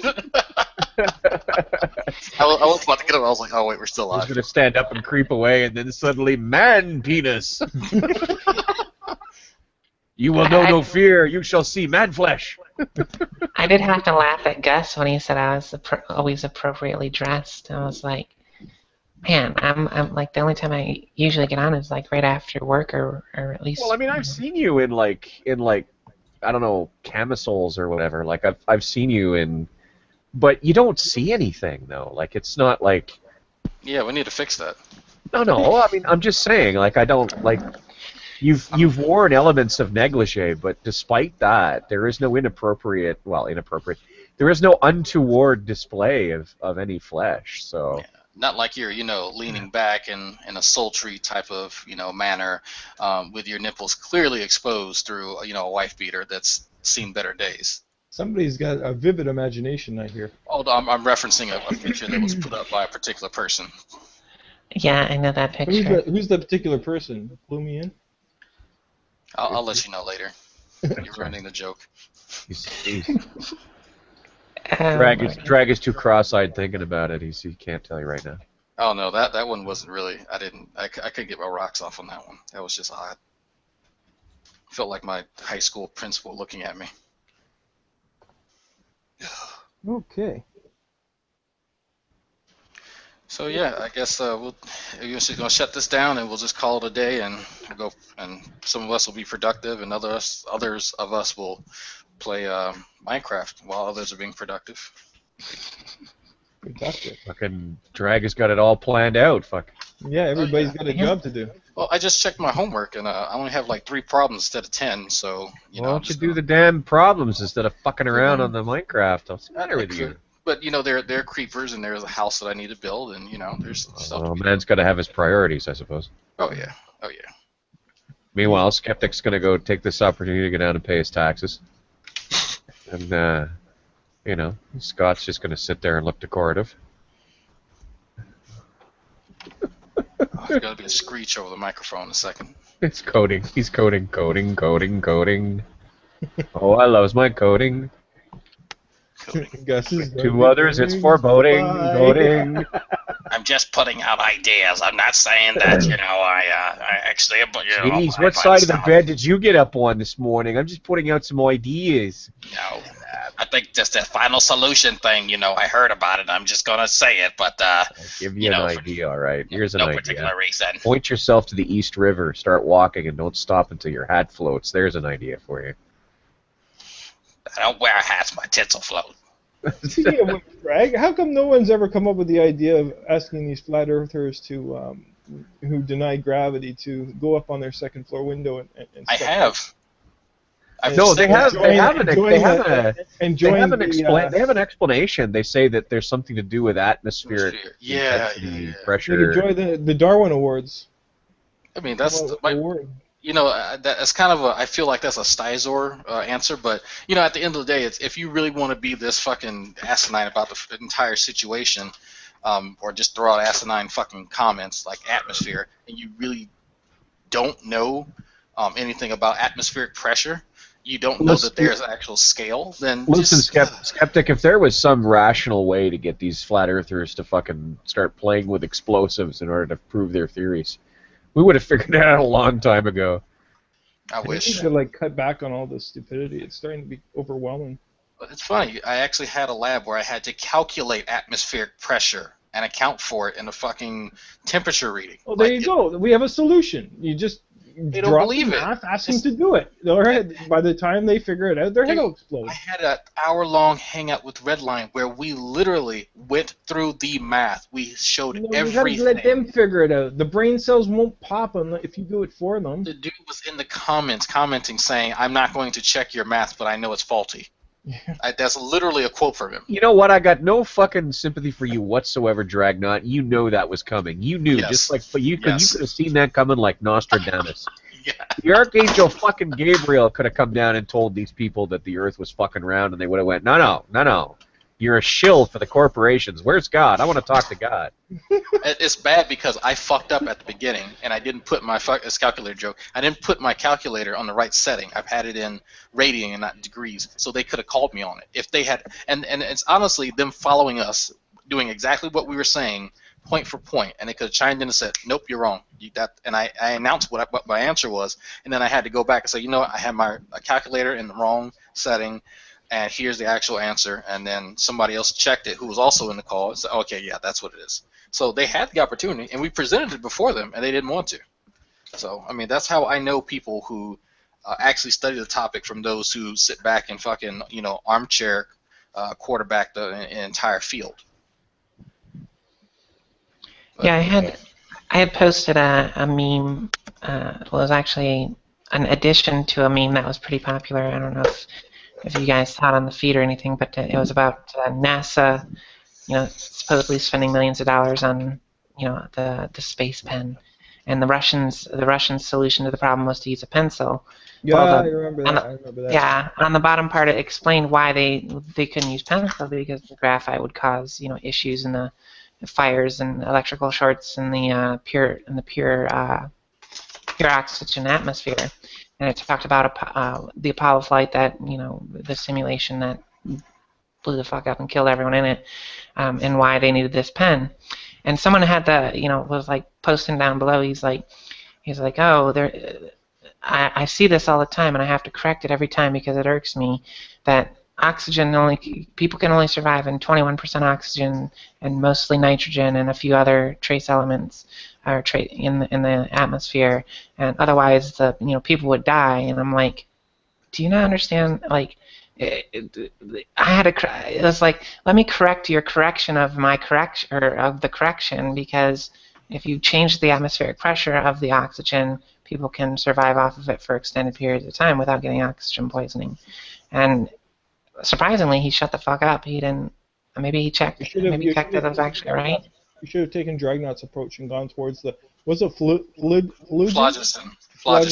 approach, and that would have solved the problem right there, and said, well, it's the problem of the phlogiston, and by the time you even tried to look it up and figure out what the fuck you said.